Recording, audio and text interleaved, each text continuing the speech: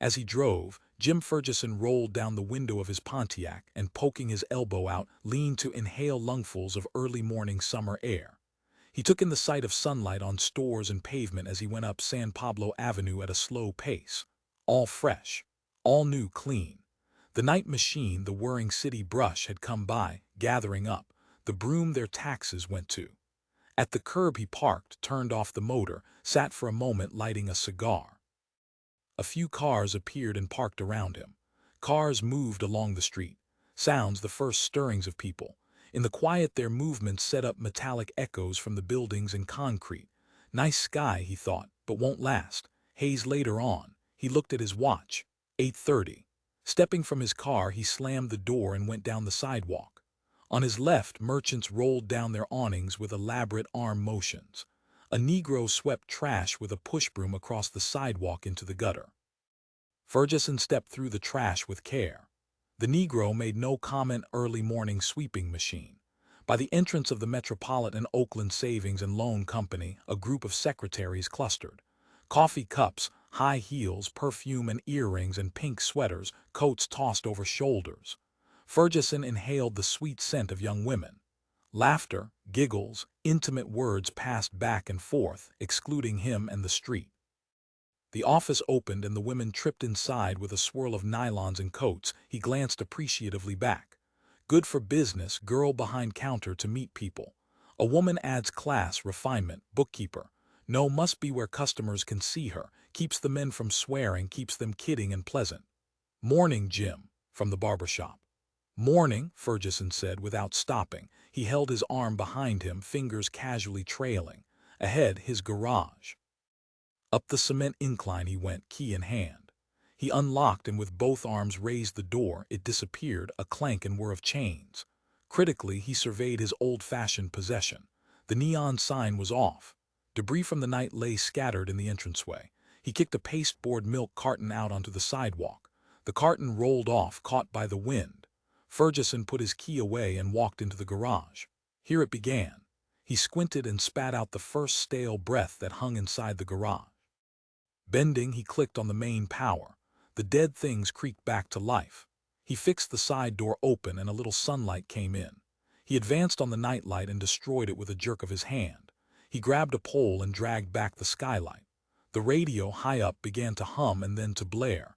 He threw the fan into wheezing excitement. He snapped on all lights, equipment, display signs. He illuminated the luxurious Goodrich tire poster. He brought color, shape, awareness to the void. Darkness flew, and after the first moment of activity he subsided and rested and took his seventh day, a cup of coffee. Coffee came from the health food store next door. As he entered, Betty rose to get the Silex from the back. Morning, Jim, you're in a good mood this morning. Morning, he said, seating himself at the counter and getting from his trouser pocket a dime. Sure, I'm in a good mood, he thought. I've got reason to be. He started to tell Betty but then changed his mind. No, not her. Here anyhow. It was Al he had to tell. Through the window of the health food store he saw cars parking, people passed. Did one go into the garage? Hard to see. Last night Al had gone home in an old Plymouth taken from the lot, green with a banged-up fender. So he would show up today in that unless he couldn't get it started. His wife could push him then. They always had a couple of cars home. He would drive directly onto the lot. Anything else, Jim? Betty asked, wiping the counter. No, he said. I'm looking for Al. I have to go. He sipped. I got my asking price on the garage, he thought, so that's that. That's how real estate transactions are handled. You set a price and if someone meets it, that's a contract. Ask the broker. No, he won't make a big scene, he thought. Maybe one of those glances out of the corner of his glasses, and grin while he puffs on his cigarette. And he won't say anything. I'll have to do all the talking. He'll get me to talk more than I want to. You heard about me, he said when Betty came past him once more. Selling the garage, he said, because of my health. I didn't know that, she said. When did that happen? Her old wrinkled mouth fell open. You mean your heart? I thought that was under control. You told me that doctor had it under control. Sure, it's under control, he said. If I didn't kill myself working on those cars, under there flat on my back lifting up an entire transmission. Those things weigh 200 pounds. You ever try lifting one while lying flat on your back? Lifting it over your head, she said. What are you going to do instead?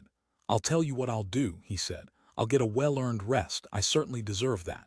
I should say so, she said. But I think you could have tried that rice diet, couldn't you? Did you ever try that? Rice doesn't help what I've got, he said, angry at her, at the crazy health food store with its vegetables and herbs. That stuff is for neurotic middle-aged women. She wanted to lecture him on diet, but he picked up his cup of coffee, nodded and murmured something, and went on outside onto the sidewalk, carrying the cup back to the garage. A lot of sympathy from her, he thought. Advice instead, who wants that from nuts? God, he saw the old green Plymouth parked in the lot beside the other old cars that Al had patched up to sell, by the little house with its banner. An engine somewhere on the lot ran loudly, raced. He's back there, he realized. Working. Holding the cup ahead of him, he passed on into the gloomy, damp garage. Out of the sunlight, his steps made echoing sounds. There stood Al. I sold the garage, Jim said. You did, Al said. He held a crescent wrench he still had on his cloth jacket. That's what I want to talk to you about, Jim said. I was looking for you. I was amazed that the guy finally met my price. I had it way up there, as I probably told you. I think I said I was asking around $30,000 for it when we were discussing it a month or so ago. My broker called me at home last night. Opening and closing the wrench with his thumb, Al stared at him. He did not look as if it meant too much to him, but the old man was not fooled. The black brows remained the same, so did the man's mouth. It did not come up, the feeling. Behind the glasses the eyes shone, kept fixed on him. He seemed to be smiling. You want me to croak under some car? Jim said. No, Al said after a time. He still played with the wrench. This doesn't affect your lot, Jim said. You have a lease. I think that runs until April. He knew it ran until April, 5 months. Why the hell wouldn't he renew? He'll probably renew, Al said. Maybe he wants it. When he came by, Jim said, he showed no interest in it. He's not going to turn the garage into anything else. What can you turn a garage into? But he did not know. He had not wanted to find out because he did not care to think about anyone else running the garage. It did not matter to him what Epstein did with it, burned it down or paved it with gold or made a drive-in out of it. And then he thought, maybe he will make a drive-in out of it. He can use the lot for parking. So there goes Al's motor sales as soon as the lease expires. But he can drive his cars somewhere else. Any vacant lot will do, anywhere in Oakland. As long as it's on a business street. Later on he sat in his office at the desk. Through the dusty window sunlight entered, warming and lighting up the office, the one dry spot in the garage, here with the piles of invoices, repair manuals, the calendars with nude girls advertising test-high bearings and sheet metal of Emeryville, California. He pretended to consult a chart of lubrication points for a Volkswagen. I've got $35,000, he thought, and I'm spending my time worrying because some guy who leases a lot that's part of this place is maybe going to suffer through no fault of mine. That's what people can do to you, make you feel bad when you ought to be feeling good. That goddamn Al, he thought. They all envy a man who's successful, he thought. What does he have to show for possibly 10 years of work? I already owned this place when I was his age. He's just a tenant, and always will be. I can't let it worry me, he decided, because I have plenty of worries anyhow. I have to worry about myself, my physical condition. That comes first. What a waste it had all been. All the work, devotion to fixing people's cars. At any time he could have sold out and got the same amount of money, possibly more, because now he could not wait. And he had not managed to keep it quiet, the reason for his selling. He should have kept it under his hat. But instead he had gone around trying to justify himself because he knew that certain persons would do their best to make him feel guilty. And so they had. Look at just now. All those years, he thought, and before trying different things. Had he learned anything? His father had wanted him to be a pharmacist. His father had owned a drugstore in Wichita, Kansas. After school he had helped his father, at first opening cartons in the stockroom, then later on waiting on customers. But he had not gotten along with his father, and he had quit and gone to work as a busboy at a restaurant. And later he was a waiter. After that he had left Kansas. In California he and another man had operated a gas station. Running the gas pumps had been too much like working in his father's drugstore. It meant he had to talk cheerfully to people, sell them things. So he had let his partner do that. He had taken on the greasing and repairing part in the back, out of sight. He had been good enough so that when he opened his own garage, his customers had come with him. Some of them still came now, almost 25 years later. It's fine for them, he said to himself. I kept their cars going. They can call me any time, day or night. They know I'll always come and tow them in or fix them where they are, broken down at the side of the road. They don't have to belong to AAA even because they have me. And I never cheated them or did work that didn't need to be done. So naturally, he thought, they'll be unhappy to hear I'm quitting. They know they'll have to go to one of those new garages where everything's clean, no grease anywhere, and some punk comes out in a white suit with a clipboard and fountain pen, smiling. And they tell him what's wrong and he writes it down. And some union mechanic shows up later in the day with one finger stuck up his ass and leisurely works on their car. And every minute they're paying. That slip goes into that machine, and it keeps count. They're paying while he's on the crapper or drinking a cup of coffee or talking on the phone or to some other customer. It'll cost them 3 or 4 times as much. Thinking that, he felt anger at them for being willing to pay all that to some lazy union mechanic they never saw and didn't know. If they can pay all that, why can't they pay it to me? He asked himself. I never charged no $7 an hour. Somebody else'll get it. And yet he had made money. He always had more work than he could do, especially in the last few years. And he made money renting the lot next to the garage to Al Miller for a used car lot. He gave Al advice on his old wrecks, and sometimes Al gave him a hand on heavy jobs which he could not manage alone. They had gotten along pretty well. But what kind of guy is that to have to spend all day with? He asked himself. Some guy monkeying around with old cars, wrecks, maybe selling one a week. Wearing the same dirty pair of jeans month in, month out. In debt to everybody. Not even able to have a phone after the phone company took it away because of non-payment. And he'll never be able to get one again as long as he lives. I wonder what it's like not to be able to have a phone, he thought. To have to resign yourself to giving that up. I wouldn't give it up, he decided. I'd get together some money and pay off the bill and come to terms with them. After all, that's how they make their money, selling phone service. They'd come around. I'm 58 years old, he said to himself. I've got a right to retire, heart or no heart. Wait till he's my age. He'll see what it's like being scared you're going to drop dead every time you pull a wheel off a car. A terrible fantasy came to him then. One that he had made up before. He lay under a car, he felt it on him. He tried to breathe, to yell for help, but the weight flattened his chest. All he could do was lie like a turtle or a bug on his back. And then Al came along into the garage as he always did, wandering through the side door with a part of a distributor. Al came up to the car. He looked down. He saw the old man flat on his back, pinned under the car, staring up, unable to speak. He stood for a minute. He did not even put down the part he carried. His eyes roamed around. He saw that the hydraulic jack had slipped, the most terrible thing possible. It had slipped out from under the differential, or the hose had come loose or something. Anyhow, it had let the car down on the old man, and it might have been a couple of hours ago. The old man could only stare up at him. He could not even talk. His chest was completely broken. The car had crushed him, but he was still alive.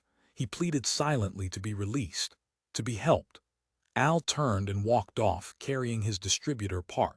He went out of the garage again. Seated at his desk, Jim felt the fear, the crushing. He kept his eyes fixed on the Volkswagen lube chart. He turned his attention to the dusty window, the nude girl calendars, the invoices, the list of parts suppliers. But he still saw himself. He saw from outside his own prone, dying, smashed, bug-like body under the car, under the, what was it, the Chrysler Imperial, and Al walking out. All my life, he thought, as long as I've been in the garage business, I've been scared of it, of the jack slipping. Being alone here, nobody coming in for hours. Maybe last thing in the day, around 5 p.m., and nobody coming in until next day. But then his wife would call. Worse if it was early. Nobody would do that, he said to himself. Leave a man pinned under a car, just to get even. Not even Al. I can't tell about him, he thought. He doesn't show his feelings. He could go either way. And then thinking that he had another fantasy, one he had never had before. He saw as clearly as before the same scene with Al coming in and finding him. But this time Al running, Al pulling the car off him, running to phone, then the ambulance coming, all the noise and excitement, the doctors, the stretcher, the trip to the hospital. And Al hanging around, seeing that they all did right, seeing that he was given the right medical treatment and right away. So he recovered. It was in time. Sure, he might do that. He can work fast. Thin guys like that who don't carry much weight, they can really move. But this fantasy of Al finding him and saving him made him feel no better. In fact, it made him feel worse. But he did not know why. God damn it, he thought. I don't need him to save me, I can take care of myself. I'd a lot rather he did walk off. It's none of his business. He put down the Volkswagen chart and opened the indexed pad by the phone. In a moment he had dialed his broker, Matt Pestivrides, and had the secretary on the line. "Hello," he said when he had got hold of Matt. "Listen, how long am I stuck here, now that the sale's gone through?" "Oh, you can figure on about 60 days, Matt said in a cheerful voice. "That'll give you plenty of time to wind up your affairs. I imagine you want to say goodbye to all your customers, all your old customers who have been coming in for so long, like myself." "Okay," he said and hung up. 2 months, he thought, maybe I can come in just part of the day, and I won't take in anything heavy, just easy stuff to do, the doctor said so. 2-2 in front of Al's motor sales, Al Miller walked back and forth, his hands in his pockets. I knew he would, Al thought, sooner or later. He couldn't just turn it over to someone else to run. Once he couldn't run it himself, he had to dump it. What now? He asked himself. I can't patch these old jalopies up without him. I'm not that good. I'm a tinkerer, not a mechanic. He turned and faced his lot and the 12 cars on it. What are they worth? He asked himself. On the windshields he had written in white poster paint various enticing statements.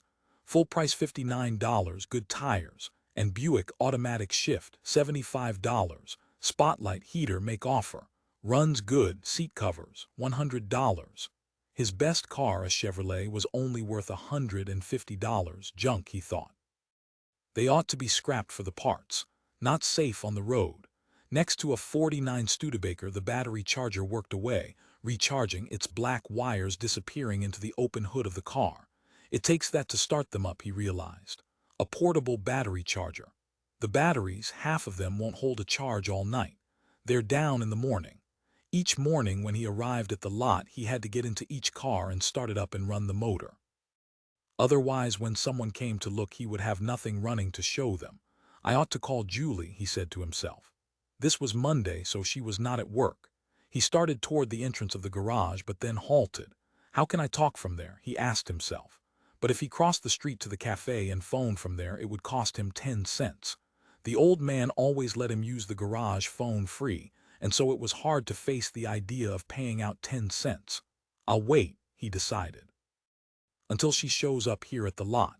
At 11:30 his wife drew up to the curb in a lot car, an old Dodge with the upholstery hanging from the roof, its fenders rusted and its front end out of alignment. She smiled at him cheerfully as she parked. "Don't look so happy," he said. "Does everybody have to be as gloomy as you?" Julie said as she hopped out of the car.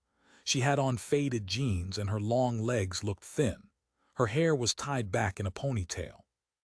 In the midday sunlight, her freckled, slightly orange-colored face beamed its usual confidence. Her eyes danced as she strode toward him, her purse under her arm. "Have you had lunch?" she said. Al said, "The old man sold the garage. I have to close up the lot." He heard his tone. It was as dire as possible. It was obvious even to him that he wanted to destroy her mood. He did it without guilt, too. "So don't be so jolly," he said. "Let us be realistic.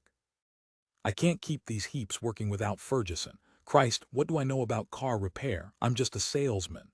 In his most depressed moods he thought of himself that way, as a used car salesman. "Who'd he sell it to?" she said. Her smile remained, but it was cautious now. "I couldn't tell you," he said. She started at once toward the entrance of the garage. "I'll ask," she said. "I'll find out what they're going to do. You don't have sense enough to find out." She disappeared inside the garage. Should he follow her? He did not feel much like seeing the old man again. But on the other hand, it was his job to discuss the thing, not his wife's. So he followed along, knowing that her quick, long-legged stride would get her inside well before him. And sure enough, when he entered the garage, and his eyes had had time to adjust to the dim light, he found her standing with the old man, in conversation. Neither paid him any attention as he came slowly up. Speaking in his usual hoarse, low voice, the old man was explaining what he had explained to Al. He went over the same ground in almost the same words.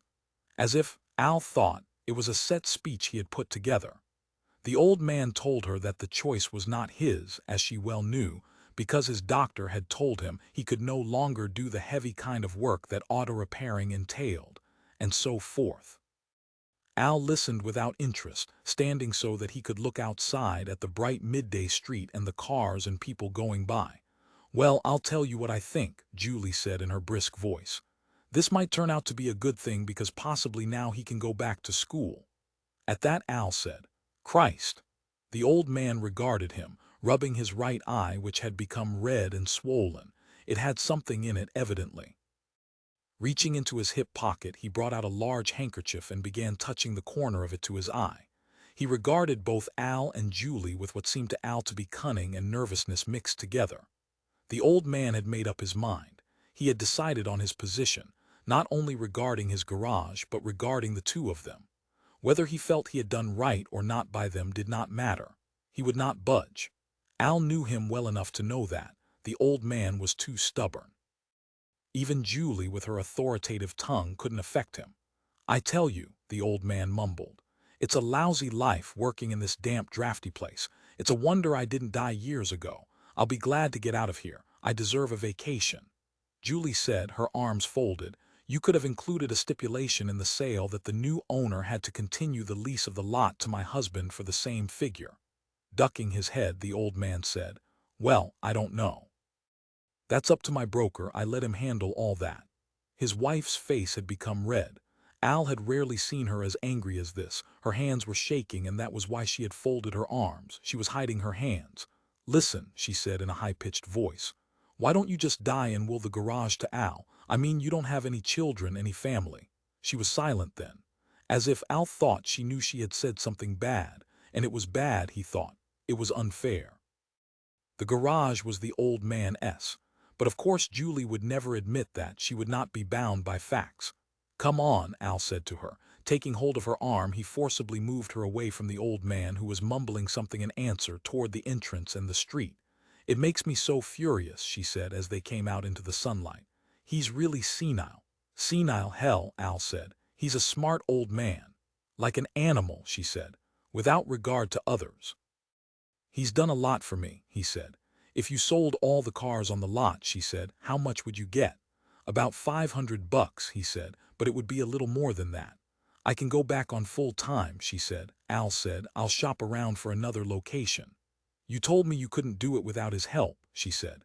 "You said you don't have enough capital to buy cars that you can put up for sale without." "I'll make a deal with another garage," Al said. Julie said, "This is the time for you to go back to school." She halted and faced him firmly. In her mind, he needed a college degree. He needed to go 3 more years. He had gone to the University of California for 1 year, and then he would be able to get what she called a good job. His degree would be in a practical subject. Business administration had been her choice. In his 1 year, he had had no major. He had taken only a general course, a little of this and that. It had not appealed to him, and so he had not gone back. For one thing, he did not like to be indoors. Perhaps that was why the used car business attracted him. He could be outside all day long in the sun. And of course he was his own boss. He could come and go as he pleased. He could open the lot at 8 or 9 or 10, go to lunch at 1 or 2 or 3, stay half an hour or a whole hour, or even eat his lunch in one of the cars. He had built a little building in the center of the lot out of basalt blocks. It had aluminum window units which he had picked up wholesale. In fact, the wiring, too, had come wholesale, and the roofing as well as the fixtures. It was almost a house, and he thought of it as such. A house he had built with his own hands, which belonged to him, in which he could go whenever he wanted and stay, out of sight, as long as he wanted. In it he had an electric heater, a desk, a file cabinet. He had magazines to read and his business papers. Sometimes he had a typewriter which he rented at $5 a month. Formerly he had had a phone, but that was gone for good. If he gave up the lot, he would take the house with him. It belonged to him. It was his personal property, as were the cars. Unlike the cars, it was not for sale. One other object which was not for sale and which belonged to him would go along too. Like the house, he had built it. In the rear of the lot, out of sight, he had a car he had been working on for months. When he had any spare time, he turned to it. The car was a 1932 Marmon. It had 16 cylinders and it weighed over 5,000 pounds. In the days when it had been in running condition, it had gone up to 107 miles an hour. It had been, in fact, one of the finest autos in the United States, and it had originally cost $5,500. A year ago, Al had come across the old Marmon in a shed. Its condition was deplorable, and he had, after several weeks of haggling, been able to pick up the car for $150, including 2 extra tires. From what he knew about cars, he believed that when it was fully restored, the Marmon would be worth between $2,500 and $3,000. So, at the time, it had seemed to be a good investment. But for the past year he had been at work on the task of restoration, and it was by no means finished. One afternoon, while he had been working on the Marmon, he had looked up to see 2 colored men standing watching him. A good deal of the sidewalk traffic on the street was colored, and he sold as many cars to Negroes as to whites. "Hi," he said. One of the Negroes nodded. "What that?" the other asked. Al said, "A 1932 Marmon." "Man," the taller of the 2 Negroes said. Both men were young. They wore sports coats and white shirts without ties and dark slacks. Both seemed well-groomed. One smoked a cigarette, the taller one who had spoken. "Listen," he said, "maybe I bring my father to look at that. He likes something like that to drive him in when he got to go to visit in Florida." The other Negro said, "Yeah, he old dad liked to ride in a car like that. We go get him, you see." Getting to his feet, Al said, "This is a collector's car." He then tried to explain to them that the car was not for sale, at least not in the terms that they would understand. This was not transportation, he explained. This was a treasured heritage from the past, one of the superb old touring cars, in some ways the finest of them all. And as he talked, he saw that as a matter of fact they did understand. They understood perfectly. It was just what the taller Negro's old dad wanted to ride to Florida in. And thinking about it, Al could see their point. It was just that this car was almost 30 years old and not in running condition. It had not run, in fact, since before World War II. The taller Negro said, "You get that old car to run and maybe we buy it from you." Both men were very grave. They nodded again and again. "How much you want?" the taller Negro asked. "What you asking for that car once you get it running again?" Al said, "About $3,000. And that certainly was the truth. That was what it was worth. Neither of the 2 men batted an eye. "That about right," the taller said, nodding. They exchanged glances, both nodding. "That about what we expect to pay," the taller Negro said. "Naturally we not pay that all at once. We work through our bank." "That's so," the other agreed. "We put about, say, 600 down and the rest on time payment." The 2 Negroes left presently, again telling him that they would return with the taller Negro's father. Naturally, he had not expected ever to see them again. But sure enough, the next day there they were again. This time they had with them a short, stout old Negro with vest and silver watch chain and shiny black shoes. The 2 younger men showed him the Marmon and explained, more or less, the situation that Al had put forth. After deliberation, the old man had come to the conclusion that the car would not do after all, and for what seemed to Al to be a supremely logical reason. The old man did not think that they would have much luck finding tires for it, especially along the highway between major towns. So in the end, the old man thanked him very formally and declined the car. The encounter had stuck in Al's mind, possibly because after that he had seen a good deal of this particular group of Negroes. They were a family named Doolittle, and the old gentleman with the vest and silver watch chain was well-to-do, or at least his wife was. Mrs. Doolittle owned rooming houses and apartment buildings in Oakland. Some of them were in white neighborhoods, and she rented, through a building custodian, to whites. He had found out about this from the 2 younger men, and after a time he had been able to get a much better apartment for himself and Julie through these people. He and she were living there now, in a renovated 3-story wooden building on 56th Street near San Pablo. They had an upper floor, and it only cost them $35 a month. The reason for the low rent lay in 2 conditions. First, this particular building was in a non-exclusive neighborhood, which meant that there was a Negro family on the bottom floor and a Mexican boy, and girl with their baby on the top floor. It did not bother him to live in the same building with Negroes and Mexicans, but the other condition did bother him.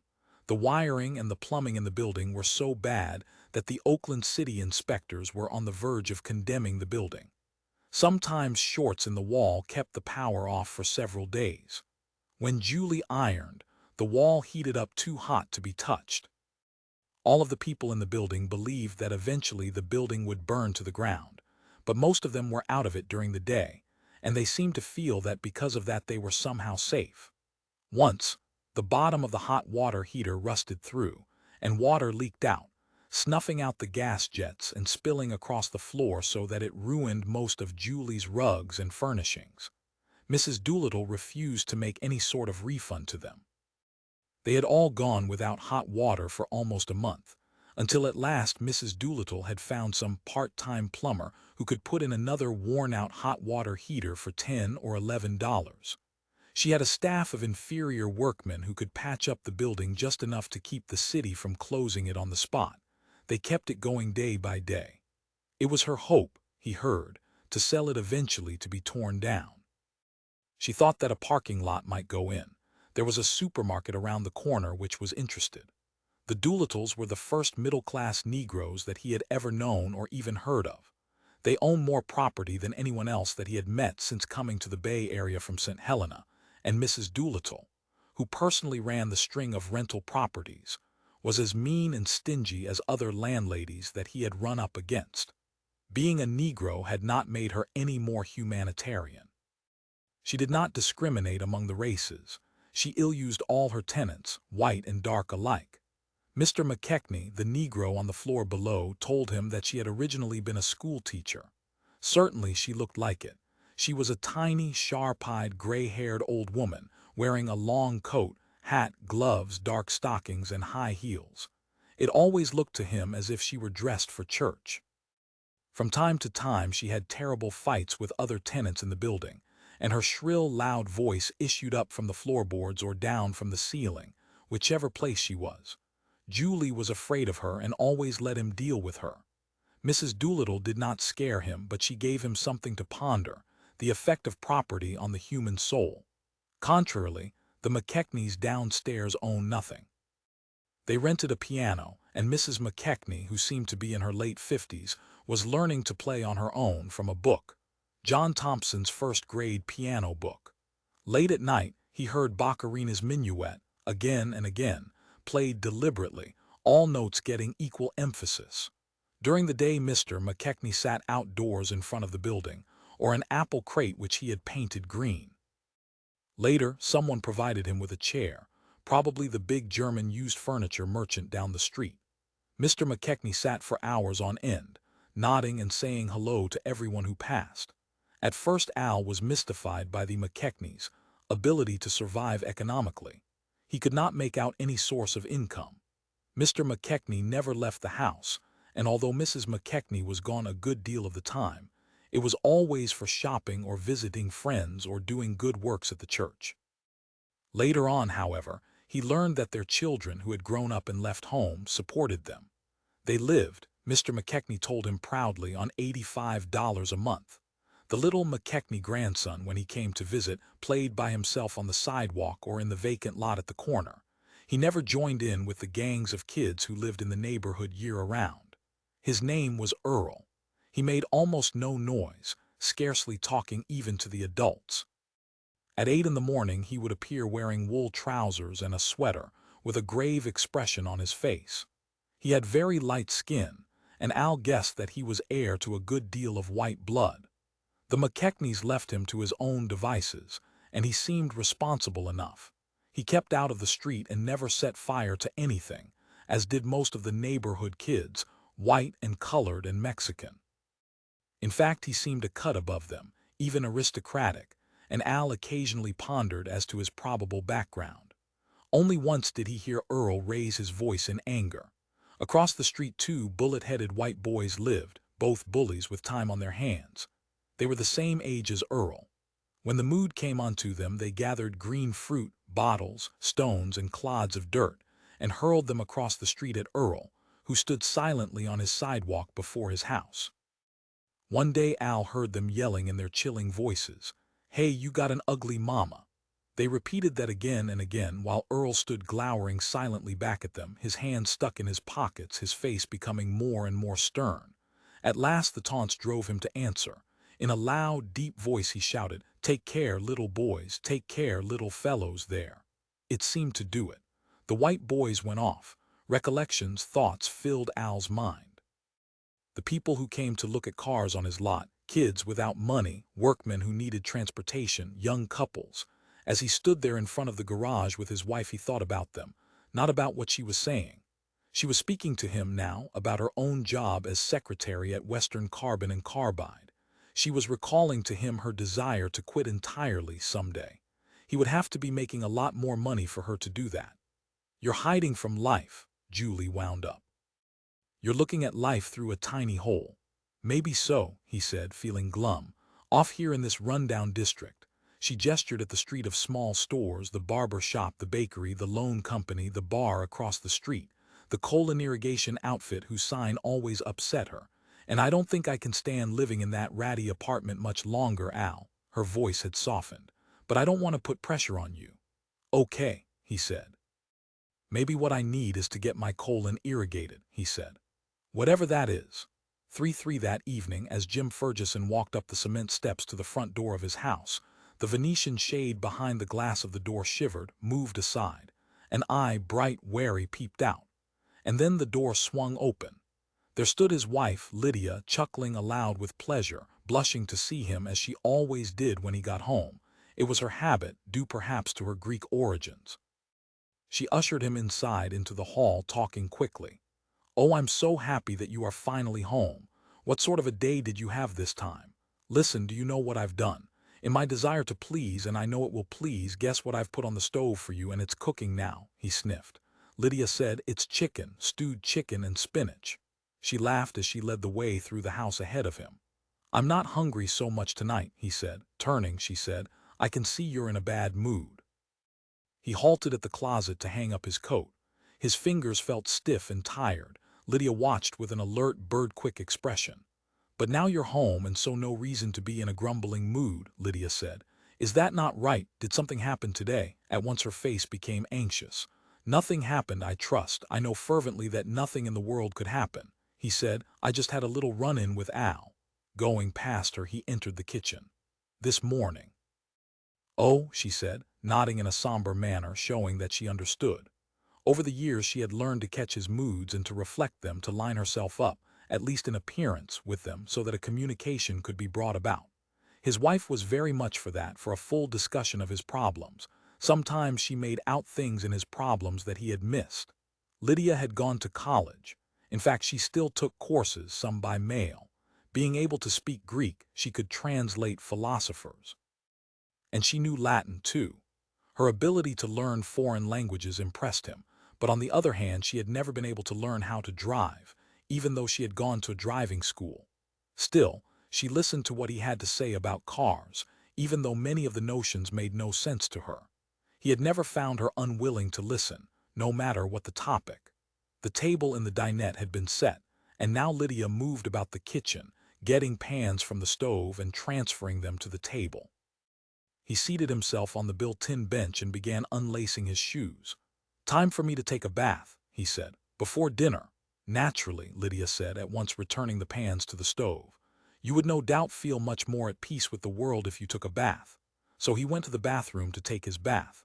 Hot water roared down on him as he lay soaking. He kept the water going more for the noise than anything else. Here, with the door shut and the steam rising and the noise, he felt relaxed. He shut his eyes and permitted himself to float a little in the almost totally filled tub. The tiles sparkled with drops of condensation. The walls, the ceiling became damp. The bathroom fogged over, making the fixtures dim shapes, dripping and tenuous. Like a real steam bath, he thought. A Swedish steam bath with attendants waiting and white robes and towels. He rested his arms on the sides of the tub, and with his toes shut the stream of water down to a trickle. He arranged it so that the incoming water was exactly balanced by that drawn off by the spillover drain. Here, now, away from the garage, shut in by himself in the warmth and dampness of this familiar bathroom. He had lived in this house for 16 years. He felt no trouble. What a solid old house this was, with its hardwood floors, its glass-doored cupboards. The timbers had become like iron over the years, soaking up the anti-termite compounds that he lavished on them in the early fall. Over the outer boards, coats of paint had become themselves a second house protecting the first, the inner wooden one.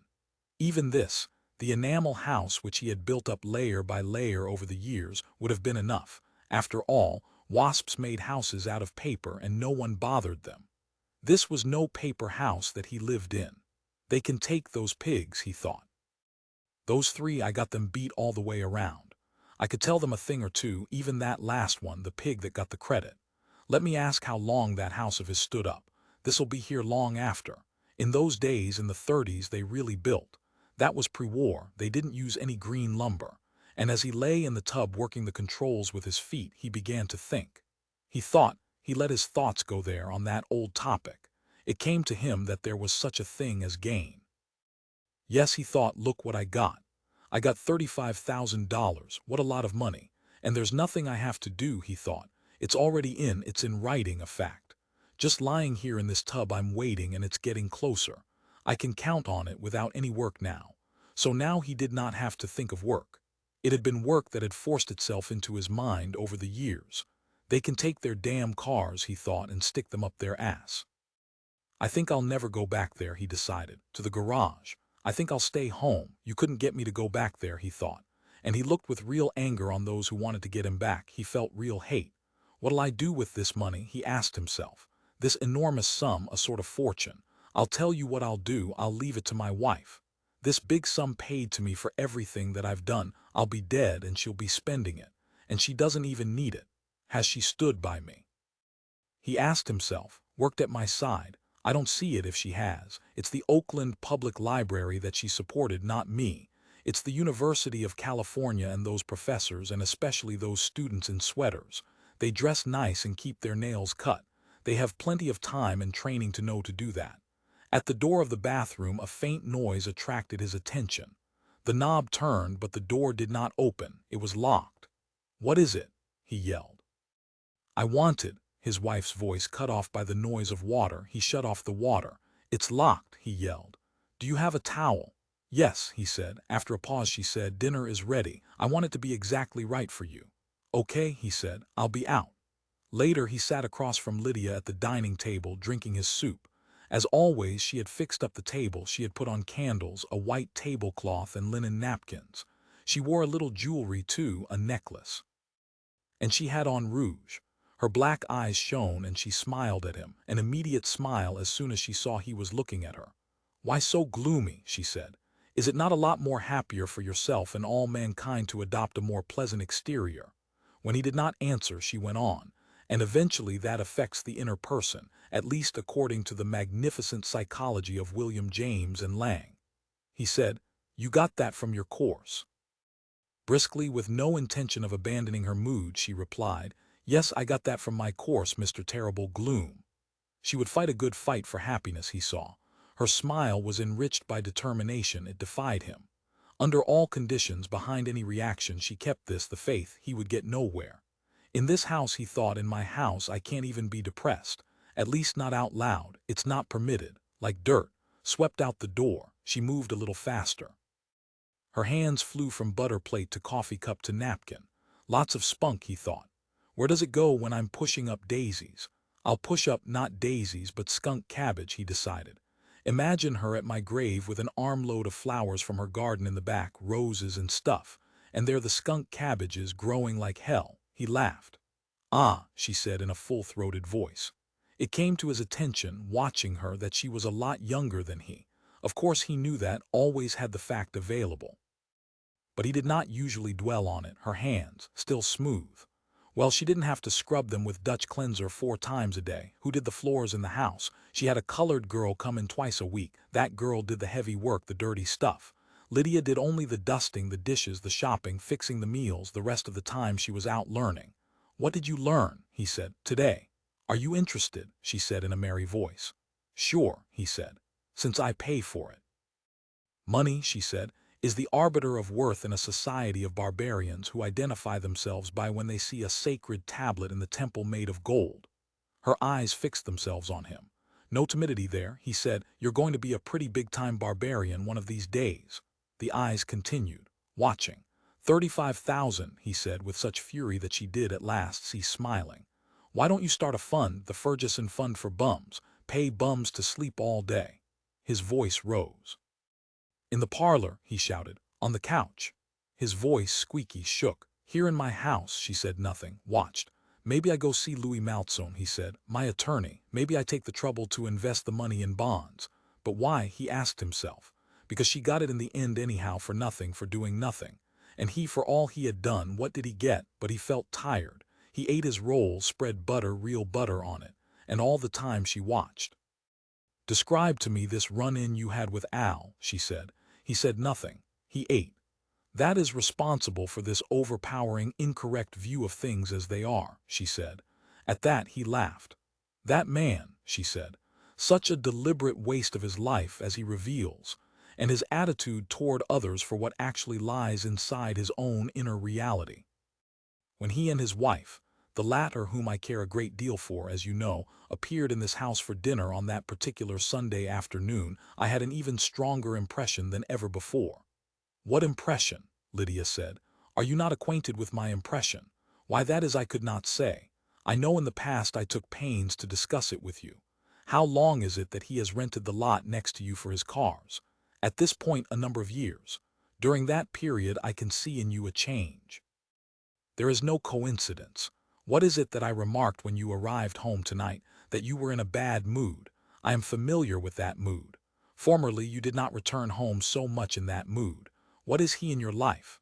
He indicates to you the absolute stupidity without hope, man making himself stupid, but it is you that take onto yourself for nothing at all responsibility. Looking up, he saw that she was pointing her finger at him and frowning. Because, she said, he has marred his own life with doing nothing, he manages to make you feel that you owe him something, but in fact you owe him to leave, to have him leave. Fergesson said, just because he dresses bad. What, my good dear? Christ, he said. He tripped over the goddamn ashtray. What about that? All this theory stuff, and you know what it is. It's nothing but he tripped over the ashtray that first time he came here, and the way he dresses. Pardon me, Lydia said. Because I know better, my good dear. That man has contempt. Tell me, what is his preference? He did not understand. His wife had gone into her rapid Greek kind of speech, and when she did so, when she was this way, most of what she said was lost to him. Lydia explained, what is the church of his faith? How do I know, he said. None, she said. Maybe so, he said. Do you know, she said, that what a man believes about God is actually as Freud showed his attitude toward his father? And a man who has no ability to find in himself any proper reverence in the Heavenly Father, which is a good word, has no father here on earth that he relies on. I want to know what you think about this. What makes the character in this old world of ours, the family? It is in the family that the laughing little baby grows, who peers down at him over the edge of the blessed cradle. His mother, Fergesson said. His mother, Lydia said, is known to him through the tit, the source of eternal plenty. Okay, he said, but he also sees her. He experiences her as nectar, Lydia said, as the food of the gods, but the Father he gets nothing from. There is between him and the Father a separation, whereas with the Mother there is unity, do you see? No, he said. The Father, she said, is all society and his relation to it.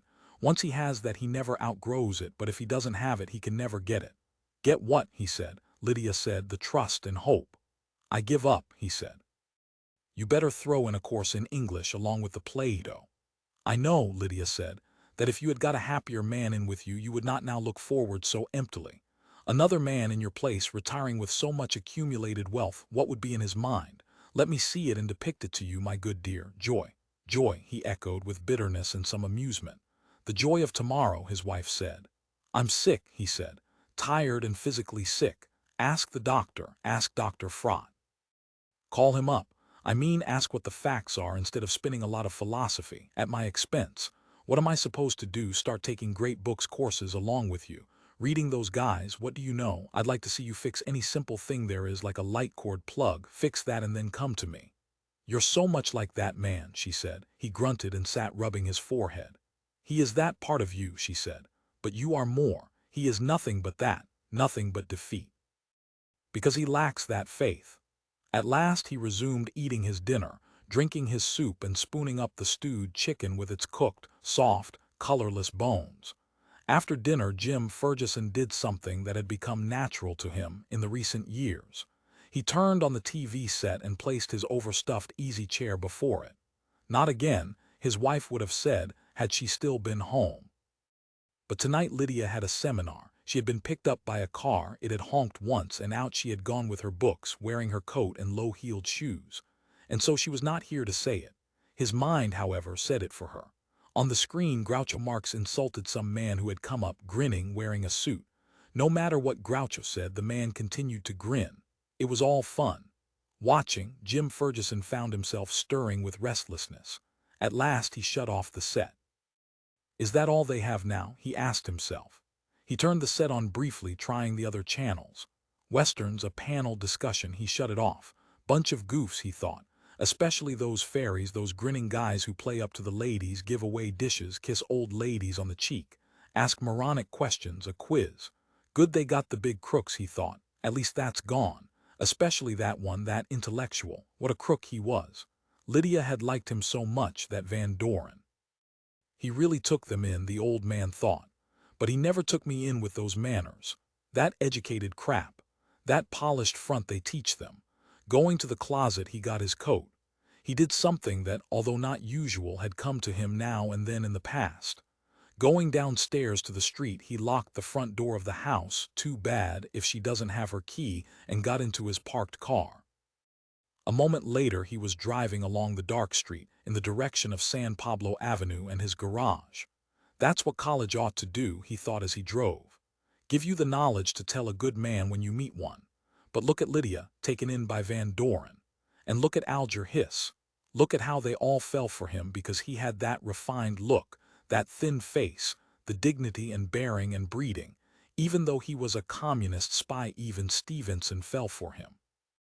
We might have had a president who would deliver the country over to those State Department Harvard queers in their striped pants.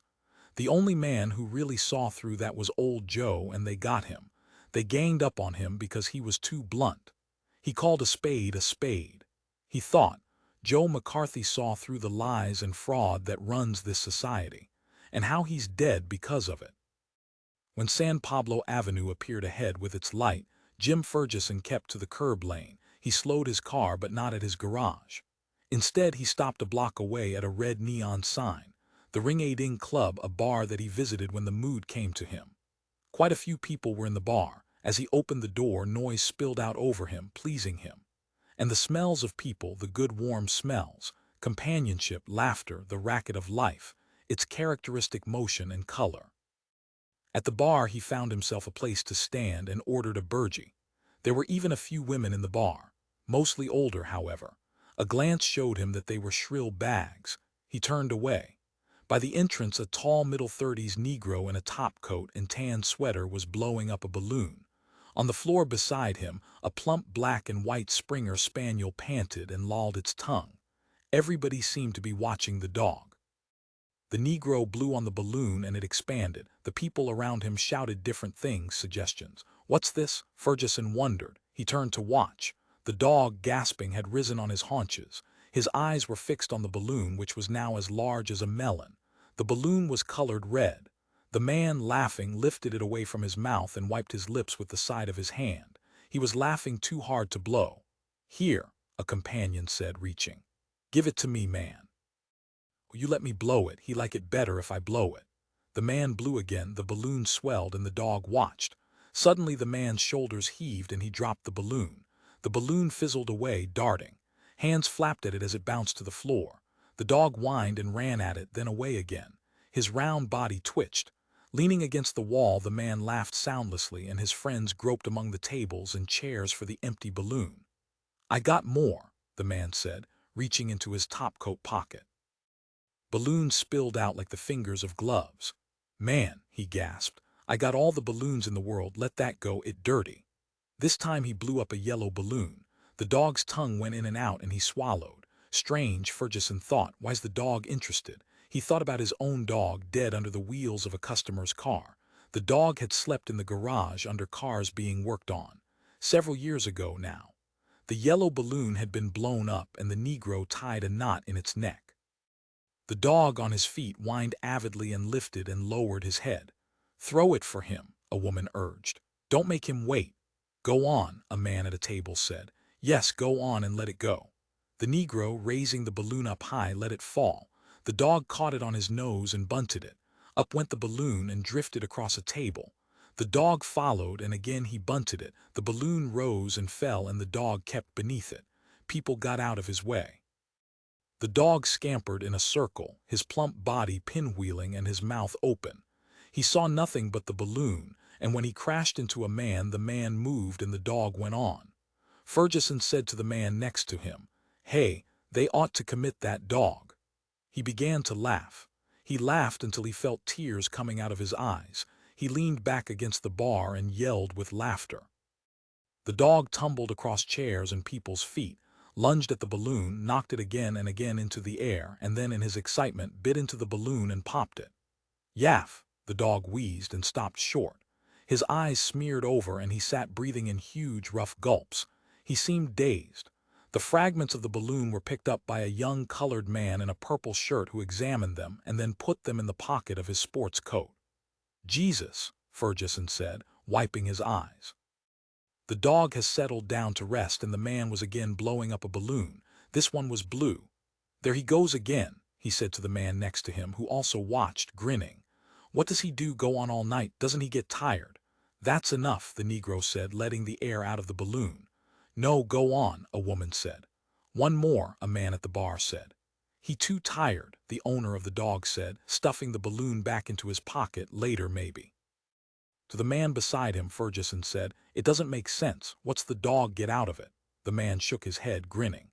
"It's contrary to nature," Fergesson said. "It's perverted. He probably thinks about nothing but balloons all day and night. Nothing but balloons." "Worse than some people," the man beside him said. "Animals have no sense," Fergesson said. "They don't know when to stop. They get an idea and that's all there is. They never lose it." "Instinct," the man beside him said. The dog's owner, the tall Negro, moved from table to table with an open cigar box.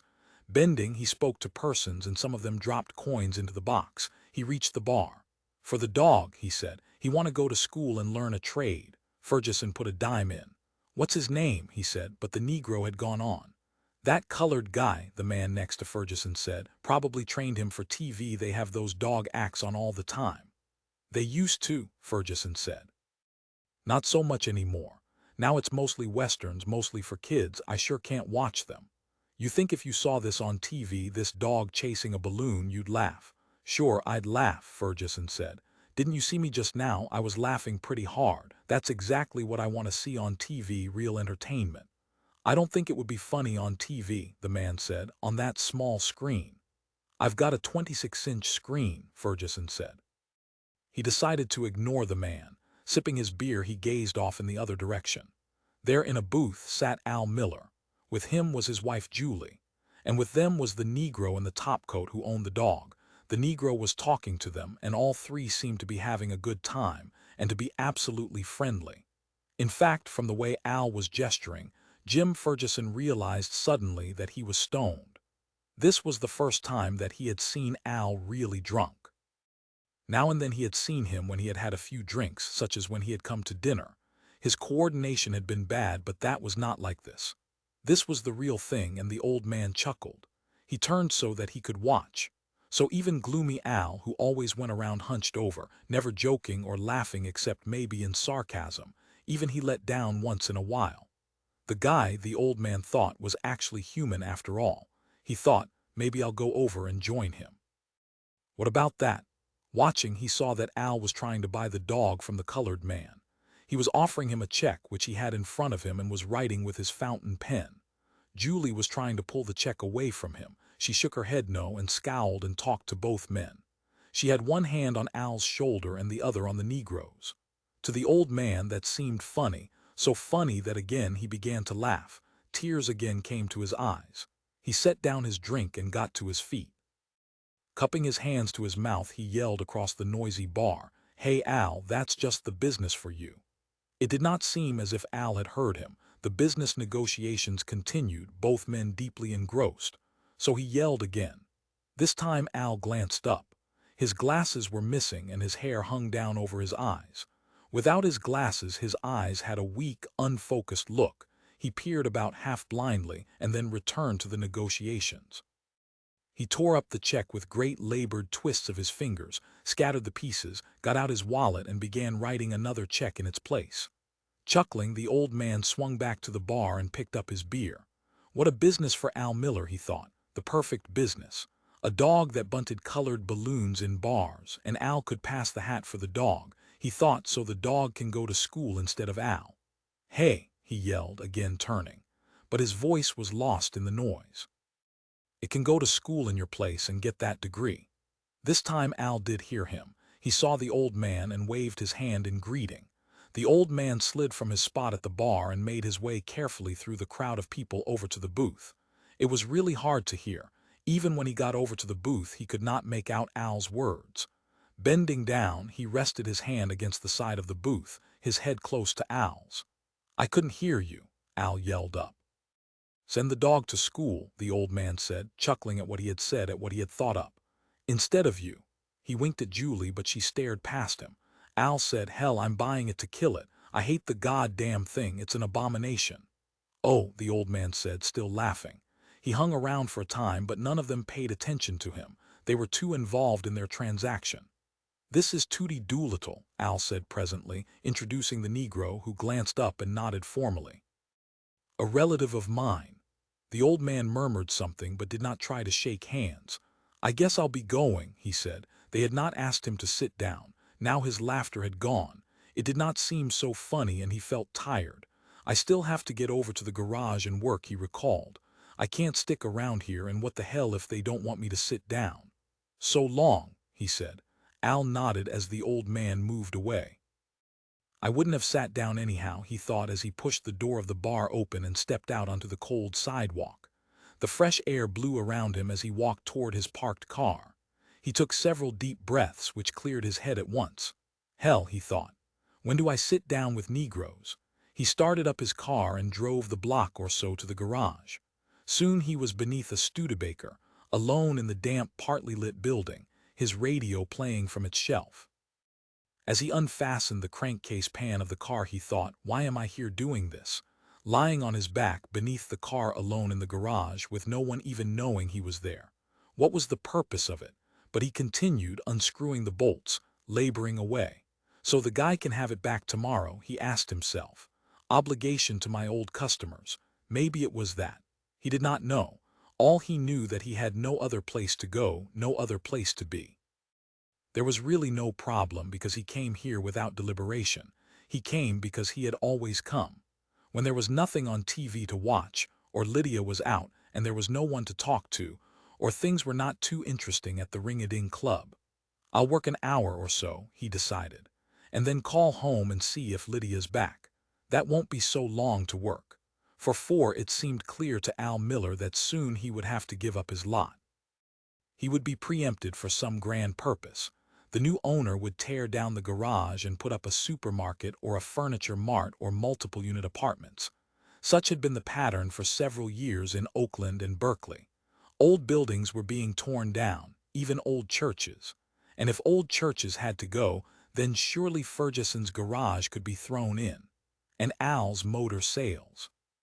With no spirit, he drove the next afternoon down San Pablo to a realtor's office, to a woman that he had dealt with in the past. It was no accident that Mrs. Lane was a Negro. He had met her through the Doolittles. She had gotten Mrs. Doolittle several of her rental properties. Her specialty was business property and the non-restricted. He added in his mind, rundown, part of Oakland. He knew that he could hope for nothing better. What was a used car lot if not the embodiment of non-restricted Oakland? Thinking that, he entered Lane Realty and approached the varnished oak counter. To his right, on a table, was a rubber plant in a pot with a saffron bow tied around it. Beside the plant was a stack of Saturday Evening Posts and an ashtray. All that Lane Realty had in the way of fixtures were a desk and a typewriter, and on the wall, a map of the East Bay. Mrs. Lane sat at the desk typing, but when she noticed him she rose and came toward the counter, smiling. "Good morning, Mr. Miller," she said. "Morning," he said. "Now what can I do for you?" Mrs. Lane had a low, smooth voice. She wore a dark dress, and on her finger she had a nice big gold ring. Her hair had been done up and she had on lots of makeup. As always, she looked impressive. She was, he thought, about 45 or 50. She could have been a successful matronly receptionist or club woman anywhere, he thought, except of course that she was colored. And except for the fact, too, that when she smiled she made visible gold-capped front teeth of great size, jewelry like her ring, the left of which showed the carving of a diamond, the right a club. Al said, "I'm looking for a new location." "I see," Mrs. Lane said. "On San Pablo. I have a lot on Telegraph Avenue." She looked at him searchingly to see what it was he wanted. "I don't care where it is," Al said, "just so it's a good location." He could think of no way to improve on that utterance. He culled his brain, but no more expressive statement came. The woman smiled at him with sympathy. Beyond any doubt she wanted to help him. It was her job to do so, and her heart was in her work. He felt that. "I guess you don't want to go too high," Mrs. Lane said. "As far as rental costs." "No," he agreed. "I could drive you around to that location on Telegraph," Mrs. Lane said. "You could take a look at it." "I don't need it right away," he said. "I have around 2 months. There's no rush. I want to be sure I get something good." "Yes, that's the important thing," Mrs. Lane said. "The used car business doesn't pay very good," he said. "Must be like the real estate business," Mrs. Lane said with a smile. Maybe so, Al thought. We're both in the same boat. Or maybe I'm doing you an injustice, putting you with me, placing you down at such a hopeless point. A personable woman like you. What would you be if you had been born white? County chairman of the Republican Party, wife of some industrialist. And what would I be if I had been born colored, just a jerk, another nowhere jerk? "Mr. Miller," Mrs. Lane said in her smooth, deep voice, "you really look sad today." "I am," he said, agreeing to that. "Don't look so sad," she said. "Look on the bright side." She went back to her desk and got from the drawer a set of car keys. "Why don't I drive you over to the location I made mention of? I'd be glad to show it to you." "Maybe later," he said. "Why not now?" "I don't know," he said, hearing himself mumble. "I have to get back to the lot." "You might miss out on the opportunity," she said. "Maybe so," he said, feeling dulled and weighed down. "Listen, Mr. Miller," she said softly, leaning her bare, round, brown arms on the counter. "You got to act or you miss out. I know that one thing I learned from my years in real estate. If you want to get somewhere, you have to take advantage of the situation and move. Do you know that?" She waited, but he said nothing. He gazed down at the floor, feeling his mind too empty for any answer. "You have to do or you be done. I mean they do you. It not wrong to be live wire." Her voice had a warm, gentle patience, almost a lecturing quality, a mother lecturing quality. "You're not going to hurt anybody.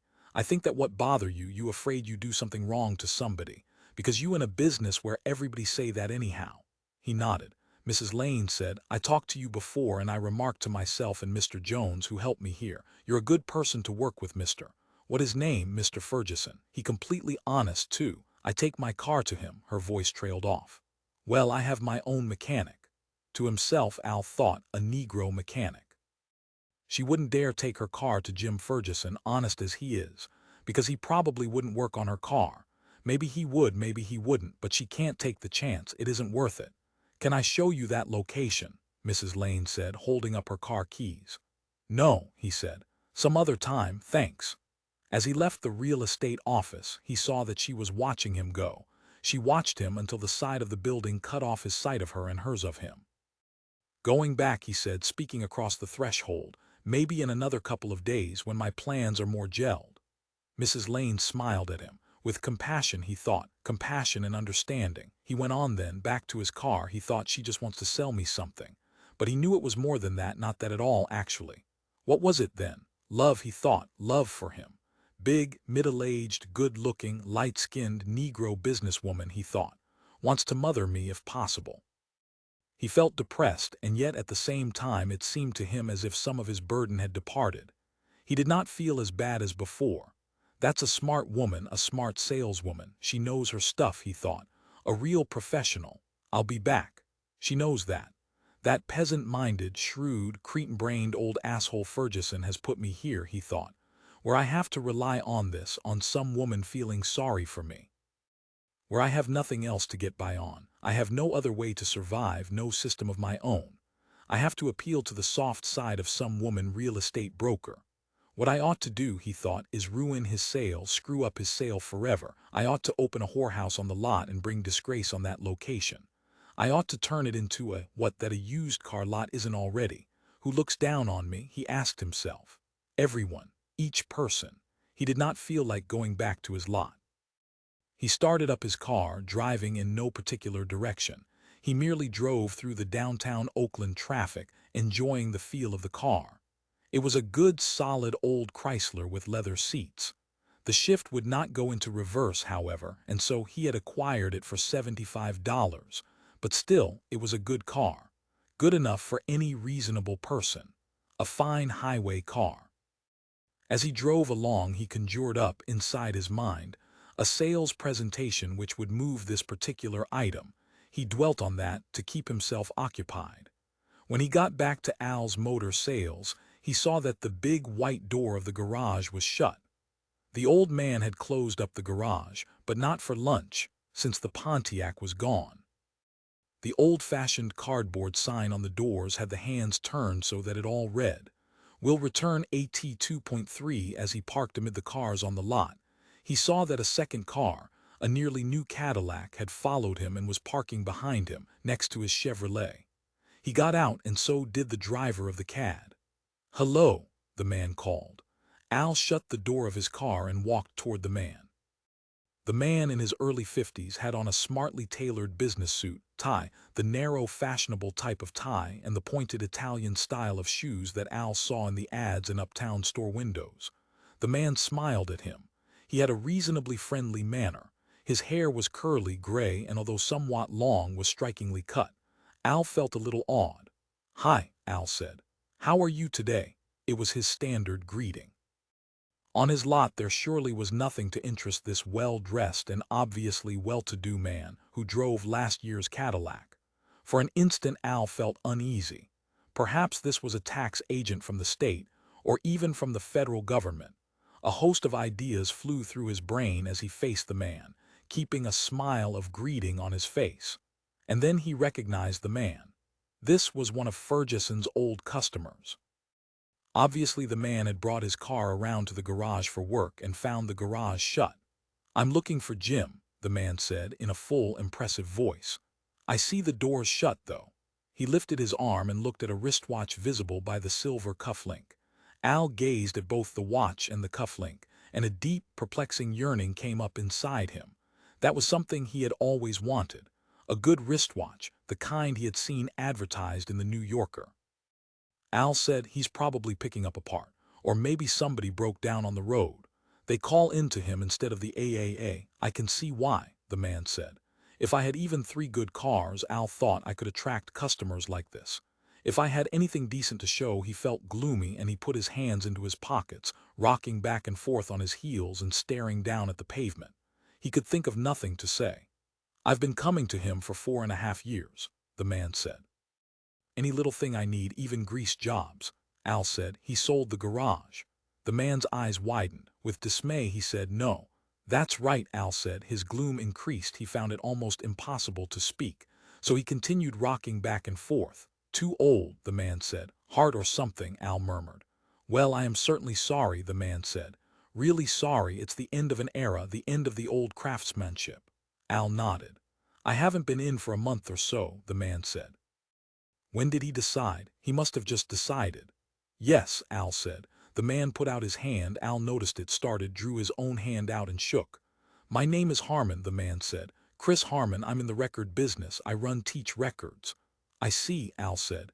"You don't think he'll be back?" Harman said, again looking at his watch. "Well, I can't wait. Tell him I was by. I'll call him on the phone and tell him how sorry I am. Good day." Nodding and giving a friendly wave to Al, he got back into his Cadillac, shut the door, shifted into reverse, and in a moment had backed from the lot and out into the San Pablo traffic. Presently the Cadillac had disappeared from sight. Half an hour later the old man's Pontiac appeared and parked. As Fergesson got out, Al walked up to him.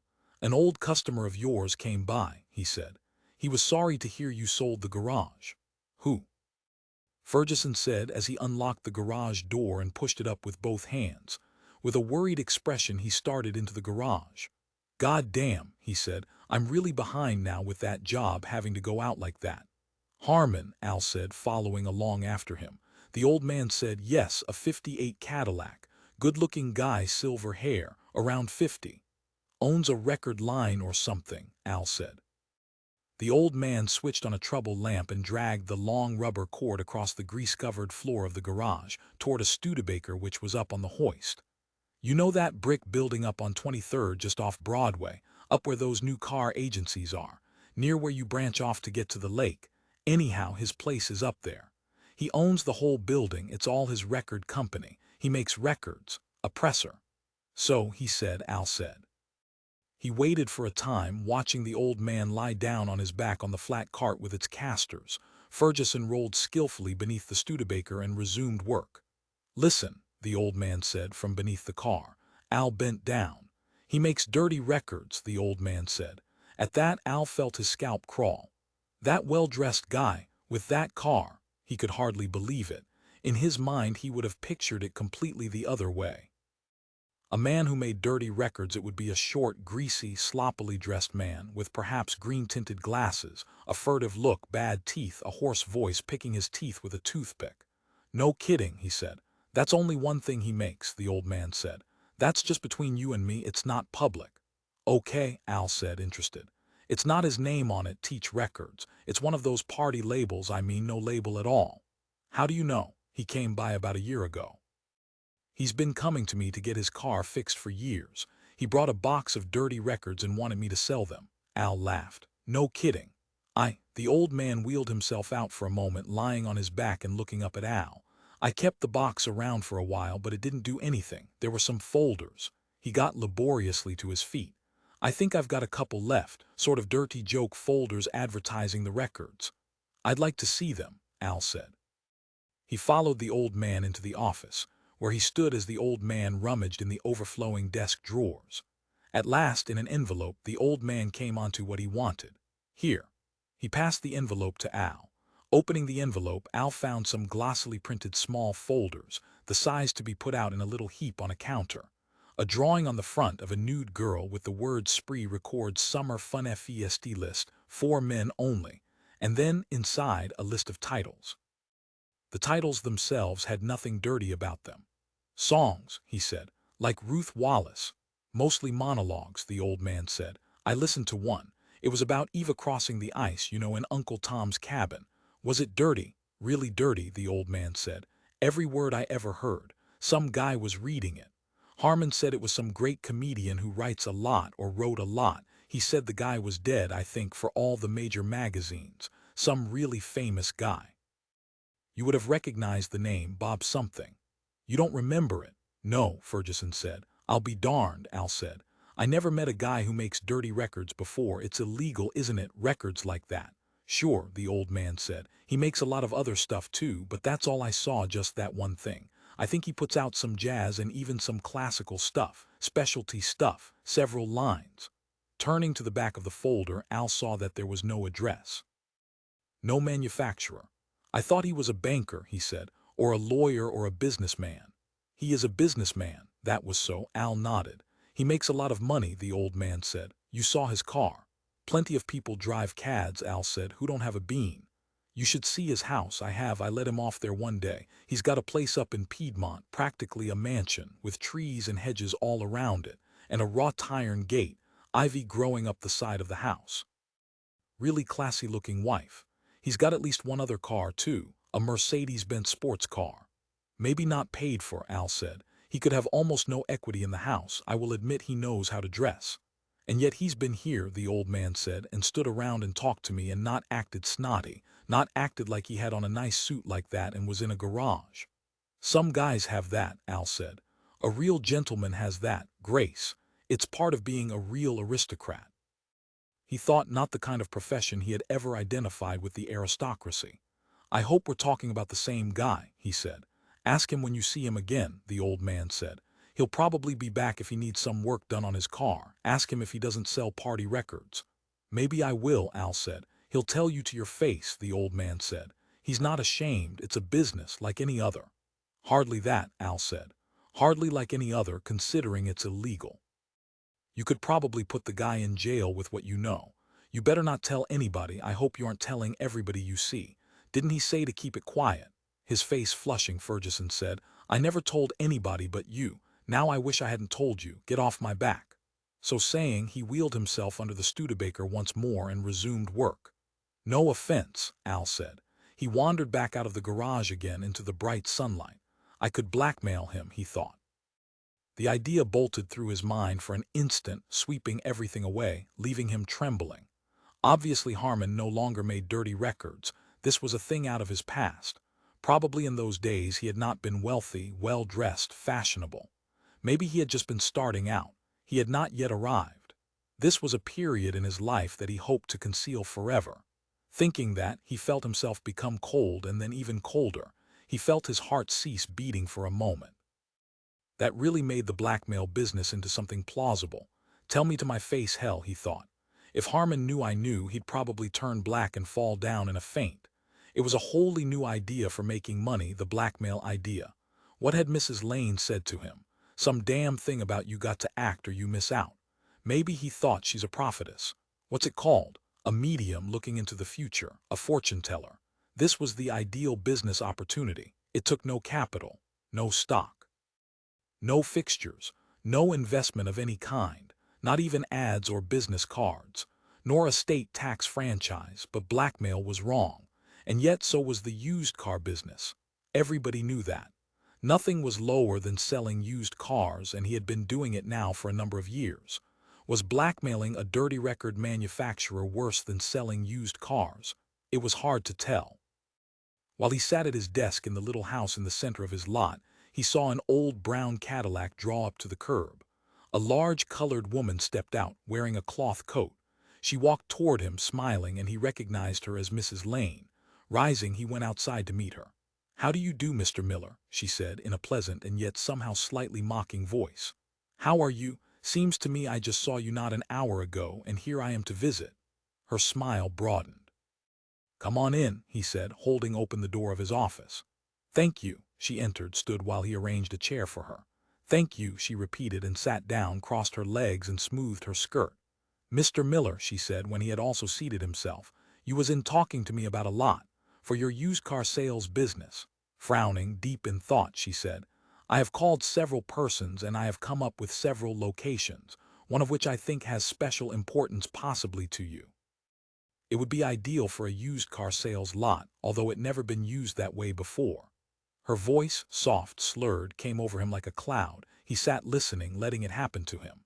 Outdoors, a passerby stopped to examine one of his cars, but Al made no move. He did not stir from his chair.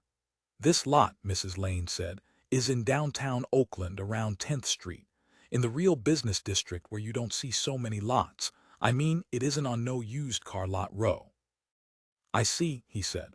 And then, drawing himself up in his chair, he said, I'll tell you, I've been considering another line of business entirely. A new business opportunity that came my way since I talked to you. Glancing up at him doubtfully, she said, You mean since you saw me an hour ago when you was in my office? Yes, he said. She eyed him for a time. My goodness, she said. It's an entirely different line, he said. I was sitting here giving it some thought. You haven't decided, she said. For sure. No, he admitted. She said, Mr. Miller, of course I don't have no idea in the world what line it is you talking about. I know you could go into it, however, and do a bang-up job. I know that. However, I do point out to you that used car sales is what you have been doing for some time, and in my opinion there's no doubt but what that your chosen profession. Her voice trailed off. She did not seem certain now. She seemed to be trying to probe him, to draw him out. The notion of the new business opportunity had clearly thrown her off. She went on, I like to drive you to the location in question if you would be willing to permit me. For me, that's an offer always good. I always be willing to do that. I know, he said, thanks. With what seemed almost anxiety, she gazed at him and said, and no obligation to you. That for sure, Mr. Miller. She opened her purse and fished around in it. I want you to get the very right thing. So many people, they go wrong at this point. In relocating, it's such a big thing. They don't know how to do it and they get worried, they get apprehensive. She trailed the word out. I guess they jump at the first thing, he heard himself say, but it was a perfunctory remark. He did not really care about this now. He was still thinking about Harman. Mrs. Lane said, your whole life depends on a decision of this kind. I tell my clients that. They don't see that, even though it's they who going to be affected for years to come. I know more about them in that regard. I see it all in the almost 14 years I've been a licensed real estate broker in the state of California. There are people right now who buy a particular piece of property through me, thinking of it as a way of making money or an investment, and it changed their lives. They not the same now. I could give you one for instance after another, but I know you a highly intelligent man, Mr. Miller, and I don't have to go into the particularities. Like look how you get to know Mr. Fergesson and it make you a different person because of. Her voice had a low, earnest quality, not like a sales voice at all. He was back once more, as he had been in her office, listening to the mother lecture, or whatever it was that she did. Whatever it was, it had no relationship to the conventional business interchange, at least as he knew it among whites. I think you're right, he managed to say, feeling sleepy, almost unable to keep his eyes open. Mrs. Lane shut her purse and held it upright on her lap with both her large, oddly light hands. What fine hands she has, Al Miller noticed. Almost like a man's. Completely competent, as if all the possible muscles and tendons had been used for every skill there was. As if the hands had been everywhere, done everything. And how wrinkled they were. The rest of her was smooth. She had the flesh, the skin of a young girl. Now she had taken off her coat.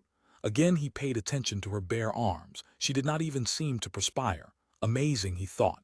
And back to her hands, in texture, in color, in size they bore no relation to the rest of her. Hands joined onto her, he decided. The palms had an almost pinkish quality.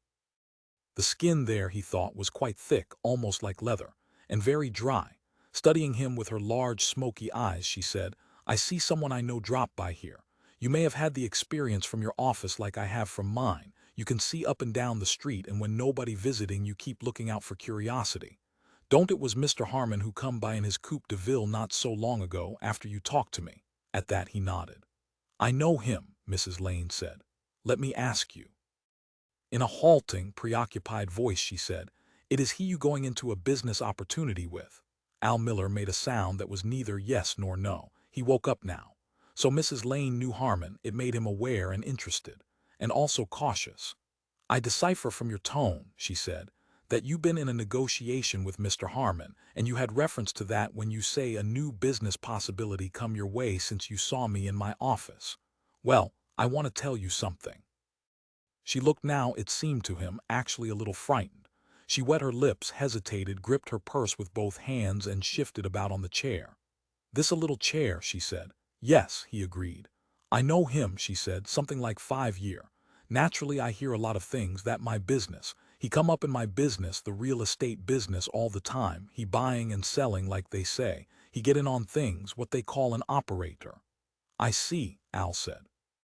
He got quite a lot of, she paused. Then with a sudden broad smile showing her ornamented gold front teeth, she continued, well, he ain't like you, Mr. Miller. I mean, he ain't worried he doing the world wrong. Al nodded. The woman's mellow tone had altered, a flatness, a surprising harshness had come into it. She really did not like Harman, he realized. Her feelings had come out because she was not a hypocrite. It was not possible for her to pretend to like someone she did not like. You think, he said, I ought to steer clear of Harman. Her smile had become softer now, more pensive. Well, she said slowly, that your business, of course. Maybe you know him better than I do. No, he said. I think you a honest man and he not. She regarded him with calmness, and yet behind the calmness was agitation. So difficult, he thought, for a Negro to sit here with a white man and discuss in unflattering terms another white man. At any moment the boom can fall on her. I can cut her off, dismiss her. But it was not precisely that she feared. It was more that she feared he would cease to pay attention to her, that he would freeze up inside his white man's prejudice and ignore what she said. I know you have my interest at heart, he said, but although it was deeply meant, it had a phony ring, a phrase merely. She nodded her head up and down. I'll watch my step, he said. 5-5 not long thereafter, As Jim Fergesson lay on the floor of his garage beneath a Buick, he heard a car pull up not far from him and stop. By the sound of it, he guessed it to be a new car. He wheeled himself out and found himself facing the fender of a nearly new Cadillac. The door had already opened and a man in a business suit and black shiny shoes was stepping forth. "Hi there, Mr. Harman," the old man said, sitting up. "I see you got back. I was out when you were by before. Not too much wrong with your car, is there? A nearly new Cadillac like that." He laughed nervously because he did not want to get involved with Harman's car to any extent. He had neither the tools nor the experience for this kind of car, this new expensive car with its interminable power assists and accessories. Harman, smiling, said, "Every machine has bugs, Jim, as you're always telling me." "That's sure true," Fergesson said. "Nothing serious," Harman said. "Just the greasing." "Okay," Fergesson said with relief. Harman said, "Jim, they tell me you're quitting business." "I'm taking a rest," the old man said. "For good." "It's sold," he said. "I see," Harman said. "Listen," the old man said, starting to put his hand on Harman's shoulder and then quickly changing his mind. He stood wiping his greasy hands with a rag. "There's a couple of good garages in town, you don't have to worry. I know a couple of mechanics you can trust. These days with these goddamn labor unions—" "Yes," Harman interrupted. "The employers have to hire the men the unions send over, whether they're competent or not." "We're both in business," Fergesson said. "We know how it is." "You'll get men," Harman said, "who stand around and do no work at all, and when you go to fire them," he gestured. "It's impossible," Fergesson said. "Illegal. And that's why you got nothing but leafrakers like in the WPA days. It's socialism." The old man felt excitement in him, a kind of frenzy. How pleasant it was to stand here like this with this man, his well-dressed customer Mr. Harman, who drove a 1958 Cadillac, talking to him on an equal basis, one businessman to another. That was what it was, they were equals. His hands jumped about madly, the rag slipped away and he gave it a kick to free it from his trouser cuff. "I've been in business a long time, and look what taxes have done to me. It's part of their system to make it ridiculous for a man to devote his life to work because when he's all done, what does he have? Income tax." He spat on the floor. "Yes," Harman said in his cultured, calm voice. "The income tax definitely is part of the share the wealth scheme. They put it over on America," the old man said. "During Franklin Roosevelt's administration. Every time I think of that Roosevelt, and that son of his, that colonel." With a mild, good-humored smile, Harman said, "That takes me back, thinking about Elliot as a colonel." "I'm keeping you," the old man said. "No," Harman said. "You got lots to do and so do I tell you, Harman, we both got too much to do. Only the difference between you and me is that you got the vitality and youth to do it and I don't. I'm worn out. I tell you the truth, I'm finished." "Hell no," Harman said. "It's a fact." "Why?" "My God, when I came in, sure, I was down under that Buick, but listen." The old man moved as close as possible to Harman, as close as he could without getting grease on him, and said in a low voice, "One day when I'm down under that, you know what, I'm going to have a heart attack and die." He stepped back. "So that's why I have to get out of here." "And with all your skill," Harman said. "It's a shame," the old man said. "But I have to listen to Frat, that's his business. I go to experts. I'm not a doctor. All I know is that for years now I had indigestion and I went to Frat and at first he didn't find anything, but then he took my blood pressure." He told Harman what his blood pressure was. It was terrible and he saw Harman's face show the response. "That's a shame, Jim," Harman said. "But if I take it easy, I don't mean loaf around the house but find something less strenuous, it's the lifting." He paused. Harman said, "Had you ever thought of hiring someone to do the heavy work? Could never find anyone to rely on. Did you discuss it with your broker?" "You mean Matt Pestivrides?" "Your attorney," Harman said. "Or your realtor? Who do you talk over your business matters with? Who did you consult before you sold your place?" The old man was silent. "Didn't you discuss it with someone experienced in business matters?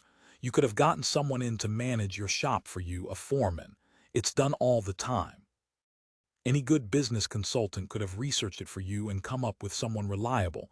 That's a matter of care and study, a matter of procedure." The old man could think of nothing to say. "I'm surprised at your broker," Harman said. The old man said, "I just called him up and said I wanted to sell my garage for health reasons."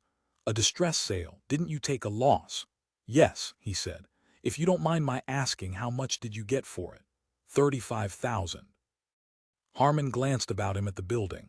That seems a fair price. He pondered, rubbing his lower lip with his knuckle. Listen, Jim, he said. Obviously she's crying over spilt milk to discuss any use you might have put your garage to, but you did get your price. You did cash yourself out. Yes, the old man said, feeling pride. Glancing up acutely, Harman said, I hope you didn't take paper. Paper? Second deeds of trust. Oh no, he said at once. No paper. 10,000 cash and the rest at 200 a month. At what interest? The old man could not remember. I'll show you. He led the way to his cluttered office. Harman followed with long strides. Here. From the desk drawer he got the papers. Laying them out, he stepped back to permit Harman to see. For a time Harman examined the papers. I think you did very well, he said at last. Thanks, the old man said with relief. Standing by the desk, Harman thumped the closed papers in a deeply absorbed manner. He thumped them again and again. I tell you what, listen, you want some what'll I call it, not advice. Lifting the papers open once more, he leafed through them. Over on the other side of the bay, in Marin County, they're doing a lot of building, they're expanding. He stared at the old man. Yes, the old man said. He held his breath. They're rebuilding parts of Highway 101 completely. A multi-million-dollar project that'll take years. Have you been over there? Not for a year or so. There are several new shopping centers, Harman said. One at Court Madera, a truly magnificent job. Now listen. His voice had a harsh, brusque quality. It penetrated, and the old man went to close the office door, although Harman had not told him to do so. Don't kid yourself, Harman said. That's where the growth is, not here, not in the East Bay. The master plan, he laughed. There's still no room. The East Bay is filled up. So is the peninsula. The only place you can grow and build is Marin County. He stared at the old man wide-eyed. Yeah, the old man said, nodding. Reaching inside his coat, Harman brought out a flat, dark gray wallet. He opened it and took a business card from it. With his fountain pen, he wrote slowly and deliberately on the back of the card, then passed it to the old man. On the back of the card, Harman had written a phone number, re-inking the prefix several times. It was not an exchange that the old man knew. Do, he read. Dunlap, Harman said. Call that. Why, Harman said, call him in the next 24 hours. Don't wait on this, Jim. What is it? He demanded, wanting very badly to know, needing to know. Seating himself on the littered desk, Harman folded his arms. He gazed at the old man silently for a long time. Tell me, the old man said, writhing, hearing his voice writhe with a whining tone he had never heard before in his life. This man, Harman said, is Achilles Bradford. You would know him if you were anywhere involved. If you get him before he's decided, get your attorney and drive over there. He'll do business. He wants to do business, but he can't wait. He's got about 1 million of his own money in it now. In a calmer voice, he went on, it's a shopping center, Jim. Up Highway 101 out of San Rafael toward Petaluma. At Novato. There's the Air Force Base up there, Hamilton Field, many tract home subdivisions, more going constantly. I see, the old man said, but he did not see. What I hear, Harman said, is that they're trying for an automotive center, agency, probably Chevrolet but possibly Ford, or even one of the hot imports such as VW. Anyhow, they'll absolutely be putting in a garage. Those people commute, Jim. All the way down to San Francisco. They drive 200 miles a day on that 8-lane freeway, and it's bumper to bumper at rush hour. And listen, there is no train service. You see what that means? Those people have to maintain their cars. The auto center would be complete. New car sales, parts supply, repair garage. It stands or falls on the repair. And it means a big garage, Jim. Not like you had here, a one-man operation.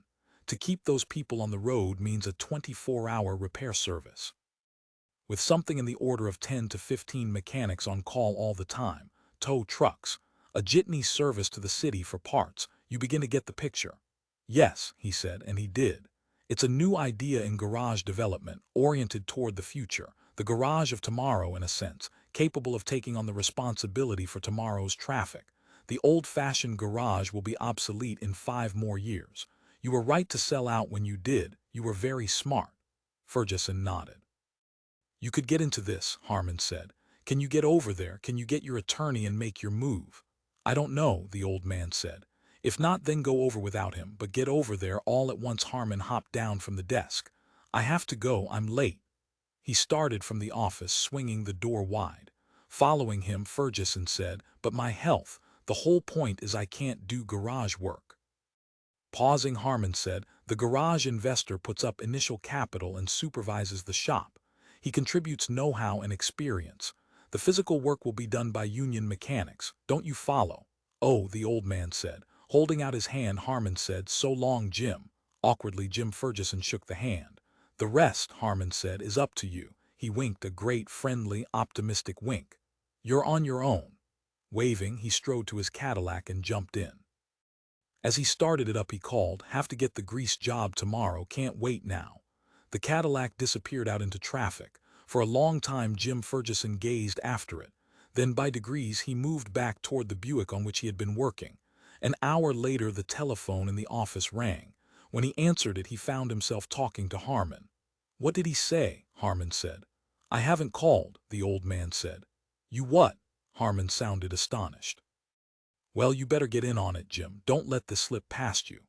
He said a few more things of that kind and then hung up after asking the old man to let him know when he had talked to Bradford. In the office, the old man sat at his desk meditating. "I'm not going to be rushed," he told himself.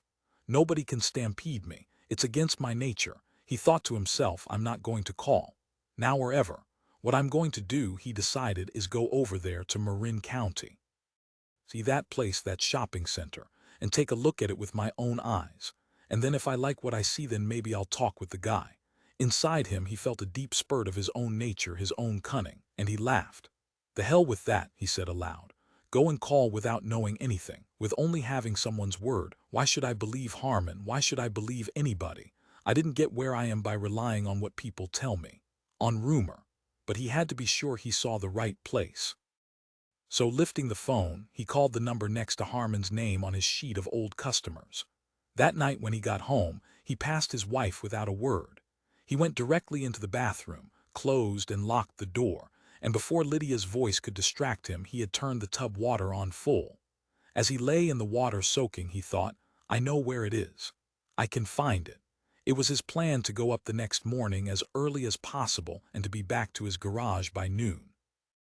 Lying in the tub on his back, staring up at the steam-drenched ceiling, he went over each bit of the plan. Relishing it, revolving it in his mind, he made of it the most he could. He filled it in so that nothing was left unthought. A new one, he thought. It would be new, every aspect of the place. No grease, no stale smell, the dampness, the sense of age, the discarded parts heaped in the corner, all gone, swept away. Piles and pools, the dust. None of that. The hell with them, he thought. "I'll have an office with all glass and soundproofing. I can see down at the mechanics. I'll be overlooking, with several intercoms.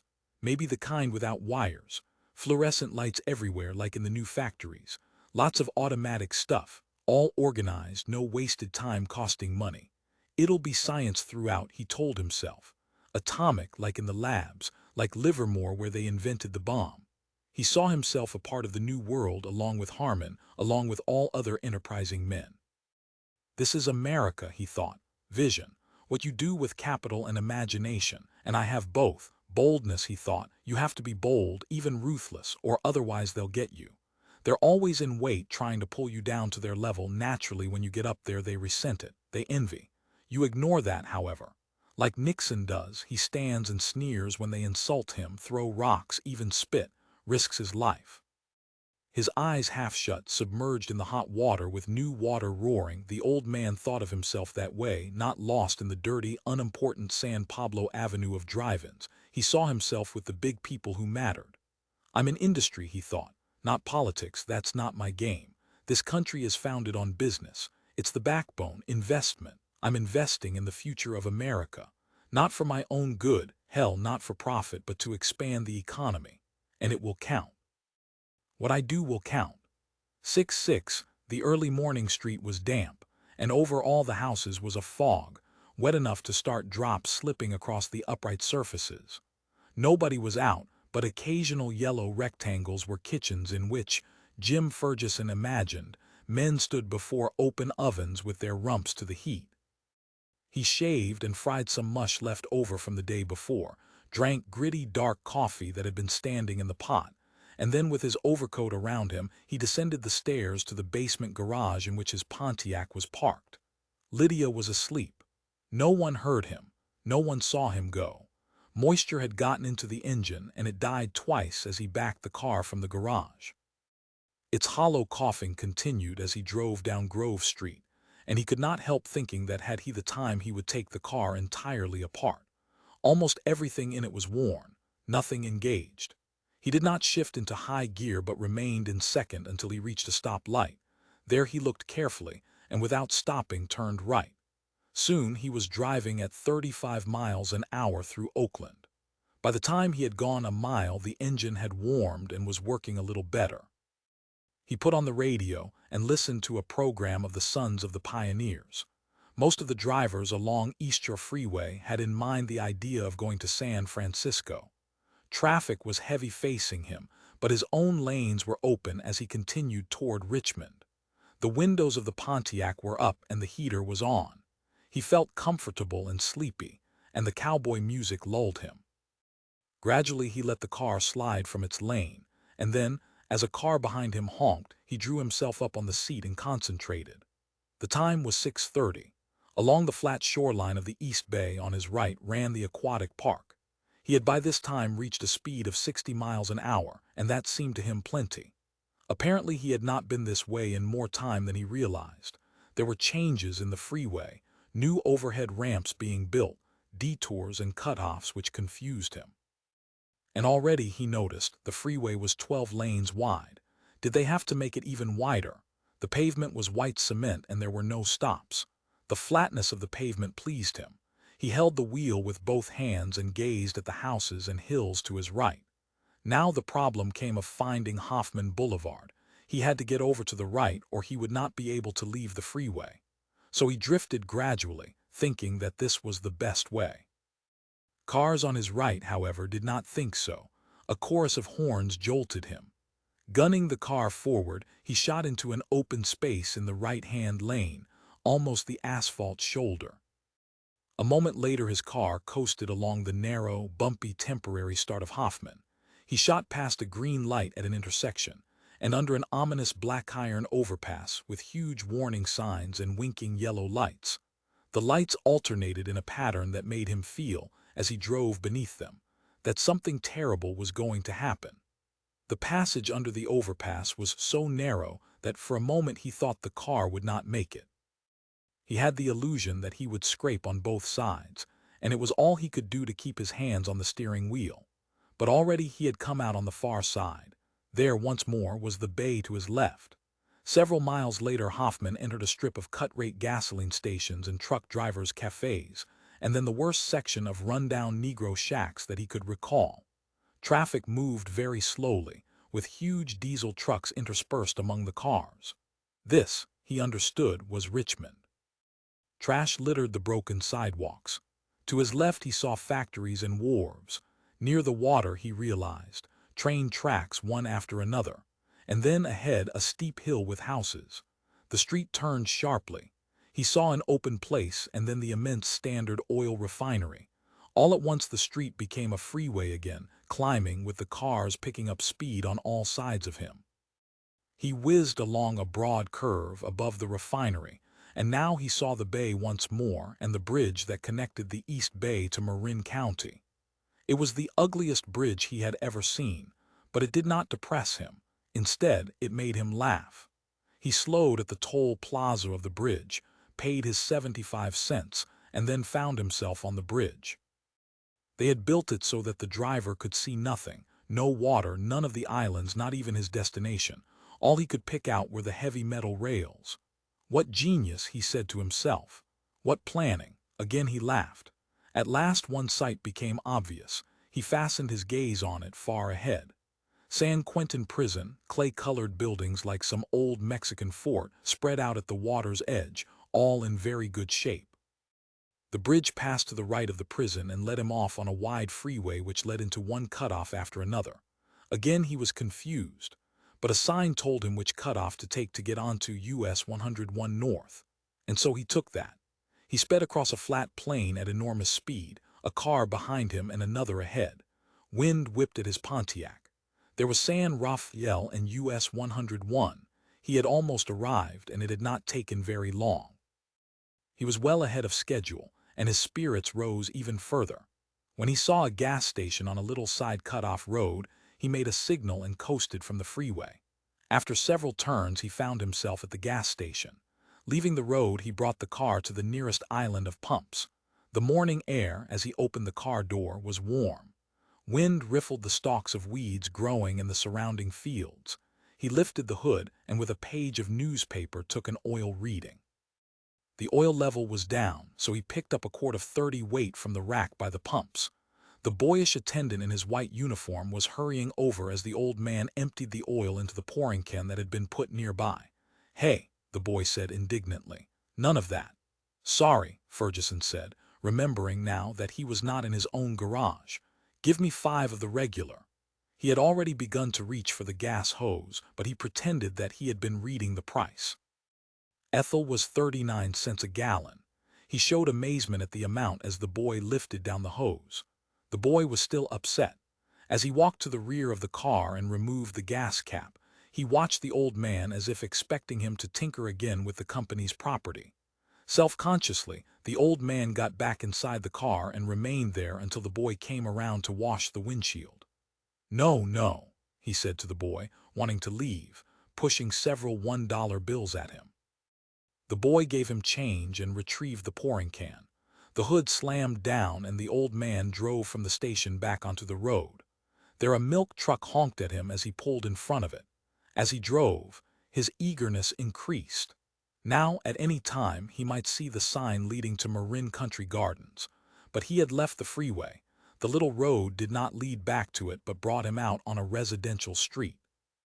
A huge wire cyclone fence separated him from the freeway, and beyond the fence cars shot along at enormous speed.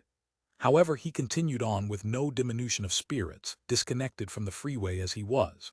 Evidently he had entered San Rafael, a town to which he rarely, if ever, came. Between silent houses he drove at 25 miles an hour.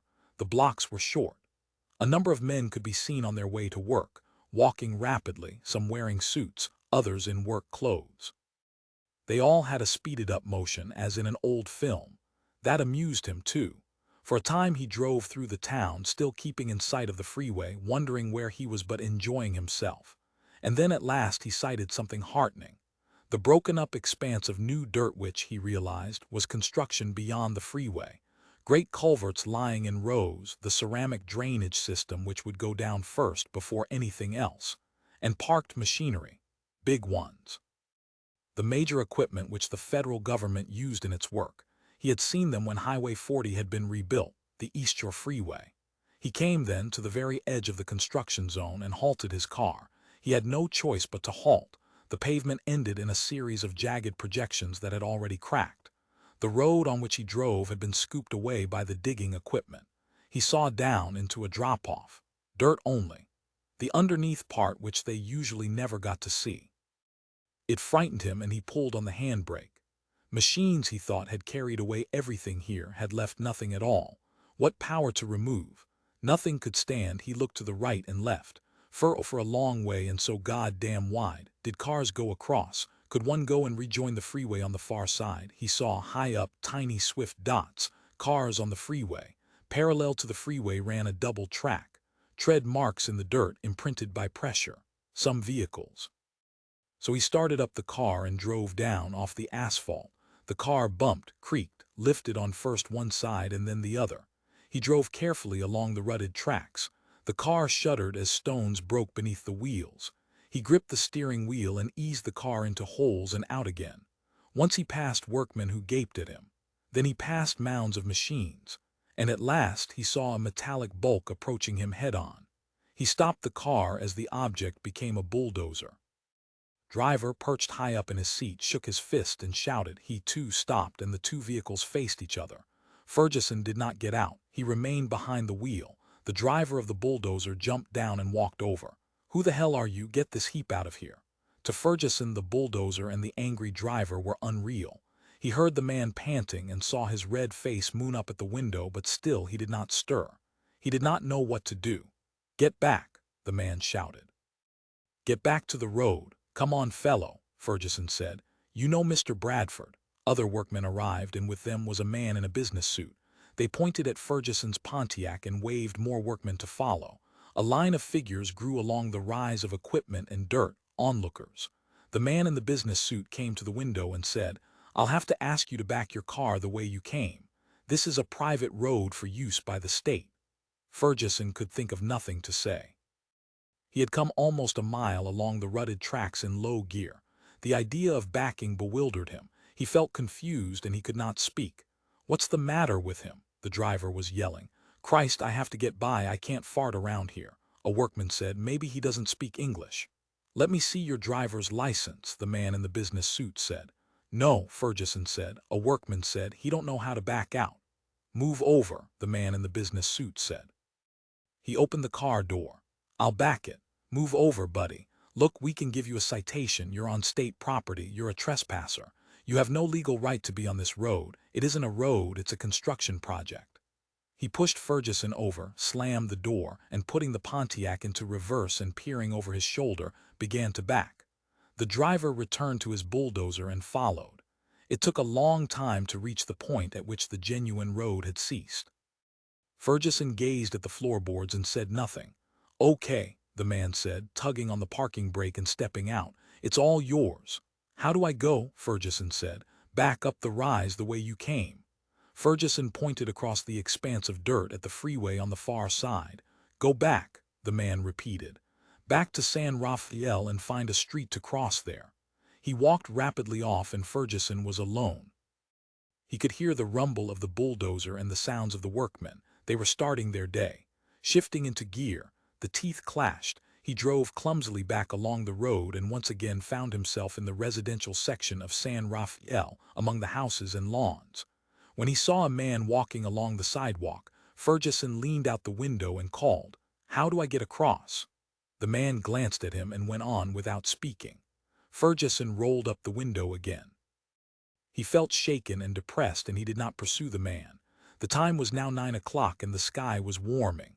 Yellow sunlight hung over the trees and sidewalks, the lawns sparkled. A mailman walked slowly along and Fergesson brought the car to the curb beside him. "How do I get across 101? He said. "Where do you want to go?" "Marin Country Gardens," he said, resting a little as he sat behind the steering wheel. The mailman consulted with himself. "No," he said, "I never heard of it. Go down to the city hall and ask them. Ask somebody down there, they'll know." He continued on. From then on the old man drove aimlessly, not knowing where to go or whom to talk to. He seemed to be getting farther and farther away from the main part of town. The streets became steeper and the houses older.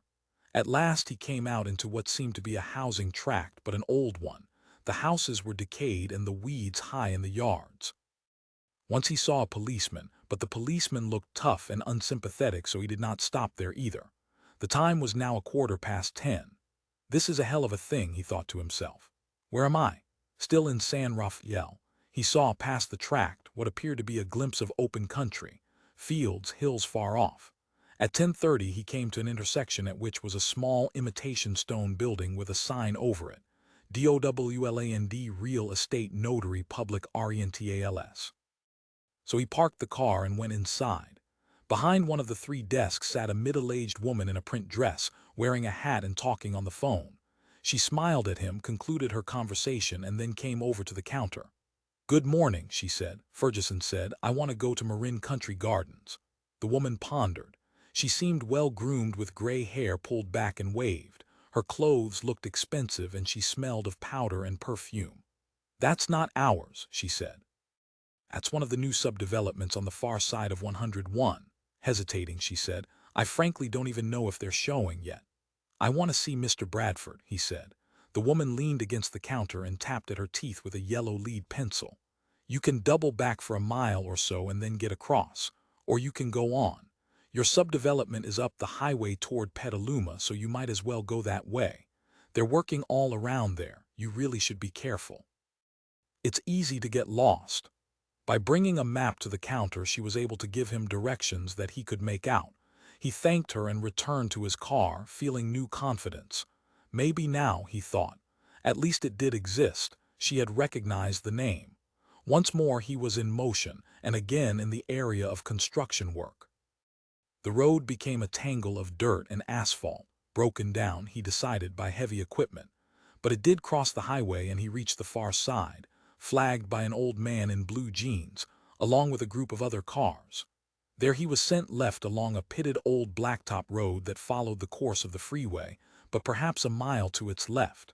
On each side of him were orchards of dead fruit trees. He could not tell what sort they had been. To his ears came the racket of machinery. Now he saw them far off like toiling insects.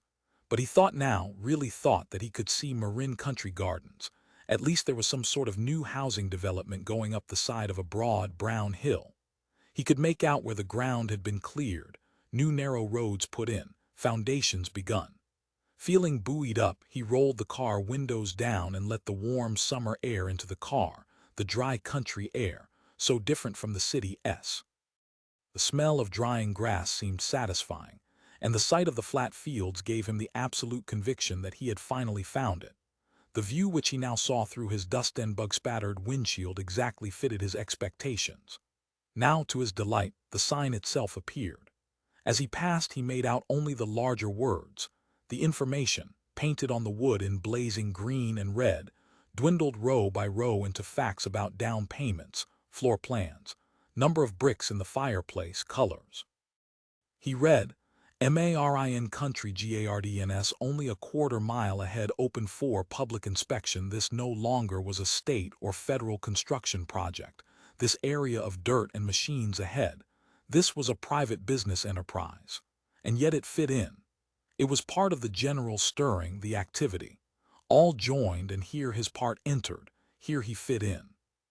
His wrists and hands burned with perspiration. He blinked and felt a new kind of feeling, or rather an old one left over from his childhood. He yearned to spill from the car and get his feet onto the ground. He wanted to run and leap and grab up things to throw. The road led to a small building with tar paper roof and parking lot before it. A single dingy black Ford was parked there. The ground was muddy and trampled. He saw several rolls of roofing paper stacked up beside the small building, and a half-empty cement sack. When he had parked and put on the handbrake, he made himself act methodically. He walked to the building with slow, easy steps. The door was open to an office in which a man sat behind a desk with his feet up and crossed. He was reading a paperback book. The office smelled of varnish.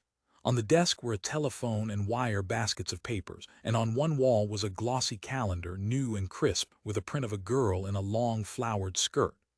"Greetings," the man said.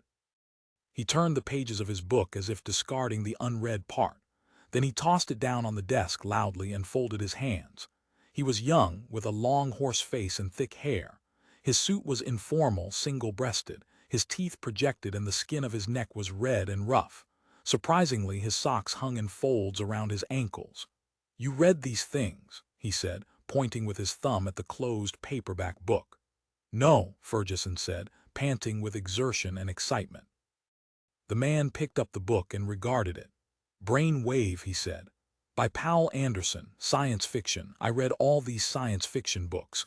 I must have read 50 the last month or so. The desk's full of them. People give them to me. I don't have to buy them."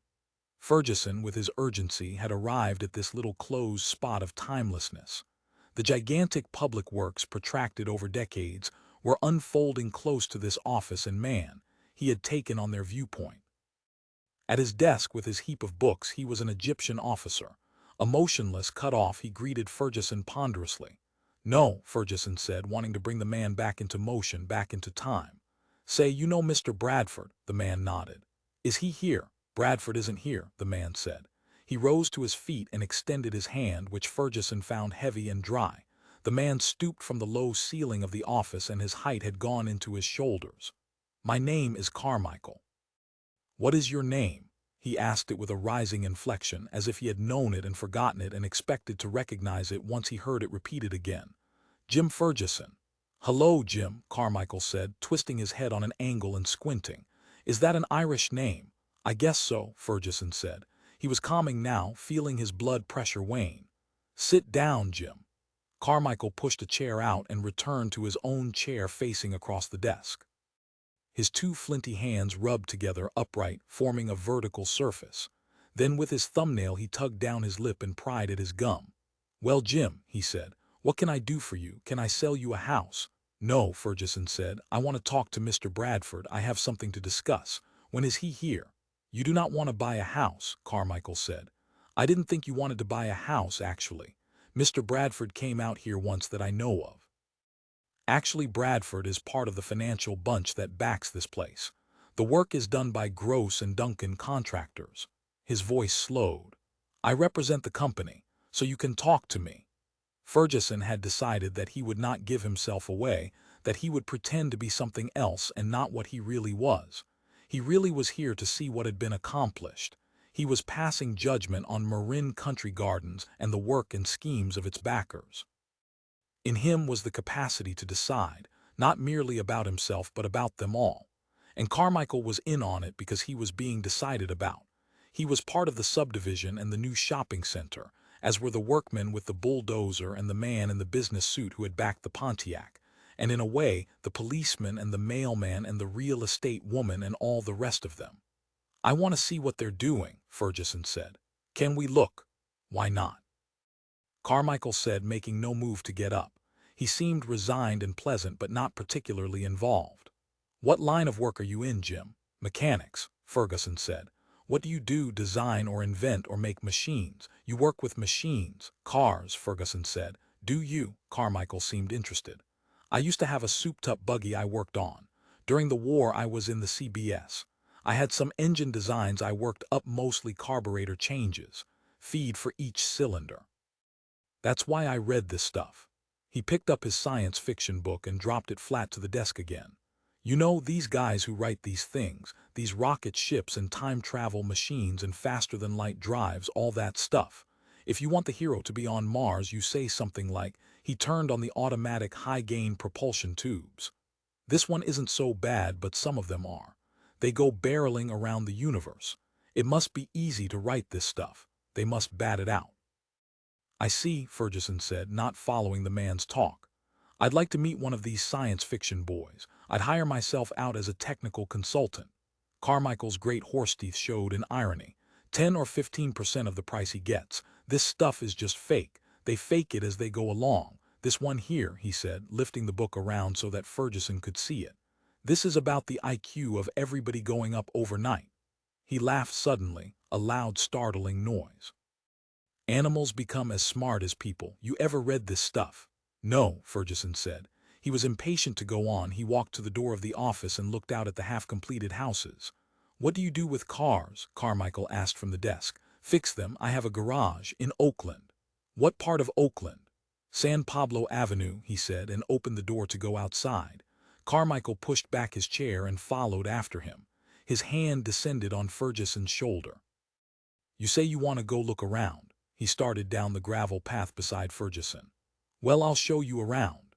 "Thanks," Fergesson said. Straining, he saw the flat tract at the bottom of the hill. A muddy path went down and across a deep ditch past heaps of pipe and piled lumber. Separate crews worked laying foundations. A cement mixer churned and the echoing racket of a hammer stirred the midday air. The air smelled of fresh-cut wood. "Pretty nice," Carmichael said, stopping to light a cigarette. He tossed the match a long distance off. "Don't you think so, Jim?" "Yes," Fergesson said. They worked their way down the path. Under their feet clumps of dirt rolled and Fergesson tottered as his heels slid in the ooze. "Watch your step," Carmichael said from behind him. He himself descended with calm. "No, Bradford doesn't come out here. You see, Jim, I'll tell you how this thing works. Bradford has nothing to do with the building. They put up the money and Gross and Duncan do the work. The selling is handled by 2 or 3 agents. Now the deal I have is I live here on the tract. I get one of the houses rent-free for the first year or until the tract fills up. For each house I sell I get a flat $500. Other than that I get no salary. But all I have to do is sell 2 houses a month. You can see my house. It's a show house. Full of department store furniture and an electric kitchen completely equipped. My wife's there." He pointed and Fergesson could see curtains in the windows of the house.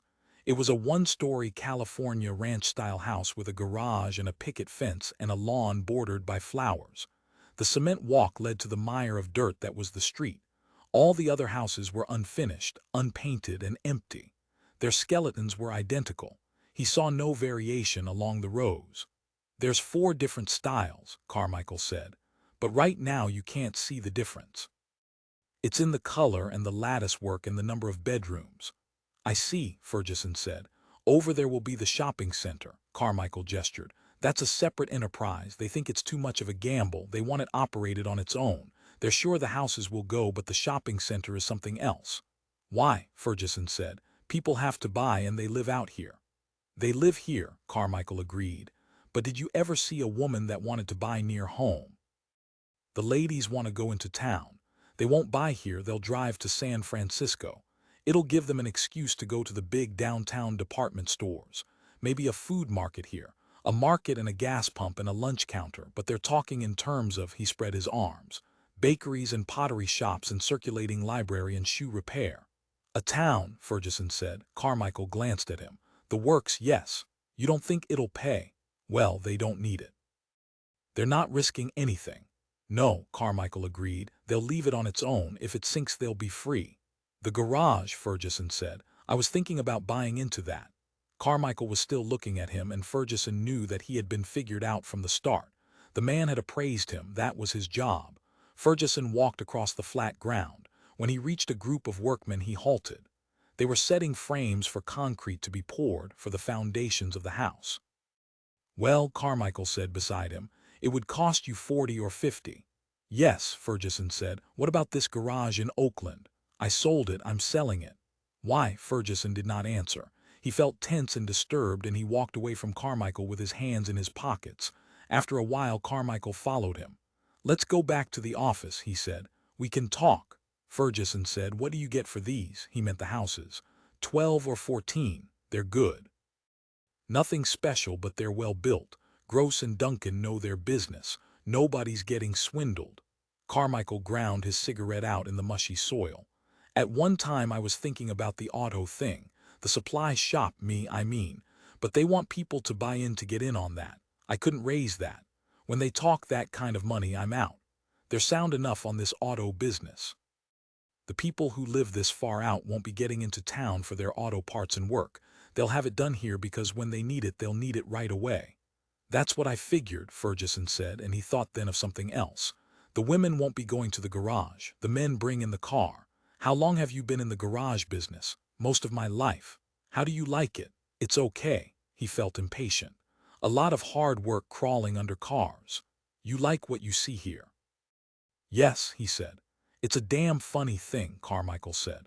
Come on, let's go back, he guided Fergesson with his arm, and the 2 men walked toward the ditch and the rise. People come out here, drive all the way from the city. They know it isn't finished. They know the freeway isn't done and the houses aren't either, and when they get out here they look around and bellyache like hell. What do they want, for Christ's sake? I can see this place, all you have to do is look. In 2 or 3 years this'll be lawns and wives out watering and kids crawling everywhere. What do they need? These places look alike, so what? They won't look alike when people get in them. It's the people that makes them look different. You take any 6 blocks of empty houses, it's scary. The people bring in the personal furniture and hangings. How many houses have you sold? Fergesson said. 6, 7. There's other salesmen back in the city. They crossed the ditch and halted so that Fergesson could get his breath. Would you bring anybody else in with you? Carmichael asked. No. He was panting again with the exertion of climbing. To excuse himself, he looked back at the houses to see them once more before they took the rise. I could run it alone, the financial part. But you'd hire mechanics. Yes, Fergesson said. You're married, you have a family. Yes, he said. Carmichael started leisurely up the hillside and Fergesson followed. The old man's shoes disappeared into the yellow clay, and the grass, as he clutched for support, slid through his fingers. Carmichael climbed upright with ease and sureness, talking slowly. It would be up to you. There's no reason why it wouldn't work out.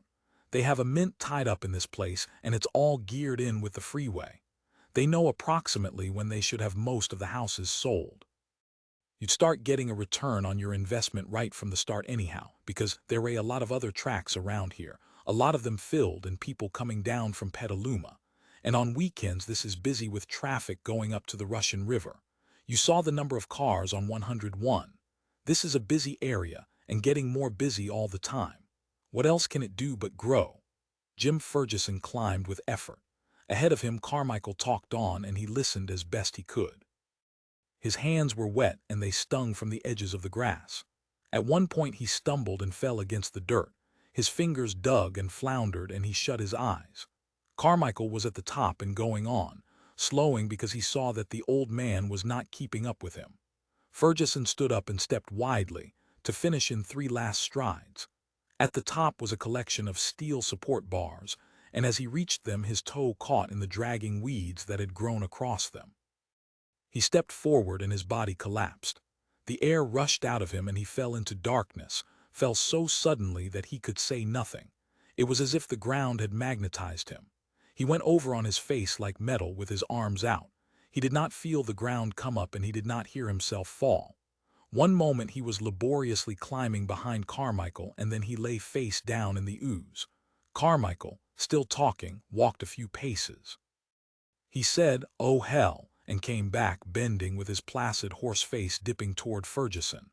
The old man felt his presence and grunted, wanting to lift himself. But he couldn't. He had no strength.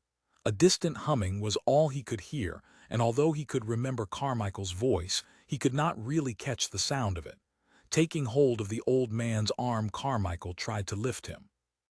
He lifted with both hands, but Fergesson did not budge. Carmichael could not budge him, and Fergesson felt his own weight, heavy and dead, snapped tight by the magnetic ground. He had been snared, and he could do and say nothing. He could only wait. He hoped that Carmichael would have an answer. "Hey," Carmichael said to some workmen along the hillside. "Give me a hand." The workmen walked over. Fergesson did not feel foolish or frightened. He felt a little sick at his stomach, and now his chest was beginning to hurt. He could, with his mind, trace the outline of the steel support bars. They were under him. The pressure became pain, and he winced. "What happened?" a workman said. "He fell," Carmichael said. They lifted the old man to his feet. They tipped him back to a standing position. Fergesson found himself upright, dripping mud and crushed weeds. The pressure remained on his chest, however. He lifted his hand and brushed reflexively. His face seemed puffy and leaking, as if it were drizzling blood. "Thanks," Carmichael said. The workman went off. "Hey," he said to Fergesson. "You really took a spill." Fergesson nodded. The pain in his chest numbed him. He touched himself with his stiff fingers, but he felt nothing at all. He could not talk either. Now he was frightened. "Let's go into the office," Carmichael said. With his hand on Fergesson's shoulder, he walked him toward the tar-paper-roofed shack. "How about a cup of coffee?" "No," Fergesson said. His voice sounded a long way from him and discordant, as if he were hearing it through a wire. "I have to get back." "You want to get into your car?" Fergesson nodded, and Carmichael walked with him to the parked Pontiac. Carmichael opened the door, and the old man got in behind the wheel. He leaned back against the upholstery and sucked in huge gusts of air. The air hurt his throat as if it too were skinned by the fall.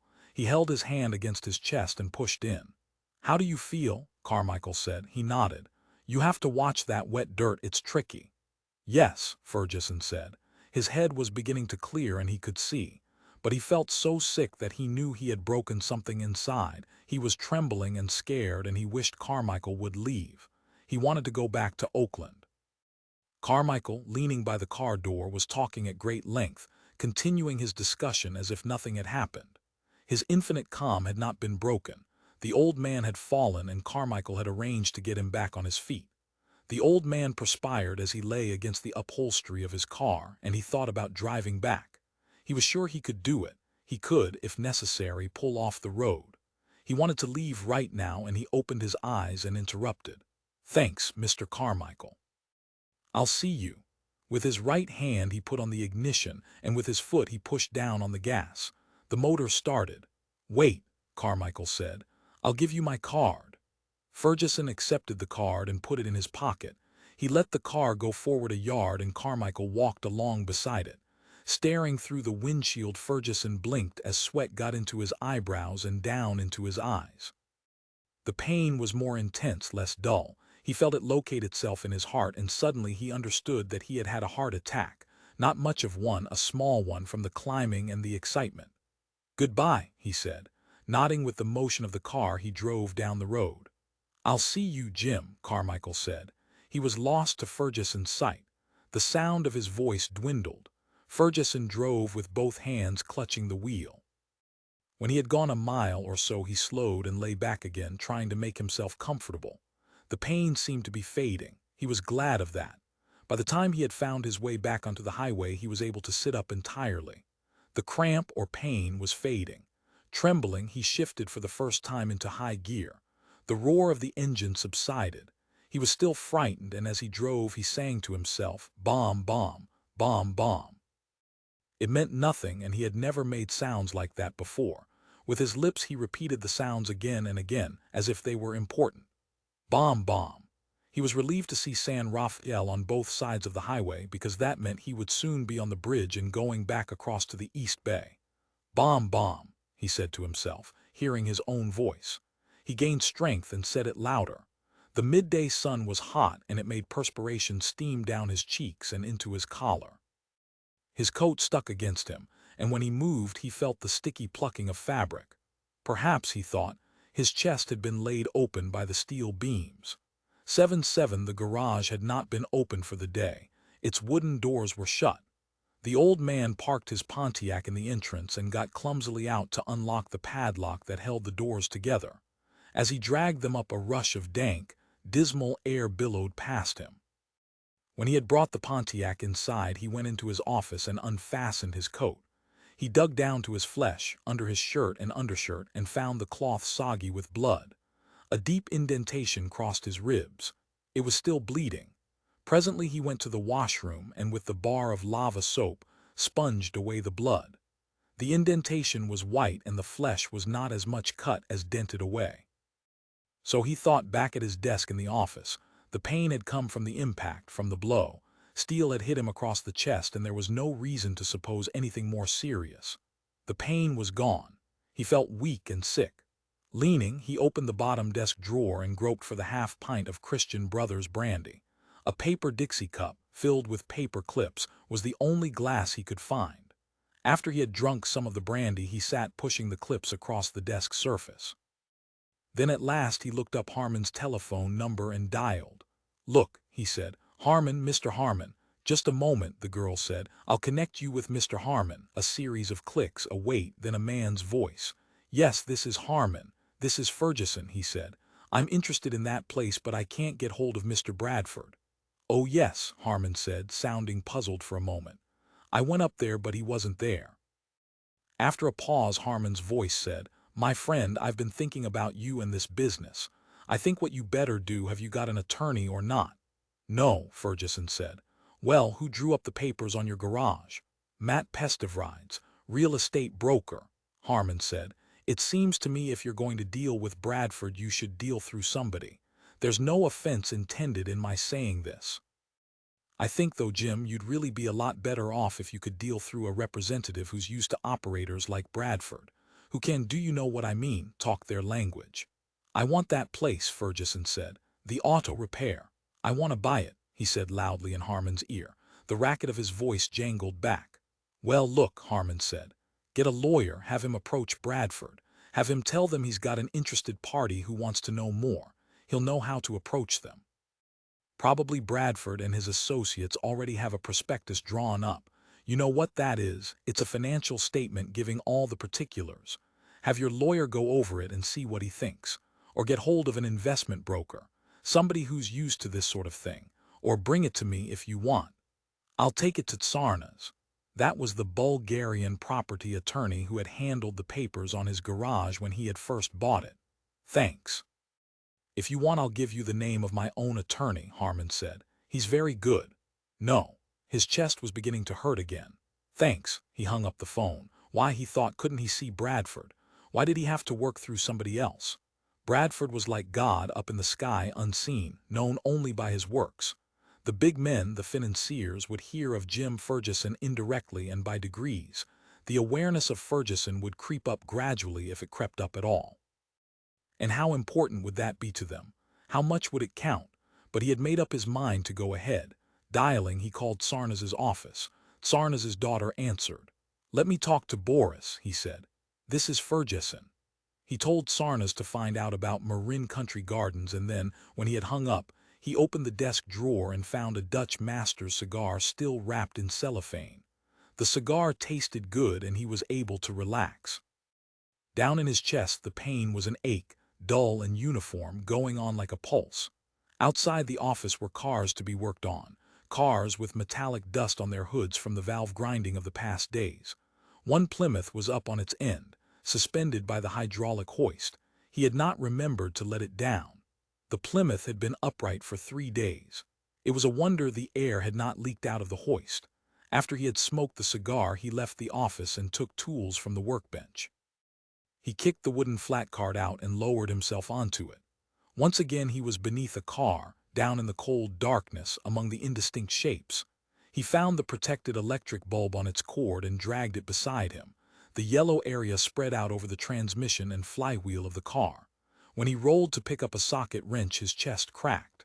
At it his mouth flew open and he let the wrench go. The pain, as it had been, hopped back and was there again, as before. The pain settled on him and he could not breathe.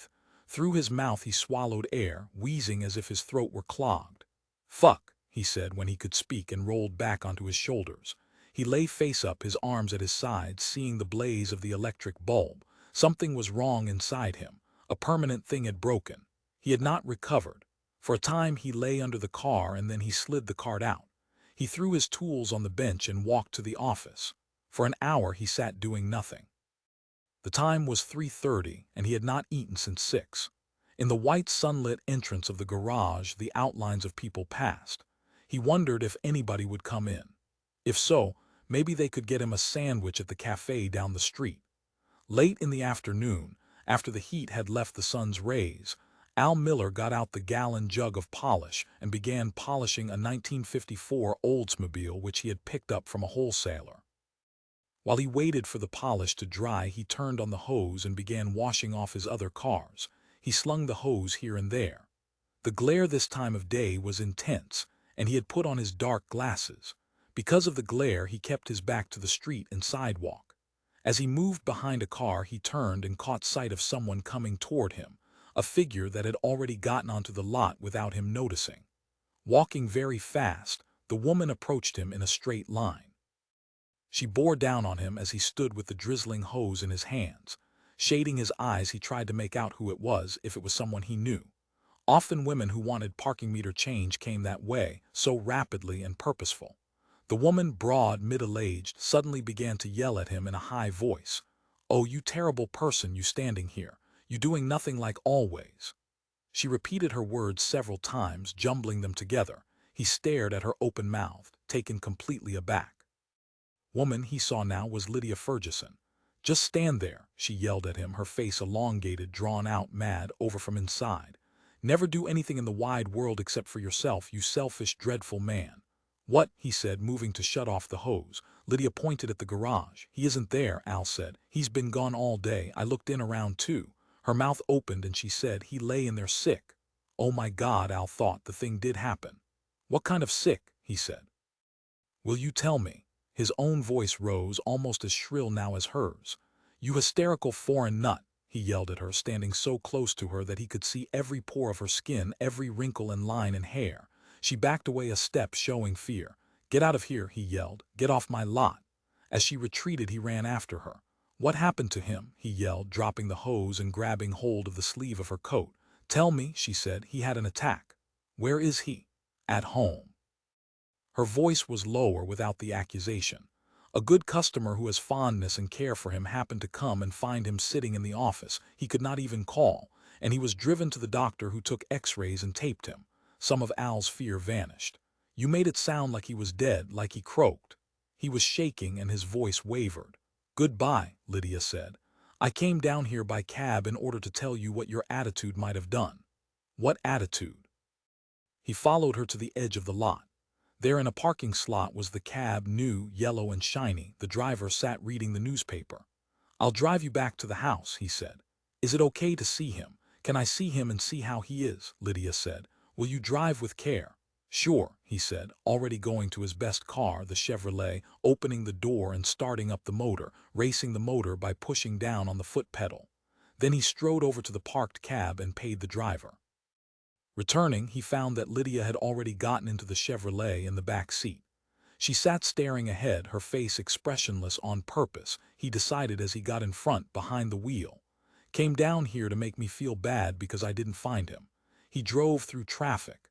Neither of them spoke. When he got to the house on Grove Street, he went on ahead of Lydia, up the steps and onto the porch. The front door, however, was locked, and so he had to wait for her. As soon as she had unlocked the door, he went inside. There in the living room he found the old man, looking about the same as always except that he had on a blue wool bathrobe and slippers instead of his cotton work suit and shoes. He sat in the center of the couch, his feet up on a hassock, watching the television set. The room was filled with the din of the set.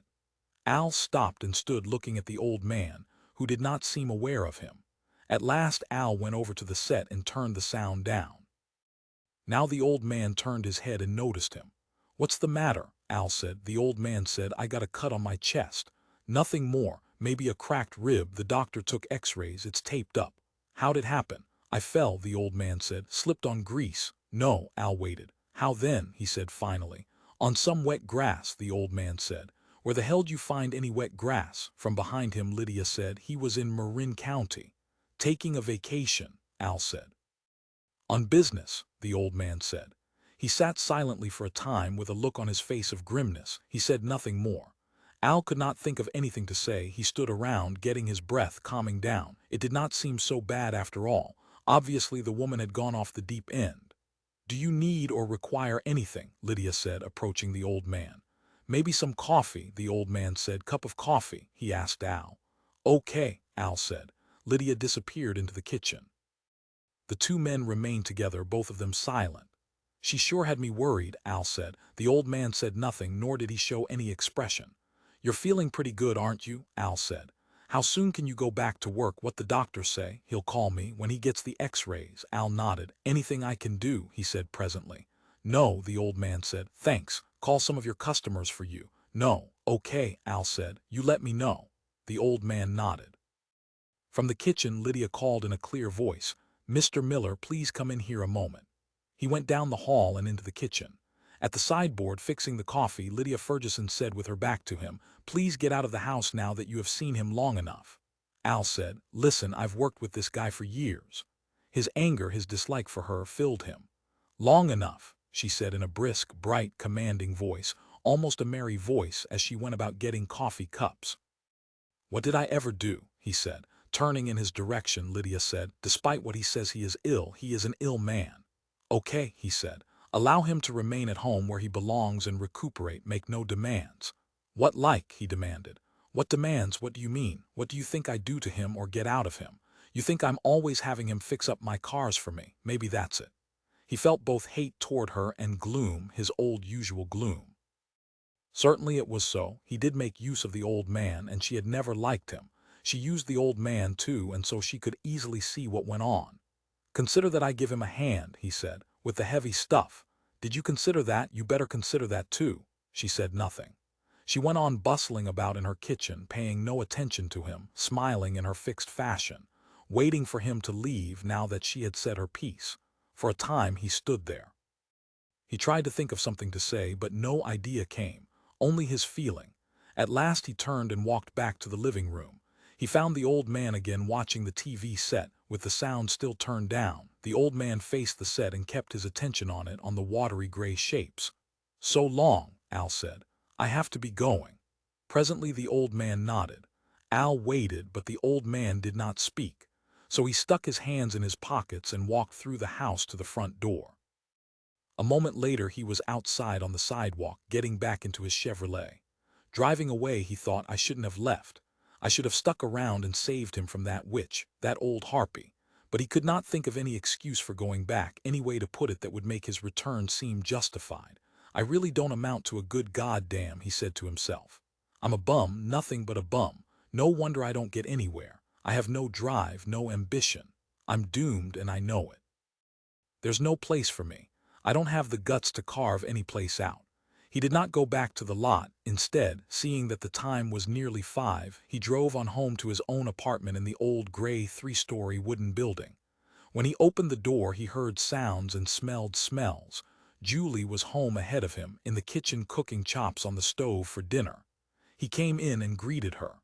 "Hi," she said. She had on jeans and sandals, and that recalled to him that this was one of her non-working days. "Dinner won't be ready for another half hour. You're early." He went to the cooler and got out a bottle of sherry. "Somebody called for you," Julie said. "A woman." "What's her name?" "Mrs. Lane. She left her number. She had something worthwhile to tell you," she said. "You're supposed to be sure and call." "A realtor," he said. He seated himself at the table. "The old man had an accident today. A fall. They took him home." "That's a shame," Julie said, with no reaction at all in her voice, no surprise or regret or concern. "Don't you care?" he said. "I don't see why I should," she said. "I'm thinking of going back there," he said, "to the house." "Don't forget about dinner," she said. "You mean I better not? I better be here."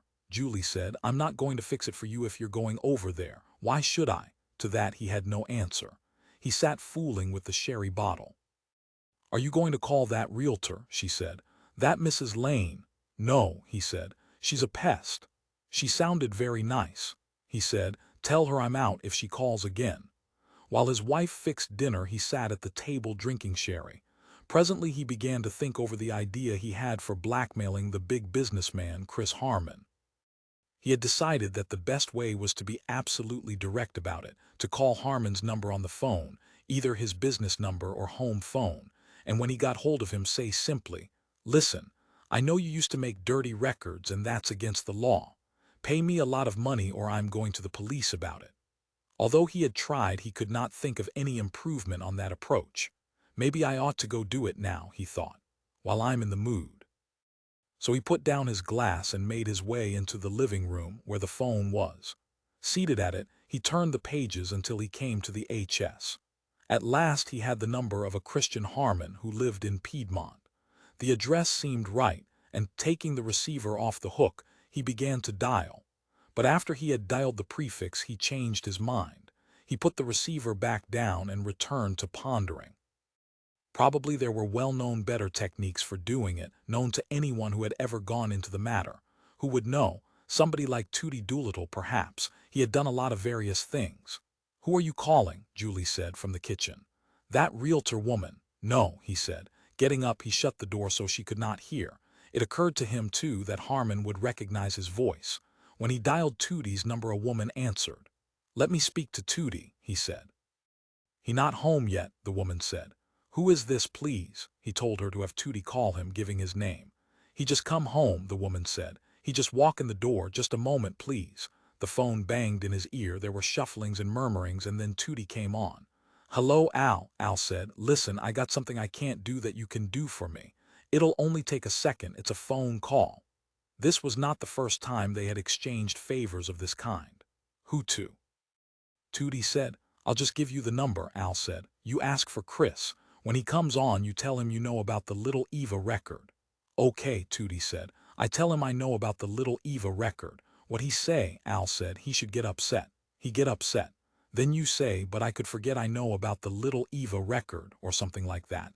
Something suggesting you want to do business with him." "I forget about the Little Eva record," Tootie repeated.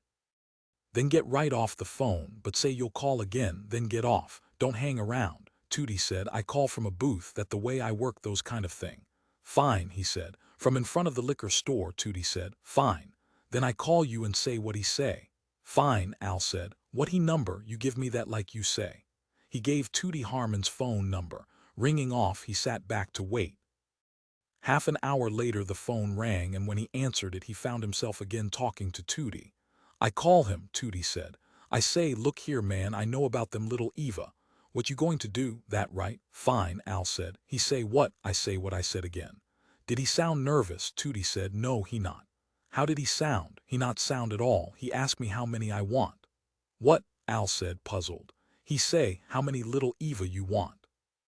"He intend to sell me some Little Eva record. He in the record business. I got the name written down." A pause. "It called Teach Records." "For Christ's sake," Al said. "He thought you were a record dealer trying to order." Tootie said. "He say he sell only in boxes of 25 at 40% off.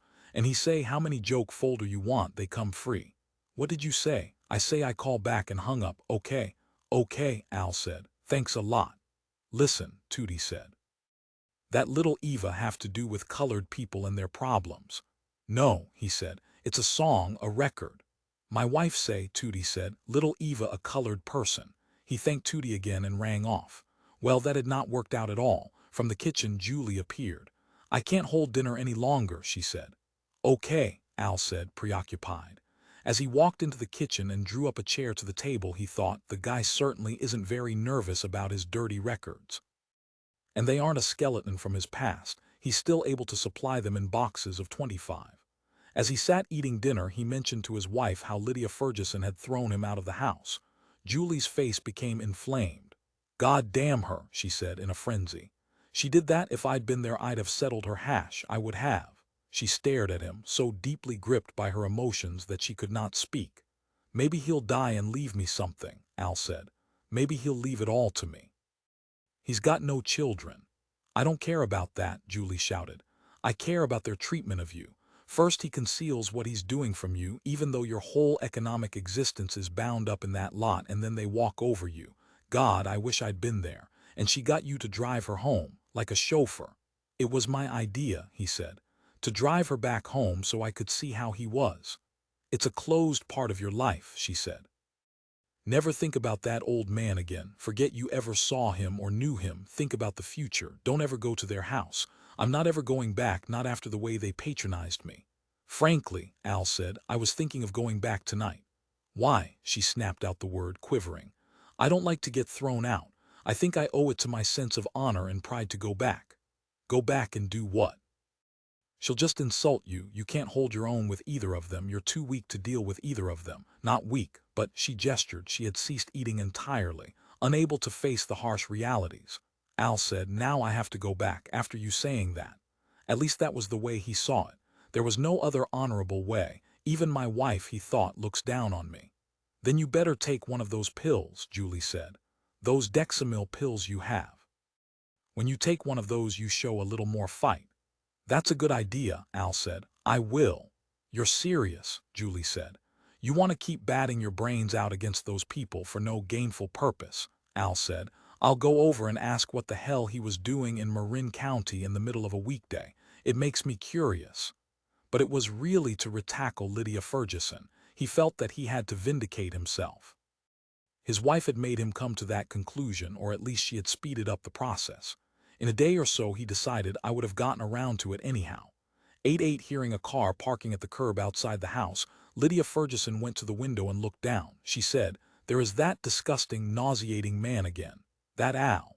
Good, the old man said. Propped up on the couch in the living room, he had been thinking to himself that it would be nice to have company. He was still depressed. He did not feel strong nor able to get dressed. He had on his bathrobe, and Lydia had served him his dinner there instead of at the table. I won't let him in, Lydia said. Let him in, he said. He could hear Al coming up the front steps. We can have a beer. Go get out some beer. He had to go right away before. The doorbell sounded. Lydia said, I will not open or unlock the door. Did you know I have it locked? I have the chain in place. It did not surprise him. Getting heavily to his feet, he made his way step by step across the living room. She watched him as he got closer and closer to the front door. It took him a long time, but at last he made it. He unlatched the chain and turned the doorknob. Hi, Al said. Glad to see you up. We heard you park, the old man said, holding the door open. Excuse me if I go sit down again. Al entered the house and followed him back across the living room. Now there was no sign of Lydia. She had disappeared. The old man heard a door close somewhere, probably her bedroom door. It was just as well, seeing how she felt about Al.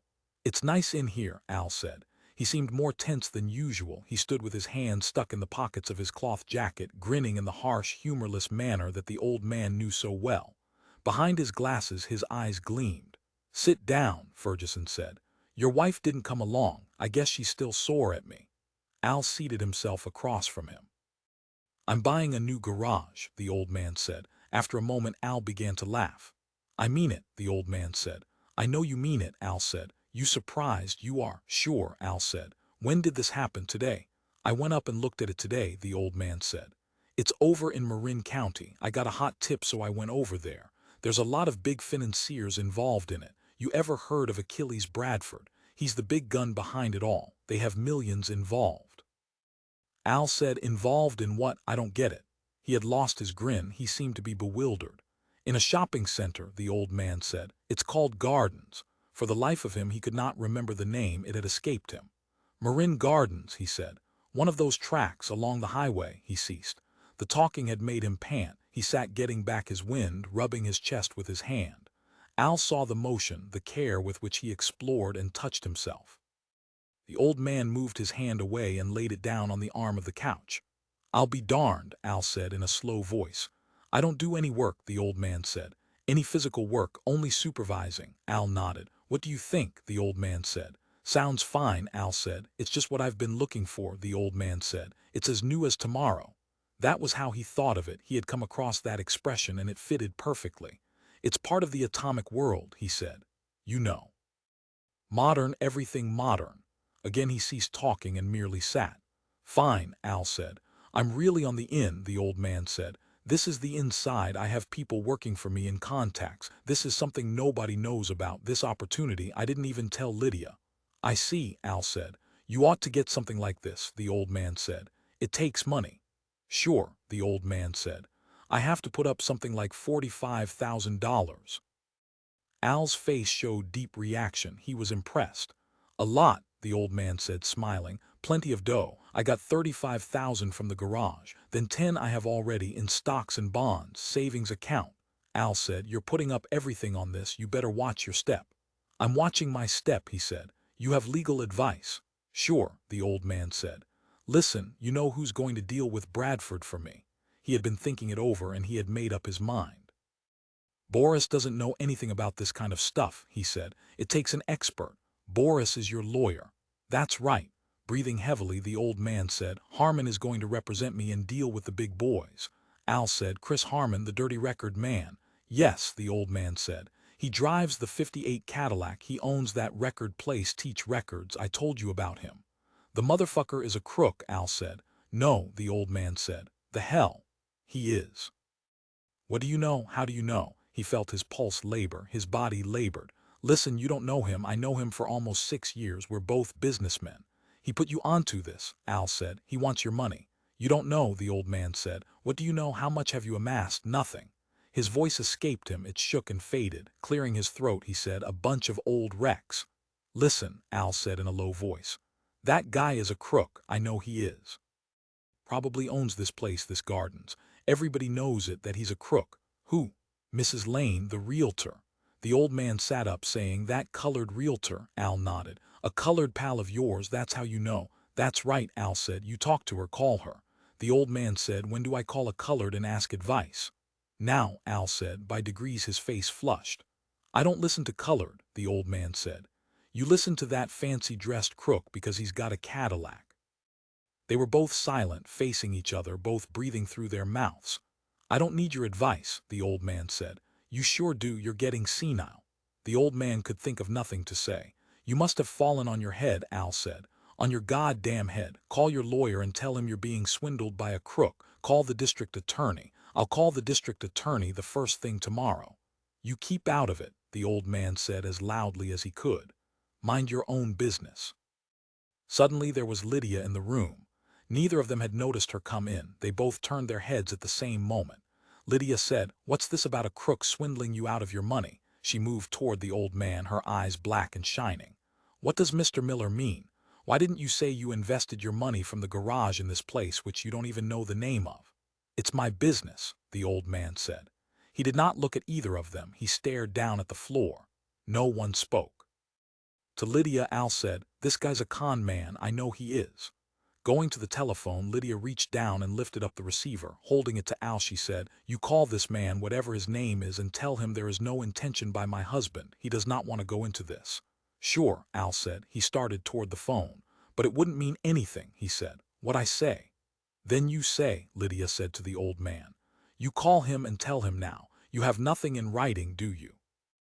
You did not go and sign anything, did you? I know not. I know in my heart that God did not permit you to go ahead. I have that faith. At last he said, No, I didn't. Thank God in the heavens above us, Lydia said. As Schiller says, it is an ode to the joy of the Heavenly Father beyond the band of stars. Her eyes sparkled with relief and happiness. The old man said, I'm going to see him tomorrow. No, you are not, she said. Al said, There's no problem. All you have to do is get hold of the district attorney and show your husband that this Harman is involved in this real estate venture, this shopping center he wants Jim to invest in." The old man said, "Of course he's involved in it. Otherwise how would he know about it?" "I mean there's a connection between him and Bradford," Al said. "The guy who you're going to have Harman represent you with." "If there wasn't a connection," the old man said, "how would Harman have known about it?" Excitedly he said, "That's the whole point. I know he's connected, that's the point." Al said, "I mean financially connected. This shopping center is financially his." "Then he really believes in it," the old man said. "If he's willing to put up his own money, that proves he thinks it's reliable. He let me in on a good investment and he invested in it himself. Of course he did. You don't know anything. You know nothing about this thing. You keep out of it." He waved his hands at both Al Miller and Lydia. "You keep out of it, you women and boys. This is for me. What I say goes." Neither of them were smiling at him now. Al's bitter grin was gone and Lydia's glassy fixed Greek smile was gone too. Al had begun to look depressed. He scraped his shoe against the floor and fingered the edge of his jacket. He began zipping and unzipping his jacket. It seemed to the old man that Lydia had begun to draw away. Her face was blank. As if she could no longer bear the situation, it was too much for her. And seeing that, he felt triumph, he felt the victory. "Listen," he said, "neither of you ever even seen it, so what do you know about it? Did you go over to Marin County?" They did not answer. "Just me," he said. "You're talking about something you never even saw." To Lydia he shouted, "And you never met Mr. Harman either, so you don't know anything at all." They gazed back without answering. He had the floor. "Better come take a look at it," the old man said to Al. "You drive over there and take a look." "Hell," Al said, "I don't want to see it. I'm just giving you advice, my advice." "Sure," the old man said, "just advice. You won't go look. You know if you see it you'll admit you're wrong." He wheezed with exultation. He had them, both of them. "I've been in business a long time, a lot longer than you. You're just a bum who sits around. You know what you do, he broke off. "I sell used cars," Al said in a wooden tone, "to colored." The old man said. Al was silent. "And that's all you'll ever be," the old man said. "I got a couple of irons in the fire," Al said. "At least you're not crazy," the old man said, laughing. "Isn't that right?" Al glanced up at him. "Like me," the old man said. Al shrugged. "You can come and visit me while I'm sitting up there," the old man said. "In my new auto garage with the mechanics, everything spick and span." "Okay," Al said. Seemed to have no energy now, no more willingness to fight. Lydia slipped from the room, back probably to the kitchen or her bedroom. Anyhow she was gone. Only the two of them remained. "Off to a seminar," the old man said. "What?" Al murmured. "Off to class." Al said, "Well, I better get going." "See you," the old man said. His hands in his pockets, Al moved off toward the hall and the front door. "Don't look so depressed," the old man called after him. "Cheer up." "Sure," Al said, turning. "It's of luck," he said. "Same to you," the old man said. Al opened the front door. He hesitated, started to speak, and then shut the door after him. Presently the old man heard the front door open again, stealthily. "She's going after him," he said to himself. At that he laughed with delight. Sitting on his couch in his bathrobe, he laughed to himself, thinking of Lydia and Al conferring in secret outside on the front porch, trying to figure out how to do something, find some way to stop him. As Al Miller opened the door of his car, he heard a voice behind him. Lydia Fergesson came hurrying down the steps and across the sidewalk. "Listen, Mr. Miller," she said, "just a moment so that I can talk to you." He seated himself behind the wheel and waited. "I depend on you," she said, her black eyes fixed on him. "Hell," he said, "I can't do anything." He felt anger and futility. "Do it yourself." "He would never have told me anything," she said. "He never said a word, only about his fall. He would go on and give his money away to the crook with no word to me ever and leave me with nothing. That is how he feels about me." Al closed the car door, started up the motor and drove away. "Why the hell did I go over there?" he asked himself. "Why didn't I stay home? They're both nuts," he said to himself. "How am I going to get out of it? I have my own problems. Let them take care of theirs. I don't have the time. I can't even solve my own problems. I can't even get anywhere with them, and they're really simple. All I need to do is find another location for Al's motor sales." And then another thought came up from deep inside him. He had not been aware of it, but it had been there nevertheless. "I hope he does get swindled," he thought. "I hope Harman takes him for everything he has. It's exactly what he deserves. What the two of them, him and that crazy Greek wife, deserve. What I ought to do is find some way to swindle him myself. That was it. That was really it. He had worked with Jim Fergesson for years, and surely if anyone deserved to get the money it was he, Al Miller, not some well-to-do customer driving a Cadillac who knew the old man only as the guy who greased his cars. I know him better than anyone, Al said to himself. I'm his best friend. Why does it go to Harman and not me? He thought, but if I tried to swindle the money from the old man, I'd foul it up and land in jail. There's no use even trying to. I can't swindle the old man or blackmail Harman. I just don't have the talent. Why can't I be like him? He asked himself. I'm a failure and Chris Harman is what I ought to be. He's everything I'm not. But he wondered, how do you get to be like that? There was no easy way. As he drove along the street, Al Miller sorted through every possible way. How did a person like himself become a person like Chris Harman? It was a complete mystery to him, a riddle. No wonder everyone looks down on me, he thought. What I'll do, he decided, is go by Harman's house, and when he comes to the door I'll tell him I want to go to work for him. I'd like to be a dirty record salesman. I'll tell him that. He can find something for me, if not that, then something else. I can repair the pressers that make records, or I can work at his house on his cars. He doesn't have a mechanic now. I can devote all my time to his Cadillac and his Mercedes-Benz, polishing them and greasing them and aligning the front ends. What I ought to do, he thought, is show some real ambition and make up something really good. I could tell him, for instance, that I have a mystical ability that I can heal sick cars or sick record pressers. It's done by a laying on of hands, or by singing. Something that'll really attract his attention. Isn't that how the great Americans in the past made it? They all had a flair. When they were, say, 19 years old, they got into Andrew Carnegie's office for 1 minute and they told him they never saved string, or that they charged $25 an hour for their time. That did the trick. I have to get it exactly right, he told himself. I have to think until I come up with the really terrific new idea that will swing it. Anything less and I am doomed. I'll go on like I am and never be anything more than I am. This is my chance to break out and be something. My whole life, he told himself, my whole future depends on it. Can I do it? I have to. I owe it to Julie and to myself, in fact, to my family. I can't wait any longer. I can't go on drifting like this. This is opportunity knocking, this guy Chris Harman. This is the way it's been set up, and if I ignore it, I'll never be given another chance. That's the way it always is. And then something else occurred to him. I think I'm out of my mind, he thought. That whole business in there, that argument with the old man, drove me crazy. I'm out of my skull. And yet there was something in the idea. What would I be like after working around Chris Harman for a while? He asked himself. He might give me something really good. Probably he's got his hands into so many enterprises that he's got plenty of jobs to dole out. He probably employs hundreds of people. In fact, he thought, Harman's probably hiring and firing all day long. Should I call the district attorney and report Harman as a crook? Or should I try to blackmail him for trying to swindle the old man? Or should I show up at his house or his place of business and try to talk him into hiring me? Or should I just go home and go to bed with my wife and get up the next morning and go to work at Al's Motor Sales? It was a hard question to answer.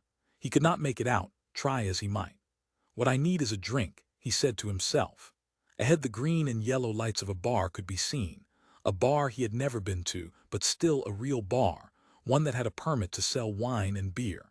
So he parked the car and got out and crossed over to the other side of the street and went into the bar. That whole argument really shook me, he said to himself as he pushed past people and up to the bartender to order his drink. Finding out about Harman swindling the old man and then having him laugh at me and insult me because I told him the truth. Too much. That's what I get for trying to wise him up, he realized. That's my reward for breaking the news to him. He doesn't want to hear it, so I get the blame. Ham's beer, he said to the bartender. Poor sick old nut, he thought. Wrapped up in his bathrobe and his slippers on his feet, watching TV for all he's worth. What's going to become of him? Maybe he'll have a heart attack and die, or another heart attack. Maybe he's dying now. Maybe he had a stroke and part of his brain isn't functioning. It certainly could be that. But he's always been that way, Al realized. He's no different, only more determined. The stupid old fart. And then a terrible thought came to him, worse than any of the others. Suppose Mrs. Lane was just trying to keep me in the market, he thought. Trying to keep me from going into business with someone who already has all the real estate he can use. Suppose what she said about Harman was just a sales pitch to keep me on the ropes. That's a really smart woman, he realized. She can wind me around her finger. It's like having my mother after me, back in St. Helena. Maybe I'm wrong about Harman. Maybe he isn't trying to swindle the old man after all. My God, maybe I told the old man wrong. Maybe he's right about me and my colored friends and all the rest. He drank his Ham's beer and ordered another. He stayed at the bar far into the late evening, drinking by himself, thinking it all over, admitting to himself again and again. It always seemed to be there, that he absolutely lacked the ability to see how things really stood. It seemed to be a major defect in him, and it continued to stare him in the face the more he thought about it. The defect did not go away, it was real, it was ruining his life. And what could he do about it? Several hours later he thought he had the answer. As best he could, he made his way across the bar to the phone booth. There he looked up Mrs. Lane's home phone number, put in a dime and dialed. When she answered, he said, "Hello there. This is Mr. Chris Harman. Why are you telling lies about me? What do you have against me?" There was a lot more he had intended to say, but at that point Mrs. Lane interrupted him, more with a giggle than with her sentence. "What you doing, Mr. Miller?" she went on giggling. "I know your voice, you can't fool me. Sound like you out somewhere celebrating." "I wouldn't swindle that old man," he said. "He's kept my cars running for years. You must be out of your mind. I ought to hire a lawyer and sue you. How am I going to keep my cars running now that he's selling his garage? You ought to feel sorry for me instead of persecuting me." "You mean Mr. Fergesson," Mrs. Lane said. "You talking about him?" "You're against me," Al said. Mrs. Lane said, "I never heard anybody carry on so. Where you at?" "I'm at the 41 Club," he said, holding up the package of matches the bartender had given him. "On Grove Street. They cater to only the best of trade." Giggling, Mrs. Lane said, "You better go home, Mr. Miller, and let your wife put you to bed." "Why don't you come down here and I'll buy you a beer," he said to Mrs. Lane.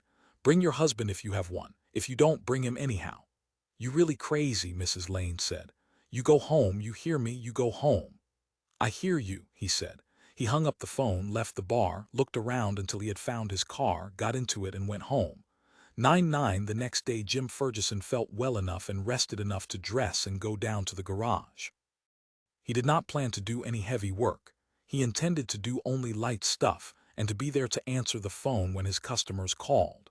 He wanted to explain to them what had happened, his accident and what he intended to do. The mailman appeared at 9 o'clock, shortly after the old man had unlocked the big wooden doors.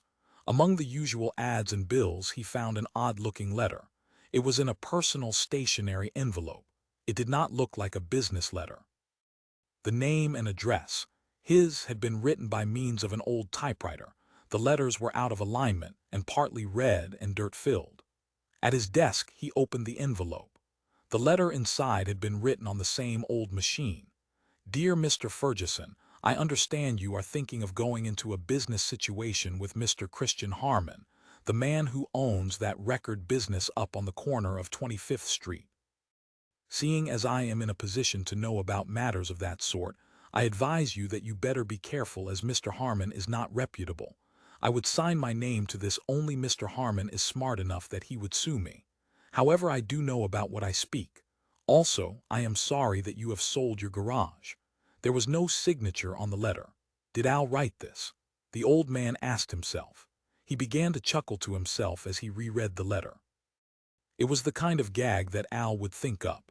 He could imagine Al tracking down an old typewriter, the older the better, the dirtier the keys the better, and then boning up in his mind as to how to phrase it, making it sound as unlike his usual style as possible. Making it sound like some ignorant Okie or possibly coon. Yes, he thought, like some colored person. On the other hand, he thought, maybe it wasn't from Al. Maybe all sorts of people knew about his going over to Marin County and having a look at Marin Country Gardens. The word had gotten around to the other merchants along San Pablo Avenue. Thinking that, the old man felt angry. What business of theirs was it? Maybe they were jealous, he thought. resentful that he was about to break away from this rundown district. Maybe it was Betty at the health food store. The more he thought about it, the more it seemed to him that this was exactly the sort of letter that old Betty with her worries and fads would write. I think I'll go over there, he decided, and show it to her and get her to admit she wrote it. Are they all talking about me? He wondered. Getting together and discussing me. God damn them, he thought. He felt anger at all of them, the whole bunch. But suppose Betty hadn't written it. If he showed it to her then, he would appear foolish. Better not to show it to anybody, even Al, just in case Al hadn't written it either. But then a new sensation came to him. It entered him so gradually that at first he did not notice it. It pleased him to think that they were talking about him. Sure they are, he decided. Words got around. Al spread the word. This letter proves it. Things always got around fast along the street from one store to the next. Rumor and gossip about everybody's business. In the office, he walked out of the garage and down the sidewalk. A moment later, he was opening the door of the health food store, greeting Betty at the same time. Hi, Jim, she said, rising and going to get the Silex coffee maker. How are you today? I'm okay, he said, seating himself at the counter. There were a couple of other customers, middle-aged women whom he did not know. He glanced around, but there was no one whom he recognized except, of course, Betty. Anything with your coffee? Betty asked. A roll. Okay, he said, turning the stool so that he could watch the entrance of the garage. Listen, he said, you heard about me, did you? About what I did? At the shelf of rolls, Betty halted. You told me about selling your garage, she said. The old man said, listen, I bought another garage. The wrinkled, elderly face showed pleasure. I'm glad, she said. Where is it? In Marin County, he said. A new one. I'm putting up a great deal of money, more than I got for the old garage. I got an inside tip. I can't tell you exactly where it is naturally. You'll find out in due time. These things take time. I'm really pleased, Betty said. I'm so glad. Accepting his cup of coffee from her, the old man said, I guess you know this guy Chris Harman. He always brings his cars to me. He drives a '58 Cadillac, very well-dressed man. I may have seen him, Betty said. The old man said, I'll tell you, I'm taking a real risk. A real risk. Here's the risk. He felt more and more excitement. His words came out almost faster than he could speak them. I have to keep my eye on this guy Harman. A lot of people wouldn't take the chance. He winked at Betty, but she gazed back without comprehension. He's got a reputation, he said. What kind of reputation do you mean? A lot of people think he's a big-time crook, the old man said. Her face showed dismay. Jim, she said, be careful. I'm being careful, he said, chuckling. Don't worry about me. He's really a well-known crook. He's skinned a lot of people. He may skin me. I wouldn't be surprised. It could happen. He laughed out loud. Now her face showed both worry and agitation. Maybe I'll wind up with no garage and no money, he said. Wouldn't that be a hell of a thing? Things like that do happen. You read about them in the paper every day. Jim, you be careful, Betty said. You watch your step. You spent years acquiring the money that you have. Oh, he might get me, the old man said. He's smart. He drank down more of the coffee, then set the cup back down. I have to get back, he said. I just came over to break the news to you. Getting carefully to his feet, avoiding any too sudden movement, he started to the door. If you see me going by with a tin cup, he said, pausing at the door, you'll know why. Make sure you think everything out, Betty was saying to him as he shut the door of the health food store after him and started down the sidewalk, back to the garage. They're all talking, he thought to himself. They know I'm possibly going to get swindled out of everything I have. That'll give them something to talk about for a long time. They know Harman is a big-time swindler, a real professional. You can tell by the way they dress, by the expensive clothes. The tailoring and the car. Look at the car he drives, a '58 Cadillac. There's nothing small-time there, he realized. And the house he owns and his business connections and enterprises. He has his hand in just about every kind of thing. He's really a big man, an important businessman. They know he's made a lot of money. He's really rich. He might even have a couple of $100,000. Maybe he owns the whole of Marin Gardens outright. Maybe there isn't even somebody named Bradford, or if there is, he's just a front. Somebody Harman hired to represent him like he hired Carmichael. But there's one thing to be sure about, he said to himself as he re-entered his garage. There's nobody over Harman. There's nobody he's taking orders from. He's the real boss of the whole thing. I've known him for years and he's nobody's servant. He's in charge.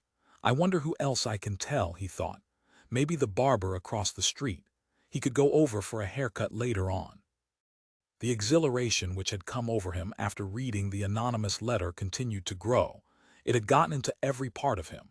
It made his hands and feet twitch with the need to do something, to be active. This is really something I'm involved in, he said to himself. For a moment he stood in the doorway of his garage, listening to see if the phone were ringing. At the same time, he peered into the gloom to see if any customers had entered and were waiting around. He heard no one and saw no one, so after a moment he went on down the sidewalk to Al's Motor Sales. I'll drop in on old Al, he said to himself, and see what he has to say. However, to his surprise, he found that Al's Motor Sales was closed up. The chain that linked the corner posts of the lot was still in place from the night, and the door of the little building had its lock on it. Also, he saw a few items of mail stuck from beneath the door. Al had not shown up at all today. He had never arrived to open his lot, and here it was almost 10:30 now.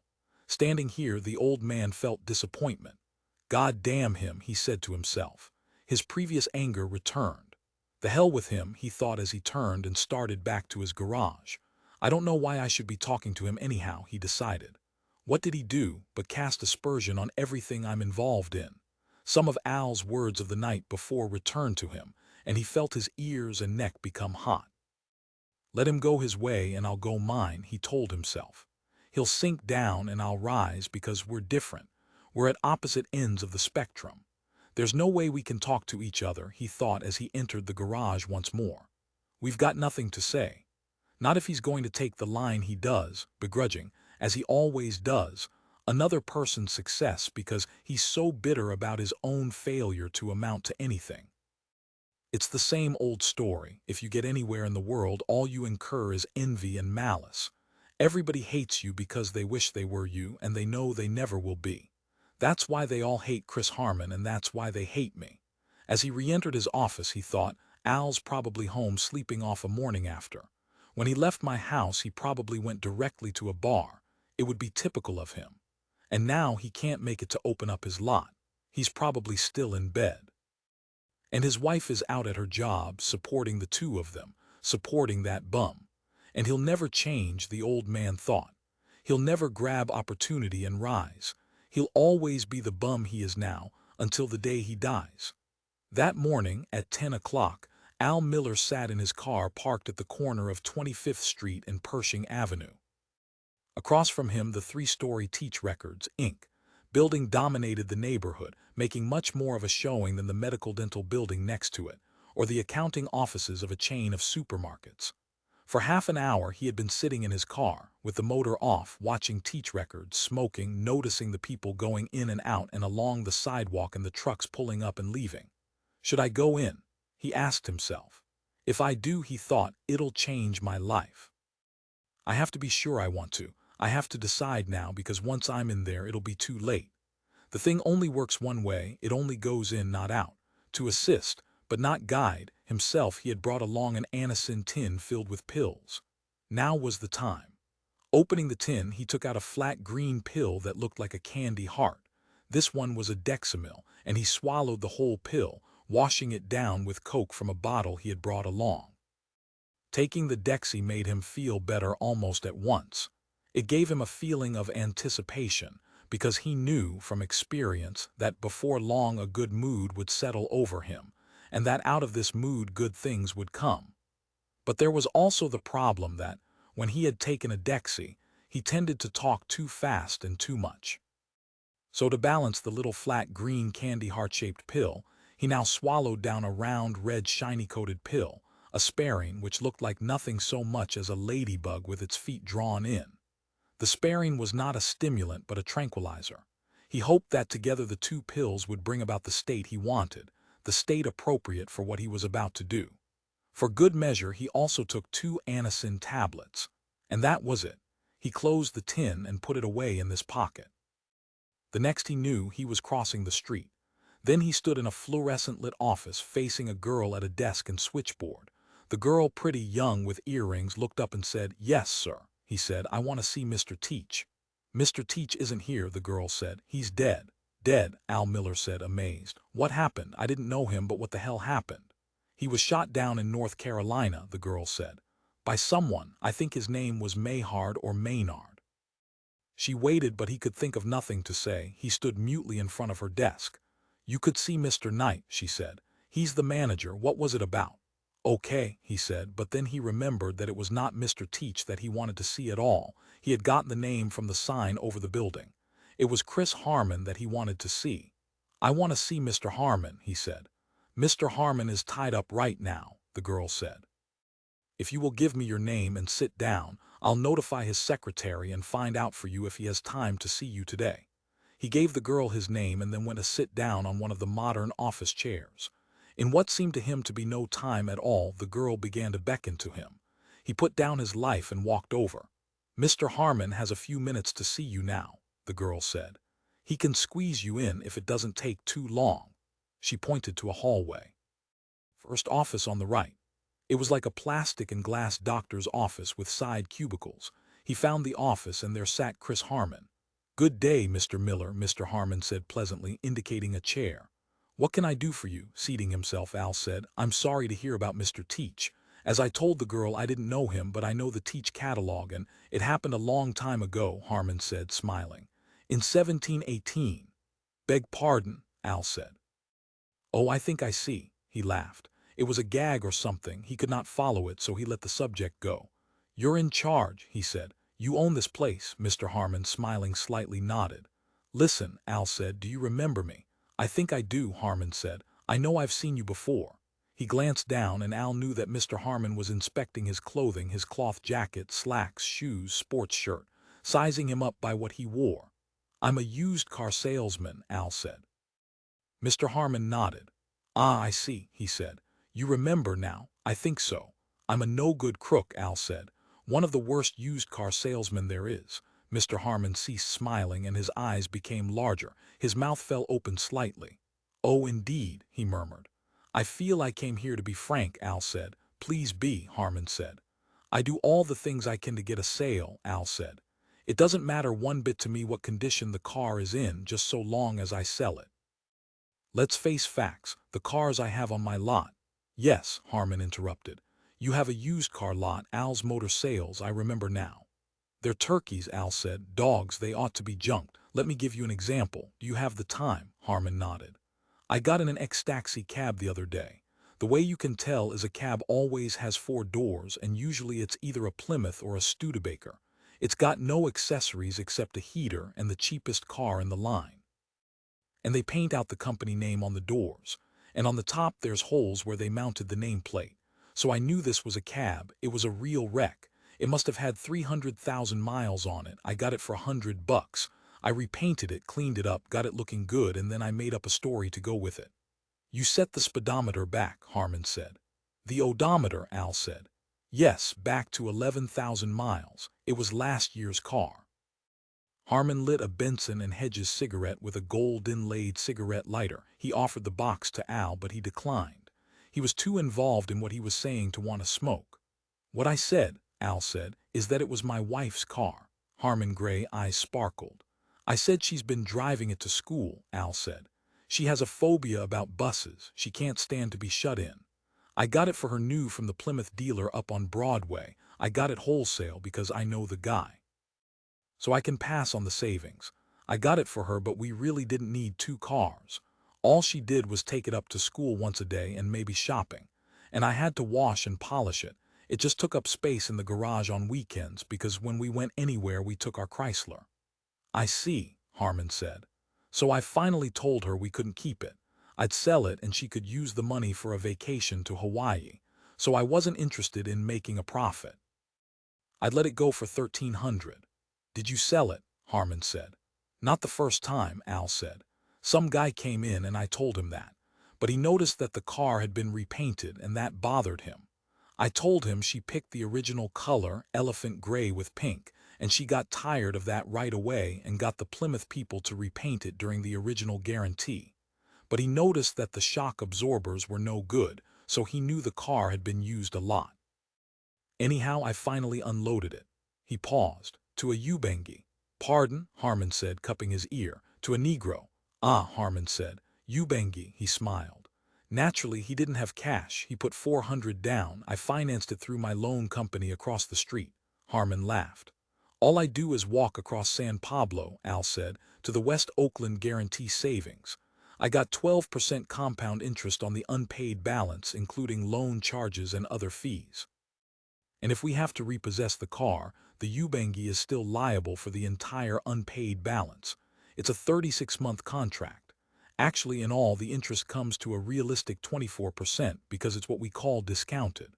I think I understand that type of interest, Harman said. I believe I've run across it. So in all, I got almost $2,000 for the ex-taxi cab, Al said. Originally, it cost only about $1,600 new. All I had to do was paint it and clean it. And when I painted it, I didn't even have the rust sanded off or the dents banged out. I had the dents filled with compound and painted over. Again, Mr. Harman laughed.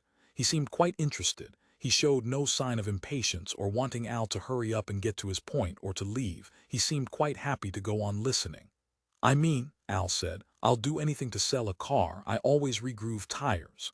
What is that? Taking smooth tires with no tread and cutting right into the fabric with a hot needle, putting fake tread on and then painting the tire black so it looks new. Isn't that dangerous? Sure, Al said. If the guy so much as backs over a hot match, the tires'll blow. But he thinks he's getting a set of good tires, so he goes ahead and buys the car when he otherwise might not. It's part of the business. Everybody or nearly everybody does it. You have to move your stock. The main thing is to have a story that'll explain everything. If you can't get a car started, you always say it's out of gas. If a window won't roll up or down, you say the car came in just this morning, and your boy hasn't had a chance to go over it yet. You have to be able to come back. If the customer notices that the floor mat is worn from wear, you say the car was driven by a woman who wore high-heeled shoes. If the seat covers are torn up from wear, maybe from kids, you say the owner had a pet dog he took with him, and in a week the dog's nails did it. You always give a story. I see, Harman said, paying attention.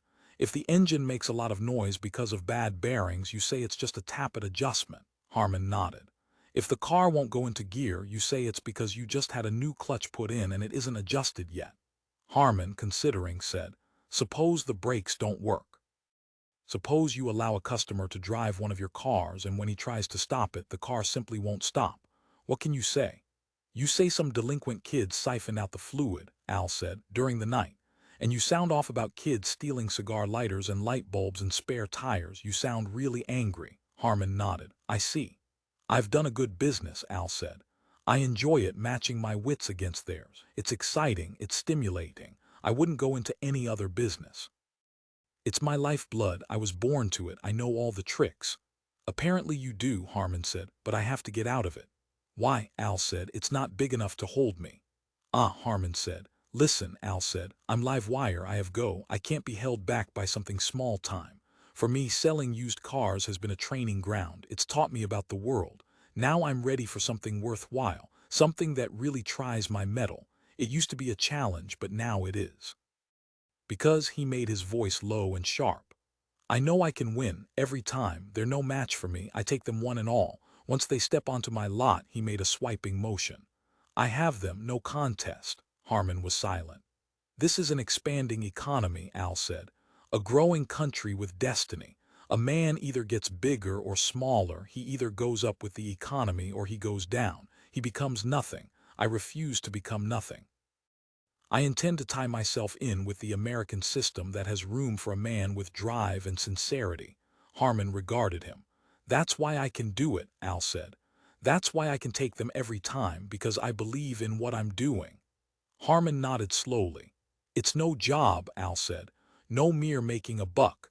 Money means nothing to me in itself. It's what money represents. Money is proof that a man has ambition and determination and that he isn't afraid of opportunity when it knocks in his face. Money shows that he isn't afraid to be himself, and he knows others like himself.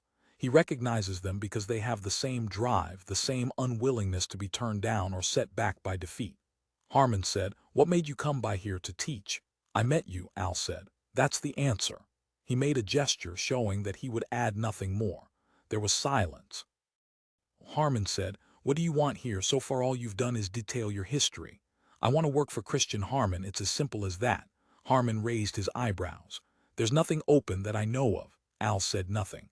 "What did you have in mind? You have no experience in the record business." "Shall I be frank?" Al said. "Please." Harman smiled once more. "I don't know records," Al said. "Let us be realistic, but a salesman doesn't sell his product, he sells himself." "And that's what I know, Mr. Harman. I know myself. And with that I can sell anything." Harman considered. "You would take any job with us. By what you say, I gather you're willing to." Interrupting, Al said, "Let me clarify. I intend to work for someone who can make use of me. I don't intend to rot. I need to be used and used properly. A man doesn't grind valves with a hoe. A man doesn't use a beautiful pistol made by hand by the finest European craftsmen to shoot tin cans." He paused. "But it's you, Mr. Harman, who knows who goes where. It's you who knows the organization and what it needs, and as far as I'm concerned, it's the organization that comes first. Do I make myself clear?" "I think so," Harman said. "In other words, you'll be willing to leave it up to me." "Precisely," Al said. "Well," Harman said, scratching his nose, "I'll suggest this. You can give the girl your name and where we can reach you. I'll talk it over with Mr. Knight and Mr. Gam and we'll see.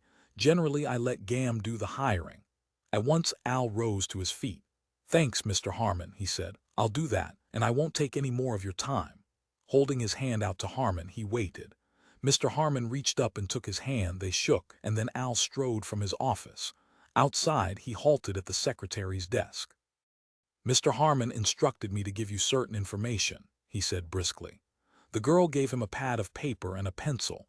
However, he whipped out his ballpoint pen and wrote down his name and his address, and their apartment phone, which was listed under his wife's maiden name.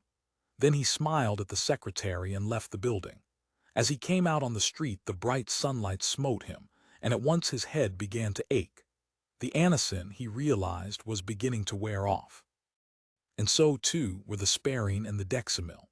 Now he felt tired and let down. He walked slowly to his car, tugged the door open, and got in behind the wheel. "I wonder if I'll hear from him," he thought. "Anyhow, I made my pitch. I did everything I could." After a time, he started up the car and drove away in the direction of Al's Motor Sales. On Friday, when he had fairly well given up hoping, a car pulled over to the curb at Al's Motor Sales, and a young man in tie and shirt sleeves got out. "Mr. Miller," he said, coming out of his little building. Al said, "Speaking." "I'm from Teach Records," the young man said. "Mr. Gam has been trying to get hold of you. He'd like you to call him as soon as you can." "All right," Al said. "Thanks." The young man got back in his car and drove off. "This is it," Al said. He walked across the street to the coffee shop and entered the pay-phone booth. A moment later, he was connected with the switchboard girl at Teach Records. "This is Mr. Miller," he said. "Mr. Gam asked me to call." "Oh yes, Mr. Miller," the girl said. "We just sent a man down to your place of business. Did he succeed in finding you?" "Yes," Al said. "Just a moment and I'll connect you with Mr. Gam." Presently a deep middle-aged man's voice came on the phone. "Mr. Miller," the man said, "I'm Fred Gam. You were in discussing a spot with us with Mr. Harman. If you're still interested, we've batted the idea around among us and come up with something. It would probably be worth your while to drop by sometime early next week." "I could make it today," Al said. "I'll cancel all down the line." "Fine," Mr. Gam said. "I'll look forward to seeing you, say, around 4. At 4, Al closed up his lot and drove over to Teach Records. He found Mr. Gam to be a good-natured, heavyset man with gray hair, using an office that seemed the same size as Mr. Harman's. "Glad to meet you," Gam said, shaking hands with him. On his desk he had a number of papers through which he now glanced. "Well, Mr. Miller," he said, "you want to join the organization, it seems." "Right," Al said. "Come along then." Gam rose, beckoning, and Al followed him down a corridor past one door after another. They came out in a huge area in which men were working. The air was heavy with smells of machinery. Noise beat at Al's ears, a constant mechanical din. "This is the operation," Mr. Gam said, "where we do the actual pressing." It looked to Al like a tire-retreading outfit. He saw the same round machines, a man at each, the tops opening and shutting. "You won't be involved with this end," Mr. Gam said. He led Al from the area and down another hallway. Al said, I consider Chris Harman the most inspiring human being I've ever had the privilege to meet, and in my business I see a good slice of mankind. Yes, Chris said he ran into you at your car lot. You were obviously quite open with Chris, so we'll be equally open with you. You came to us at exactly the right moment. You couldn't have picked it better if you'd had somebody planted in the organization. He halted and eyed Al. This job didn't exist 3 days ago and it has to be filled right now. It's a good job, Miller, it's ring-ding. Fine, Al said. Want to know what it was, Miller? Yes, Al said. Your sincerity, Gam said. Don't ever lose that. It's so goddamn rare in this society of ours. I could never lose it, Al said, because I got it in a moment of supreme courage and danger. I got it in Korea, when the commies had me pinned down. I got it when I faced death at the hands of a bayonet and the frenzied slant eyes of a gook. I learned to know myself, Mr. Gam. I took a good look at myself, all I am, all my maker meant me to be. And that's not something a man loses. After a moment, Gam said, I wish it could be shared. I wish it could be passed on to every man. I'll never have what you have. Afraid not, Al said. You told Chris it wasn't money. That reached him. For Chris, it isn't money either. It never was and it never will be. Why did he go into the record business? Because he wanted to ameliorate the condition of the average man through the one thing that can ameliorate, not bigger cars or better TV sets, but through art, through music. Mr. Gam pushed open a heavy door that led to a parking lot. He and Al slowly crossed the lot.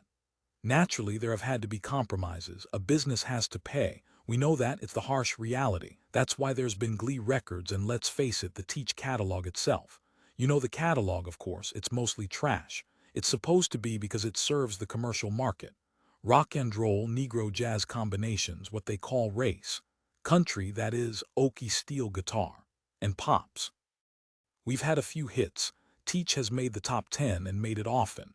Frank Fritsch has been on Teach for years. I'm familiar, Al said.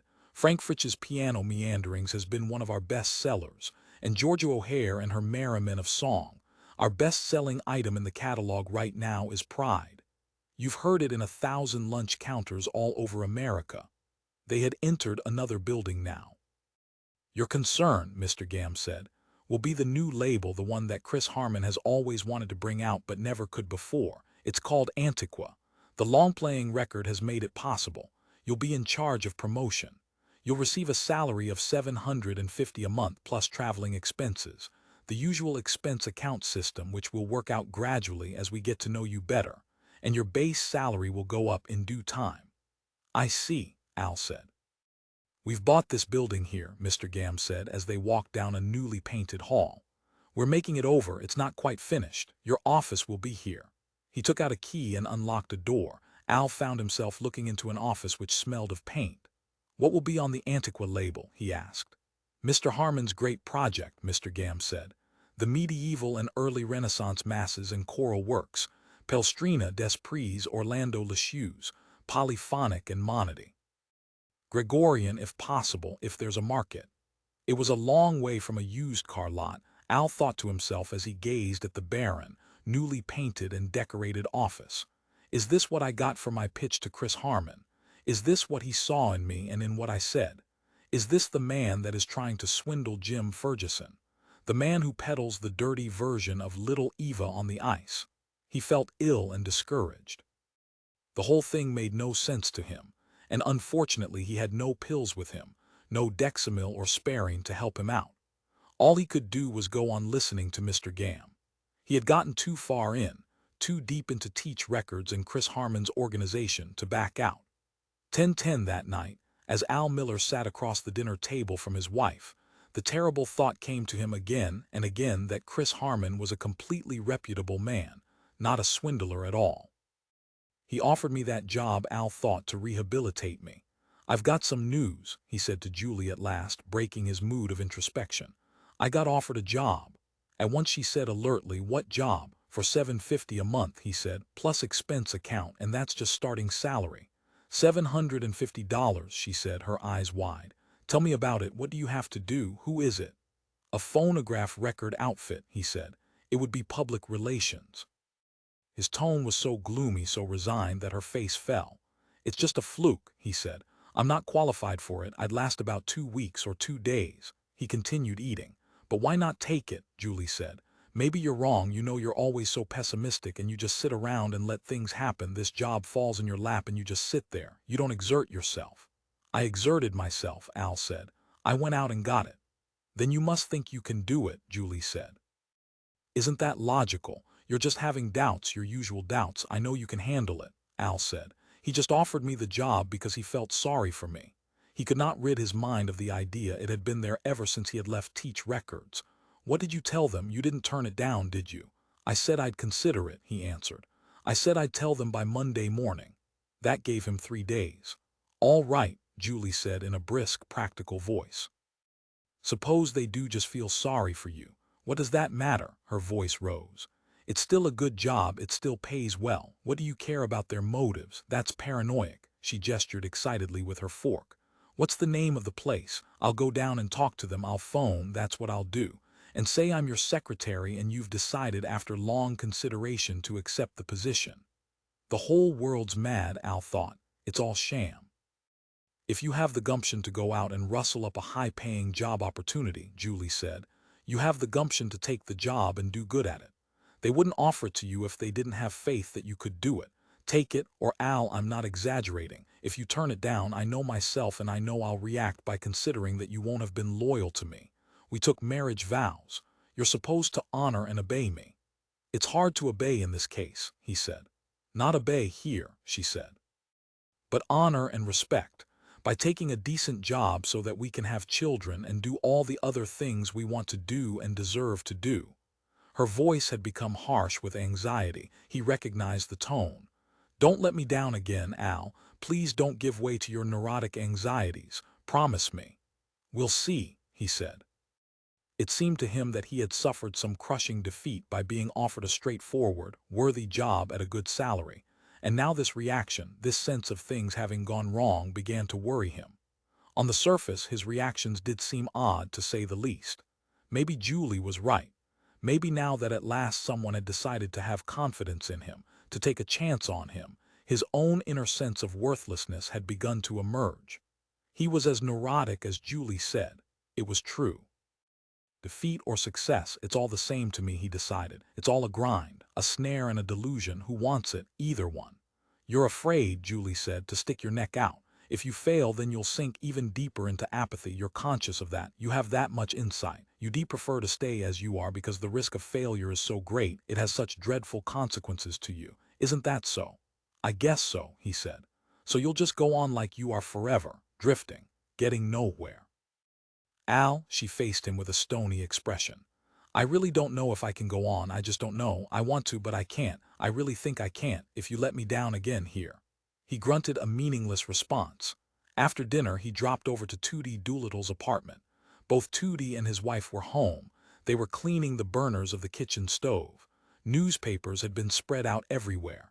The sink was filled with soapy, gray-gritty water. Seating himself out of the way, Al discussed his job prospect with Tootie, who listened carefully to all the details. Maybe it's a front, Tootie said when Al had finished. That idea had not occurred to him and it cheered him up. It put an entirely new interpretation on the situation, on the job offer, and on Harman. Maybe so, Al said. You mean they still don't want to give me the real dope? They're still holding up a smokescreen. Sure, they're going to break it to you after you've worked there a while. After they know you real well. That's natural. He went on to recount to Al the details of a job he had had driving a woman around who ran an abortion mill. It had been months before he had out that it was not a Swedish massage place. They had kept it from him as long as possible. He then took Al off into the other room so that the two of them could talk in private. There's one thing you may be missing, Tootie said. I happen to know about Teach Records because of my interest in music. They got a good catalog, but you know why they call themselves that name. They are a pirate label. What's that? Al said. They stole their master discs. I mean, they pirated the original records and dubbed from them. They got no legal right to the masters they press from, but they always pick something where the company is out of business and the artist dead and so on, or some foreign label. Anyhow, Teach was a pirate. That was Blackbeard. His name was Edward Teach. I see, Al said, pleased. I didn't make the connection. So there's no doubt they're up to that, Tootie said. So maybe this one fact enough to make you more cheerful. You obviously feel only somebody doing something crooked is going to pay you almost $800 a month. If they honest, they're not going to pay you anything hardly at all. That's because you know perfectly well down inside you, and I say this from being a friend of yours and knowing you pretty well, you know you're not worth anything. You want your block knocked loose. Al said. I knock your block loose right back, Tootie said. Now listen to me. You're not worth anything because you got nothing to sell. You like a lot of colored boys who come up north to cities from the farmland in the south. You come from a farm town up in Napa County. You more like those boys than you know. I know, though.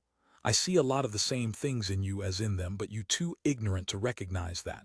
I mean ignorant of what I happen to know, although you plenty smart in other ways. Hear all they got to sell when they come to town. Their work, laboring somewhere like in the Chrysler plant or driving a truck or putting on tires at Monkey Ward. Why anybody pay them anything? Why you pay them? You hire them to wash your cars on your lot for you if you had any money. Other lots do that. Other lots have a colored boy. You so poor you your own colored boy. So what? Al said. So other people not going to go on like that, Tootsie said. They want to rise and be well-to-do, so they figure out something they can sell. They find something they can do somebody else want enough to pay for. But you too dumb. You not learn nothing to do.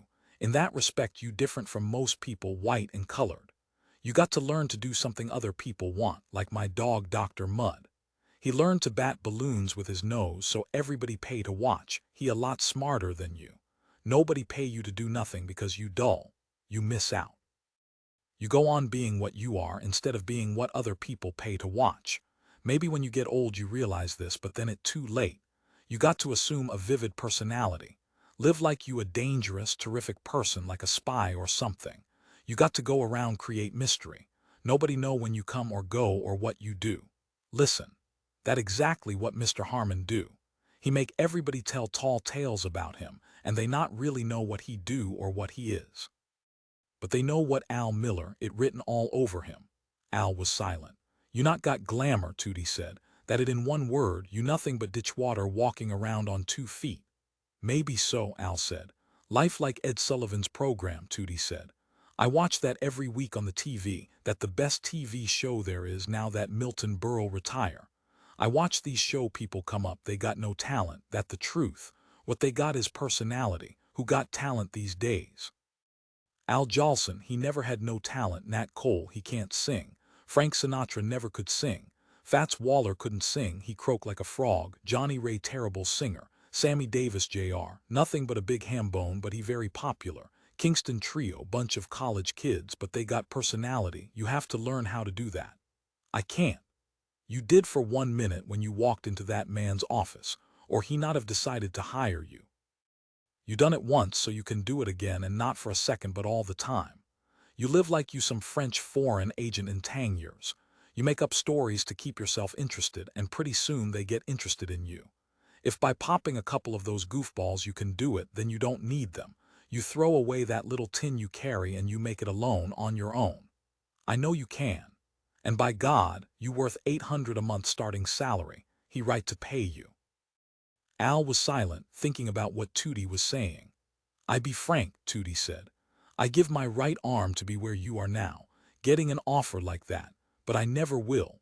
Partly because nobody hire colored for any big dough except in the entertainment industry, and partly because I am no talent. That why I have to earn my living as clerk in the county Department of Health, writing up reports on outdoor toilets. I just a clerk. But you basically a big bullshitter. Basically you got a line already. All you need is to get it out. I was taught it was good to tell the truth, Al said. Sure, you get to heaven by being a truth teller. Is that where you going to go? Is that your destination? Or you determined to live a happy life here? If the latter, you learn to give out with your line and never stop, never let down, not till you dead. Then you can tell the truth. You're not actually a big butter and egg man from Boise who owns 6 oil wells and be president of local chamber of commerce. Al felt thoroughly crushed. The truth vastly overrated anyhow, Tootie said, half to himself. Actual truth is everybody stink, life a drag, everything that live going to die. Truth is nothing worth doing, all end badly anyhow. You tell that you doing nobody a service. That's not the only side of reality, Al said. Okay, maybe not. Other side is what, you tell me. Al considered, but he could not express it. However, he knew that Tootie was wrong. Tootie was embittered, possibly rightly so. But his outlook had been poisoned years ago by his clerical job, in fact, and his dreams of glory and fantasy. No wonder he hung around bars with Dr. Mudd, attracting attention as best he could, living it up when he could. He was right to do that, but surely there were other ways, better ways out. You're basically a bitter man, Al said. I have a feeling you hate people, you hate me. Hell you say, Tootie said. You'd be pleased if I debased myself by becoming what Chris Harman wants. What does he want? Tootie said mockingly. You don't even know. Evidently you hit on it by accident for a minute. Maybe you could keep hitting on it, maybe not. I'm not going to try, Al said. Oh, I think finally you come around, Tootie said. If you can get your wits going and manage to figure it out. It take time and you do a lot of talking, but you come around. Your fear is because you afraid you can't hit on it, you afraid you try and fail. What's so virtuous about that? Al could not give an answer to the question. Perhaps Tootie was right, perhaps he simply lacked the courage to try to tailor himself along the lines that Chris Harman sought, the courage and the talent. You jerk, Al said. You're eaten up with envy because I got this good job offer. You're just trying to make me feel bad. You're getting back at me. Listen, Daddy, Tootie said, you better be careful. I'm careful, Al said. Careful enough not to bring any more good news to you, Tootie said, so it is good news. He grinned. You really tickled pink down inside about this job, you secretly gloating away about it, couldn't wait to get over here and tell me. Some cracker offers you $800 a month, you hardly able to sit still in your pants thinking about all that bread. You really live good. You buy Old Forester all the time pretty soon instead of that stuff the liquor store have on sale, that Colonel scent, Masterson bourbon that tastes like it come down a drain pipe from the roof. The door from the kitchen opened. Mary Ellen Doolittle put her head in. Listen, you boys getting a little too much carried away. Better calm down. Okay, Al said. Tootie nodded woodenly. I surprised at you, she said in her small, delicate voice. Both of you always quarreling, and tonight both of you sober and still quarreling. It not do you either any good to stay sober, it looked like. She remained, while they stared down at the floor. I tell you what ail you, Al Miller, she said. I listen to everything you say through the door while I clean the stove. What you not got is, you not got faith in God like you ought to. I know you two sneak out of the kitchen because you know I start talking God talk to you, but it too bad because I talk it to you anyhow, whether you like it or not. Not any grown man any good to he fellow man, unless he spend time in he church at least once a week meditating on the value of the word come down to earth. You know, Al Miller, the world going to pass away and there be an Armageddon one of these days soon, and the sky roll up like a scroll, and the lion lie down with the lamb. Tootie said, Mary Ellen, you a nut. You go clean the stove and leave us alone. You worse than being married to some old grandma. I tell you perfect truth, Mary Ellen said. It all written down in the weekly 5-cent magazine, The Watchtower, which we witnesses put out and distribute. Mr. Miller, you not leaving here until you fork over 5 cents for a watchtower which carry the word of God in 90 languages. I think it is, throughout the world. Tootie said she just come out of the jungle, I think sometimes, like being married to a savage or something. His face was contorted with shame and fury. I go home, Mary Ellen said softly, bending down. One day back to my home. Al said, you mean Missouri? He knew that she had been born there, had been in California only 3 years. No, she said, I mean Africa. The door shut then, she had gone back to cleaning the stove. Christ, Tootie said. She calls Africa home and she's never been east of Missouri. It's that religious stuff, that Jehovah's Witnesses. She never even met anyone from Africa except at their meetings they have speakers from Africa who lecture. They grinned at each other. How about a drink? Tootie said, rising. Some Colonel St. Masterson, age 1 year. Okay, Al said. With water. Tootie went into the kitchen to get glasses. By the next morning, Saturday morning, Al Miller had decided to take the job. As he unlocked the chain at Al's Motor Sales and bent to pick up his mail, he realized that the first person to tell was not Julie, nor even Chris Harman, but the old man. The doors of the garage had been opened. Jim Fergesson, as usual, was at work for at least the early part of Saturday. He would probably work until noon or 1, depending on how much work had to be done. And now, Al realized, is the time to tell him. As soon as possible, now that I've decided. In view of what I said to him about Chris Harman. Accordingly, he left his lot and entered the garage by the side door.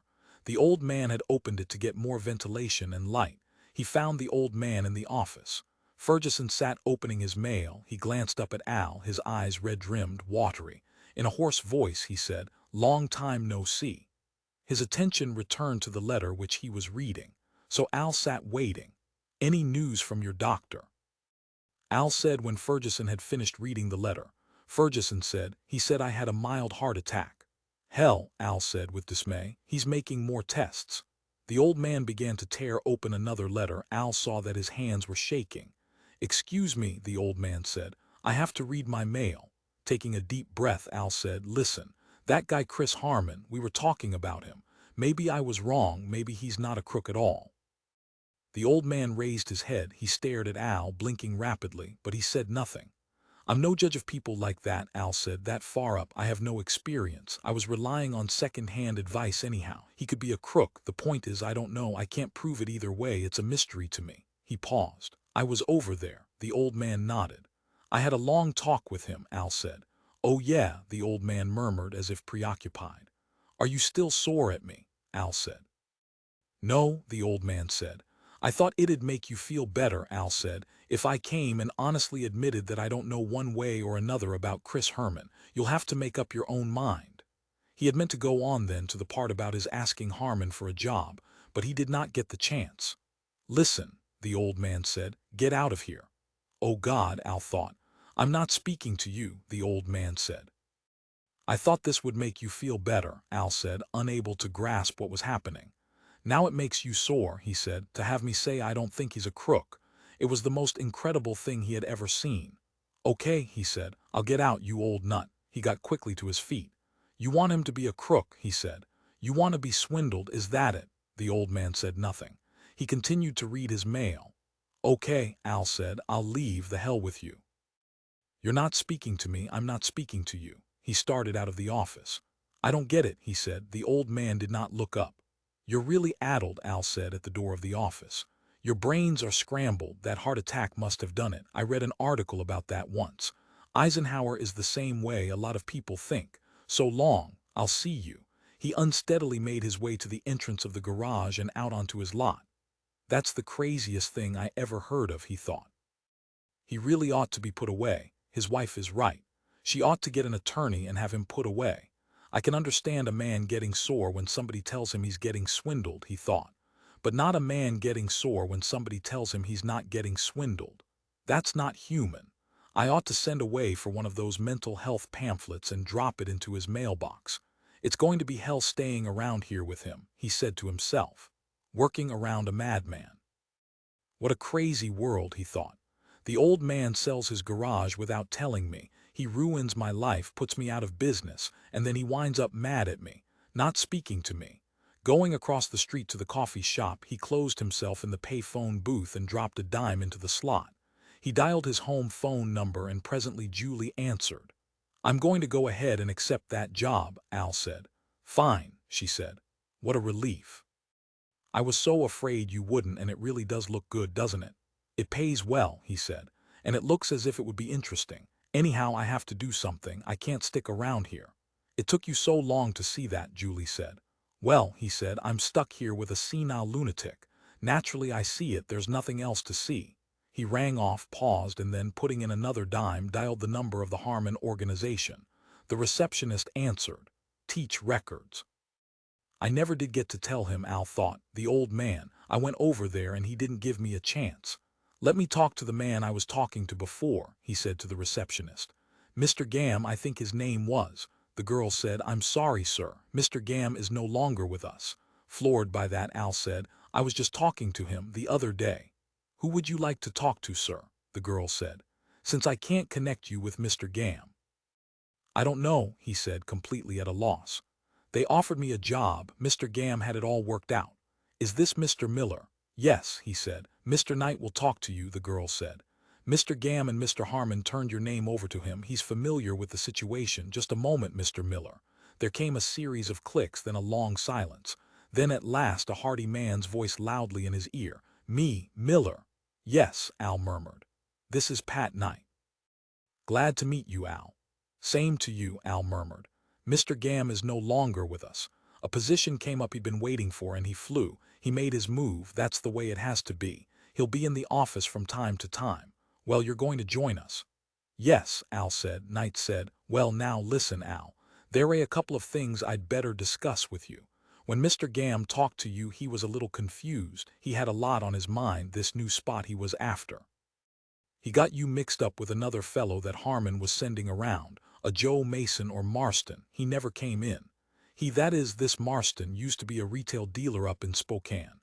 We wanted him to handle our esoteric classical for us, and Gam got you involved in that. He got you picked out for that spot. He had the idea that was what Harman wanted." Knight laughed. "I see," Al said, feeling parts of his mind fade out into numbness. They ceased to function. He merely stood at the phone, nodding his head up and down, listening. "We do have a spot for you," Pat Knight said, more slowly and soberly. "Listen, I'll level with you, Al, right here and now on the phone. What we need is an aggressive, hard-working young man who isn't afraid of rising above his fellows and making something of his life. Is that you?" "Sure," Al murmured. "The profits are big," Knight said. "So's the responsibility. You'll have to be able to meet the public. You can do that. I see by your file that you're an automobile salesman." It occurred to Al that he should say he was not. It was not right. It had to do with a big new car agency with glass windows, new shiny cars, salesmen in striped suits standing around by potted palms. "That's not me," he wanted to say. "I'm a dealer," he said. "What's that?" Knight said. "I have my own place," he said. "I'll be darned," Knight said. "Well, you're no doubt what we've been looking for. I can see why Mr. Harman told us to keep our eyes open for you. Well, I suggest you drop over and we'll settle this. There's been some confusion here, but we can iron it out to everybody's satisfaction. The spot we have is right up your alley, Al. I know you'll really go for it." "What is it?" he said loudly. "Now listen," Knight said in a slightly frigid voice. "I want to meet you face to face, Al. I have to see what kind of man I'm dealing with. I can't just hand out jobs over the phone like greetings cards." He sounded huffy now. "When can I expect you?" he said in a brisk, formal voice. "In about an hour. I can squeeze you in at exactly 1:30 for about 15 minutes. "Okay," Al said. He nodded. "I'll be over." He hung up the phone and left the booth. "I'm helpless," he realized. "They've got me like a bug in a mayonnaise jar. As soon as I said I wanted the job, they stabbed me. They highballed me," he said to himself. The old trade-in trick. Every car dealer uses it. Quotes the customer such a high trade-in for his car that he has to come back. He can't turn it down. And when he comes back he discovers that the offer has been withdrawn in the meantime. A new shipment has come in, or the salesman who made the offer isn't with the firm anymore. And by this time the guy is hooked. He's already made up his mind to wheel and deal. Like me, Al thought. I've decided to join the Harman organization, even though I don't know what the job is or what it pays. I know nothing except that I've decided to make my move. It's a Mutt and Jeff act, he realized, between Harman, Gam, and Knight. And I fell for it. I fell so completely that I'm going over there and taking the job they have, the job they had for me from the start, no matter what it is. And I think I know what it is, he thought. It's a salesman job, selling records. That's what they mean. A flunky with a bow tie, a crew cut, a briefcase, and a glad hand stuck out. They mean me, what I'm going to be in a little while. My destiny. They saw me coming, he thought to himself as he recrossed the street to the lot. The boy from the country. The farm boy from St. Helena who has no chance, no hope in the big city of Oakland, California. Getting into one of the lot cars, he drove home in order to change his clothes. In order to get a clean shirt and tie and suit so that he could impress Mr. Knight. This is how they break you, he realized. This is how they break your spirit bit by bit. They don't come right out and make the offer. They don't look you straight in the eye and say, "We've got a salesman's job for you, take it or leave it." No, they do a snow job on you, they sell you. And why not? They're better salesmen than you are. Look where they are, look who they are. And then look who you are. I should have known, he thought. If Harman was smart enough to build up that organization, to have the kind of house and cars he has, to dress like he does, he's smart enough to make mincemeat out of me. I should never have tried to take a confidence man, he said to himself. Harman knows a million tricks I never heard of. I'm an amateur, we all are compared to him. And they know I'm hooked, he thought. They know it's too late for me to back out. I'll take the job, whatever it is. They're masters of manipulation, of using psychology.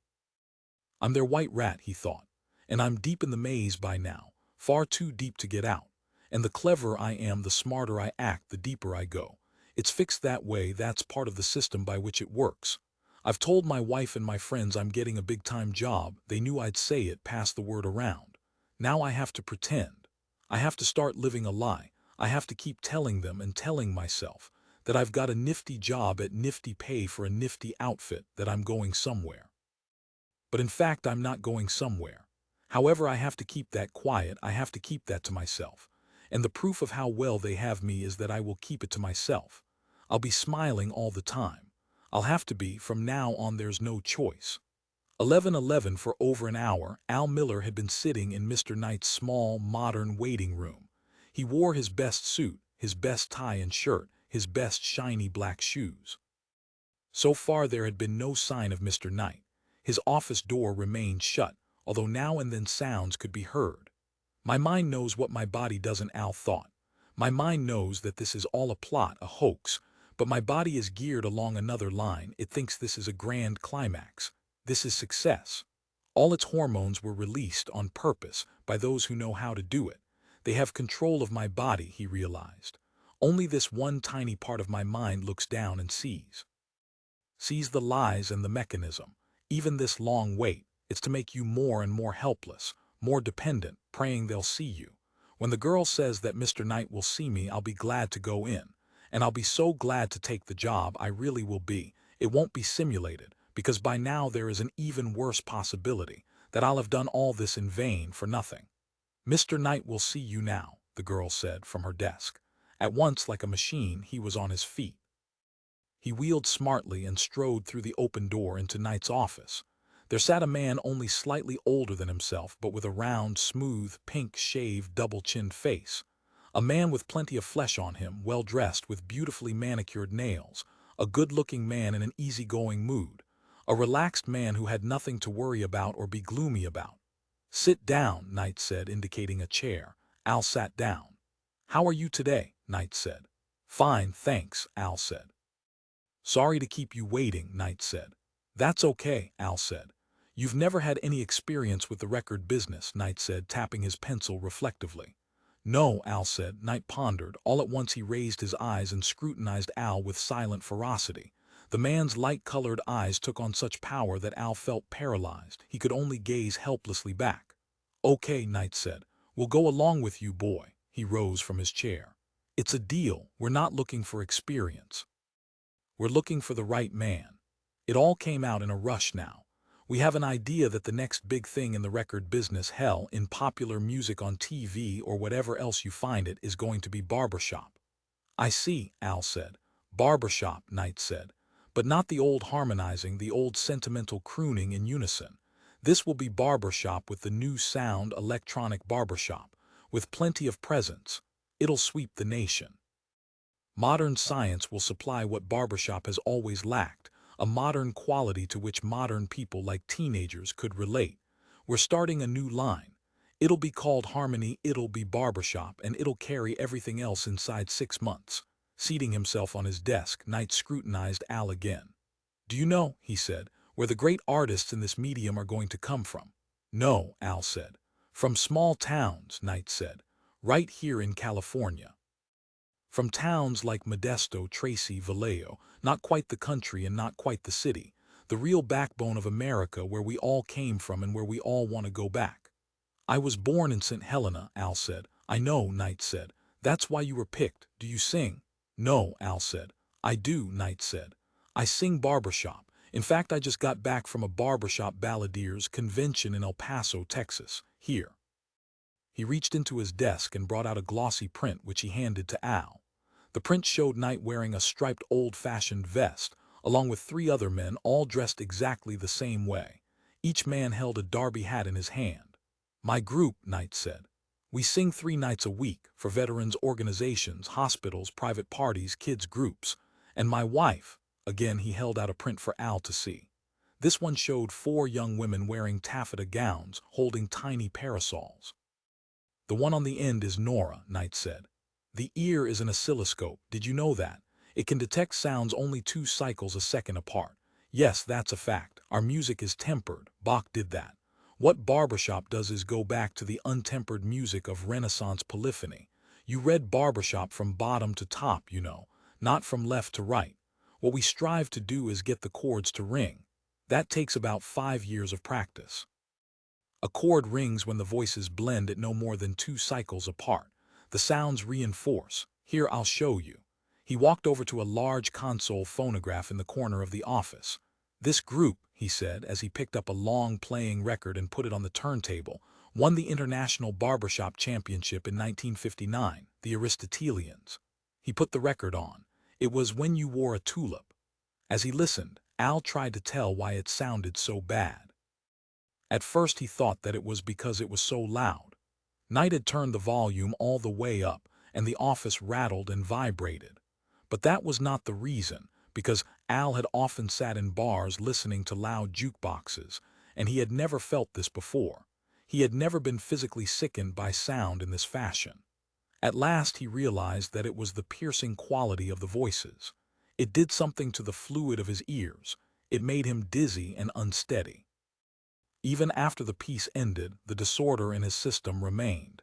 He had to sit gazing down, keeping himself immobile. The sound had penetrated as pure vibration, as pure disturbance of the air. It was sound reduced to, as Knight had said, cycles per second, reinforced sound emanating from 4 vocalizing simps who had managed to tune themselves to the exact same pitch, intervals apart.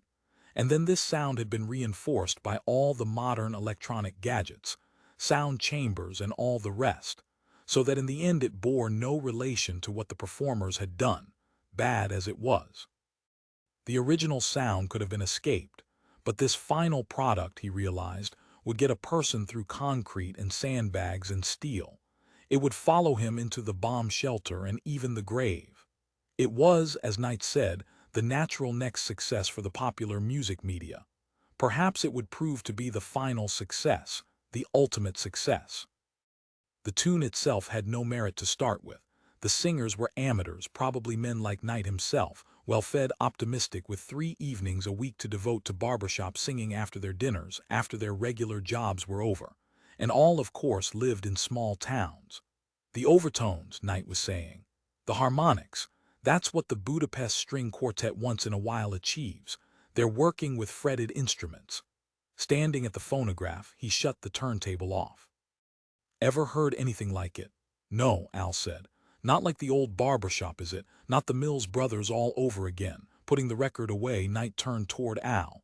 What do you think of it? He eyed Al seriously. Al said, it's the worst crap I ever heard in my entire life.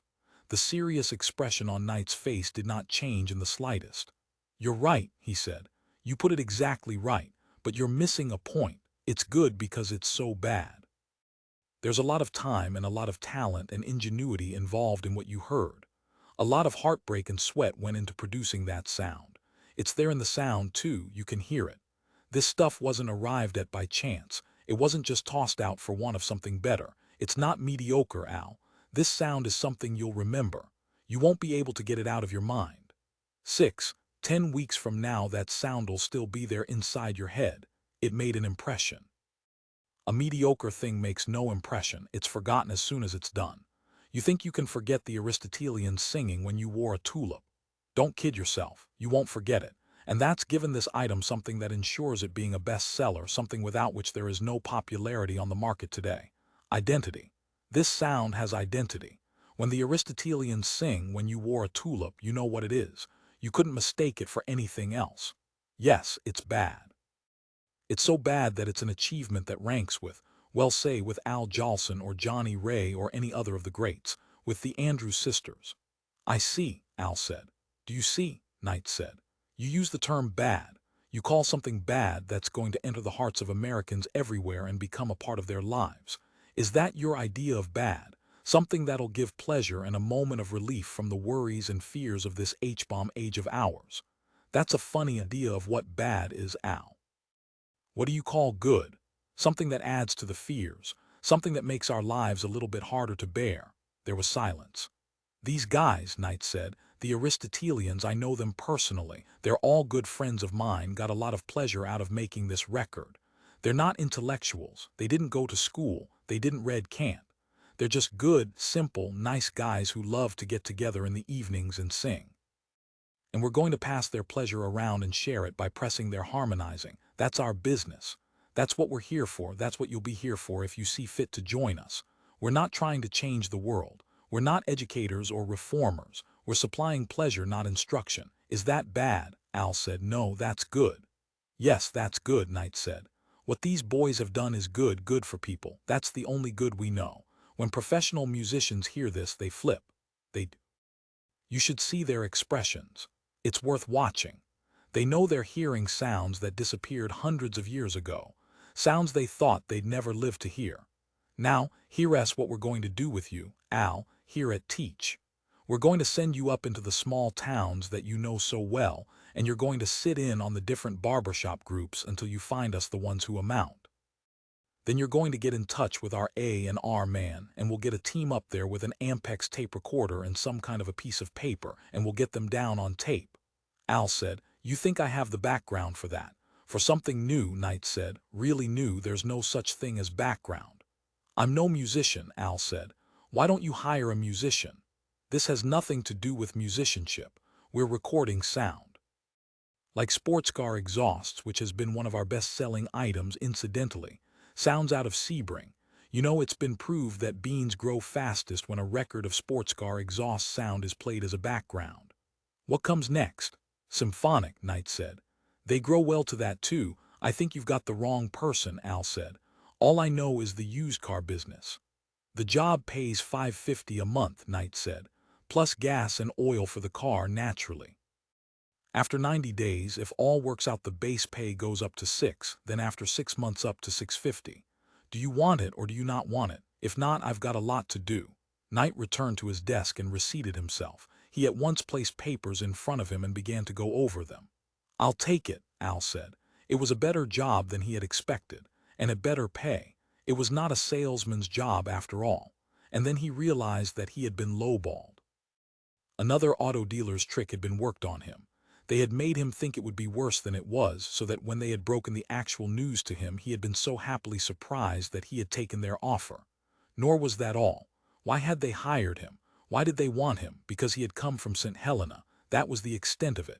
He had nothing else to offer that interested them, no talent or experience, only his rural background. Suppose it turns out I lied, he said suddenly. Suppose I wasn't born in St. Helena. Suppose I was actually born in Chicago. Knight said, we checked up. Is that all you see in me? Al said. Isn't there anything else? It seemed terribly important. You know those little towns, Knight said. Point Reyes, Tracy, Los Gatos, Soledad, that's your element. He riffled through papers. And you know those back roads, you won't get lost. Those country roads are murder. Nothing but gravel and potholes. That's the kind of roads you grew up on. Fixed his intent gaze on Al. Tracking down these barbershop groups in these little towns means a lot of driving, days of nothing but driving. Returning to his papers, he added, half to himself, and if your car gets stuck or breaks down, you can fix it yourself. You know how to do that. After a time, Al said, when should I start? Monday, Knight murmured. We'll see you then. Check in here at 9 in the morning. Ask for Bob Ross. He'll be in charge of the project. Ross is Harman's son-in-law. This is Harman's great project, the one he's giving his entire backing to. I thought he was backing the early classical project, Al said. The Antiqua label. The public isn't ready for it. Maybe next year.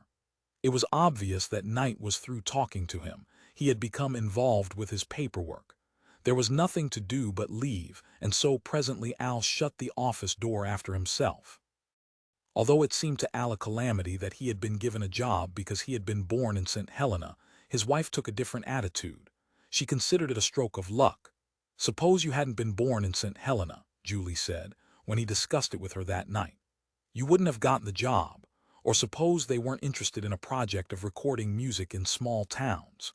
She went on, with rapture. The job appealed to her because it meant that he would be able to get out of the Bay Area. Maybe we can settle up around Sonoma, she said. I always wanted to live up there, or up around the Russian River. I like to be near the water." "They humiliated me," Al said. "No, that's all in your mind. You project your own motives onto the whole world. Just because you're in the used car business, you see everyone in terms of used car sales tricks. They had one job for you, and then that project didn't go through, so they were good enough to dig into your background and find another faculty that you possess that they could make use of. I think it bodes good. It sounds as if they're resourceful, intelligent people. I'm very anxious to meet Mr. Harman." Al said. "Maybe I'll be able to strike it rich in Arroyo del Seco." That was as small a town as he could think of offhand. "And you'll be working directly with the boss's son-in-law," Julie said. "That means you might be able to rise right up to the top. It sounds as if the road will be open to you." "By killing him," he said, "and taking his place." It sounded like something out of Macbeth. "By immediately making yourself indispensable," Julie said. "That's the key to success. I read that in an article in some women's magazine. Wait, I'll go get it." She began to rummage about the apartment. There is no success, Al Miller thought, in a job that requires a man to search through one small town after another, searching for the worst possible singing groups that exist on the face of the earth. And then, when the worst possible singing groups have been turned up, they will be recorded with the worst possible modern sound techniques. He saw himself wandering farther and farther, in ever-expanding circles, until at last he was not even in California. His search for the worst possible singing groups would extend into Oregon, and then into Idaho, and finally into Wyoming and New Mexico and Nebraska and Mississippi, and at last over the whole United States.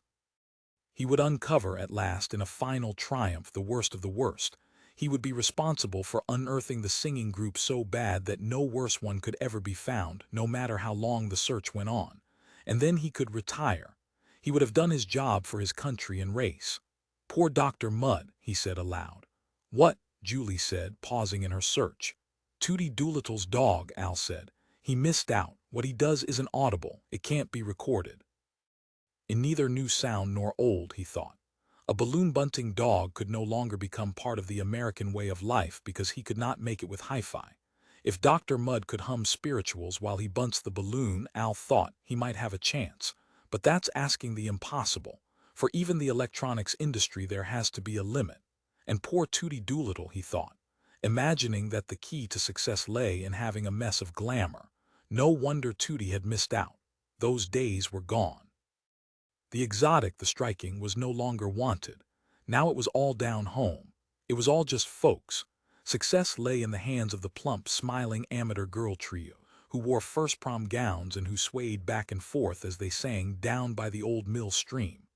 Tootie's mistake had been to not be born in St. Helena or Montpelier, Idaho, or some such place. He had been doomed from the start. And as for me, Al thought, I almost missed out. But now I've been shown the way. On Monday morning, Al Miller put in his appearance at the Harman organization. A receptionist sent him on into an office on the second floor, where he found himself facing two men, one of which was a recording engineer, the other of which was Harman's son-in-law, Bob Ross. They had between them an Ampex tape recorder, battery-powered, and aluminum 15-inch reels of tapes, mics, and playback amplifiers and portable speakers. Ross wore a woolly brown suit with a vest, a narrow tie, and massive glasses. He greeted Al in a deep voice, almost an announcer's voice, which struck Al as quite a contrast to his chubby, almost babyish face. Certainly he was neatly dressed, but he was so badly proportioned that he looked to Al like an overgrown adolescent. He had, too, a scholarly, over-serious, boyish manner. "You're the driver," Ross said. "I guess so," Al said. "I was just hired." "Milton," Ross said. "No," he said. "Miller." "Can you handle a 4-speed truck box?" "Sure," Al said. "Let's go," Ross said. "Let's get the stuff in the truck and take off. There's no point in hanging around here." Al began picking up equipment. The recording engineer did so too, while Ross examined a clipboard of papers. The recording engineer led the way downstairs and out onto the parking lot, where a 1.5-ton GM truck, several years old, was parked. "Where to?" Ross said to Al as the last of the stuff was being put into the truck. Without hesitation, Al said, "Fort Bragg." "That's where we'll find it," Ross said. Right, Al said. He had picked the town at random. He had never been there. It would take all day to get up there and back, and he looked forward to the trip. Shouldn't we start closer to home? Ross said.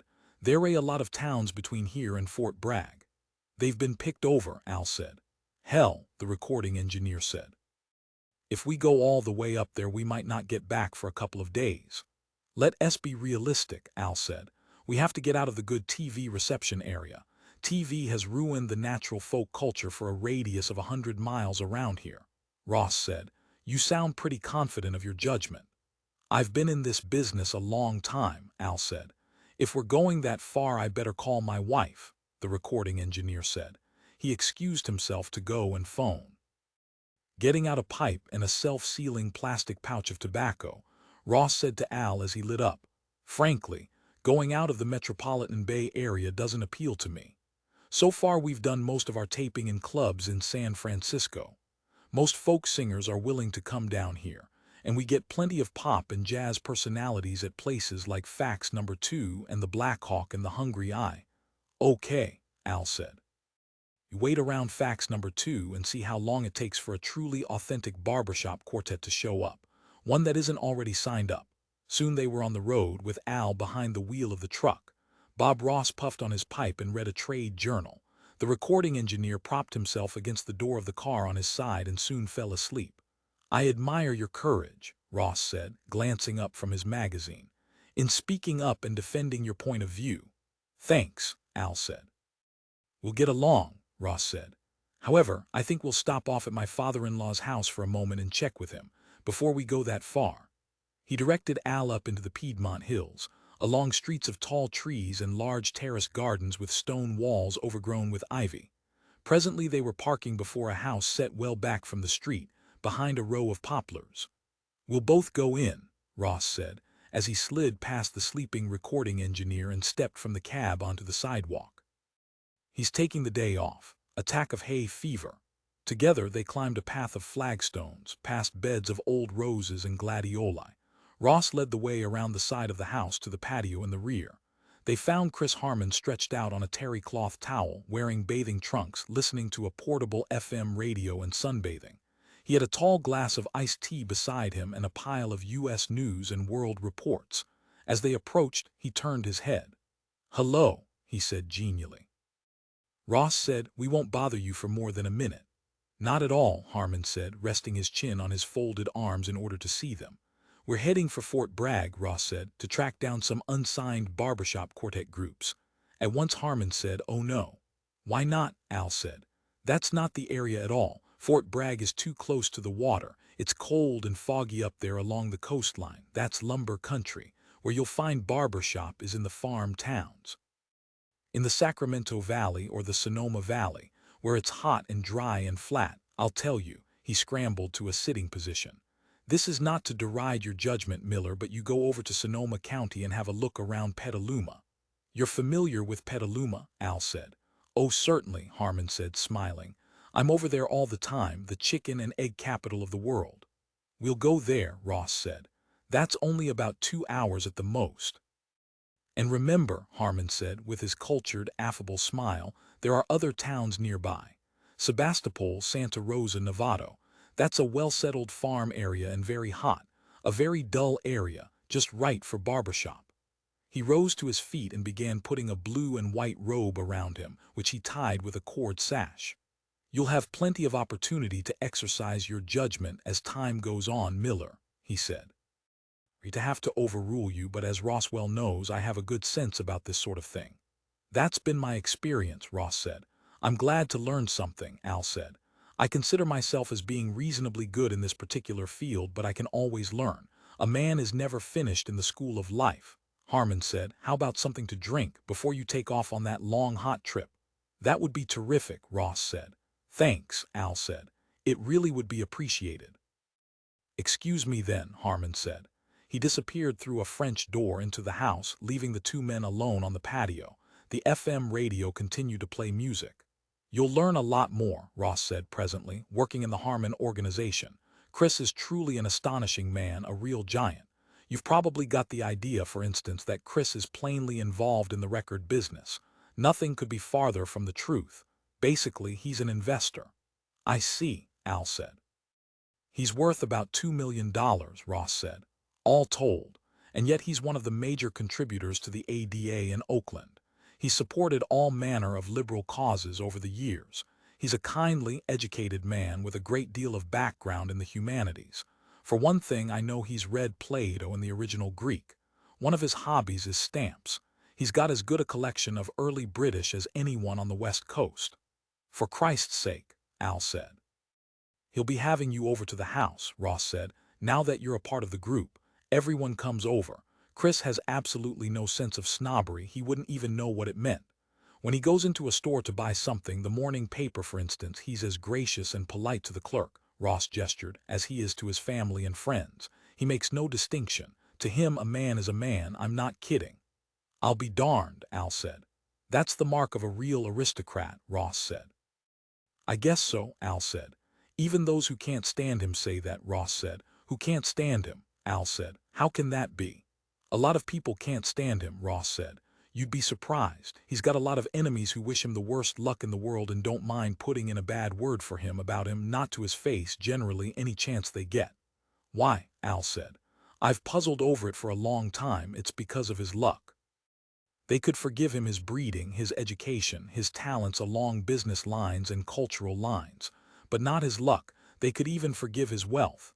But luck, Ross gestured, spilling tobacco from his pipe. A burning fragment landed on the ground and he carefully wet his fingers and put it out. They think they ought to have luck too, Al said. Right, Ross said. It ought to be evenly distributed throughout the civilized world.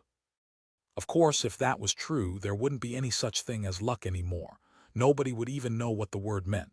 I mean, let's consider what luck is. Al said, luck is when things are breaking for you. Luck is being able to make use of chance, Ross said. It means that when something goes wrong, you can turn it to your own advantage. It doesn't mean, say, always drawing a good hand. It doesn't mean getting 3 aces and 2 kings every time. Turning to face Al, he said, it means that when you draw a nothing hand you can still win, because in some way that eludes the rest of us you can make that nothing hand a winning hand. Do you follow me?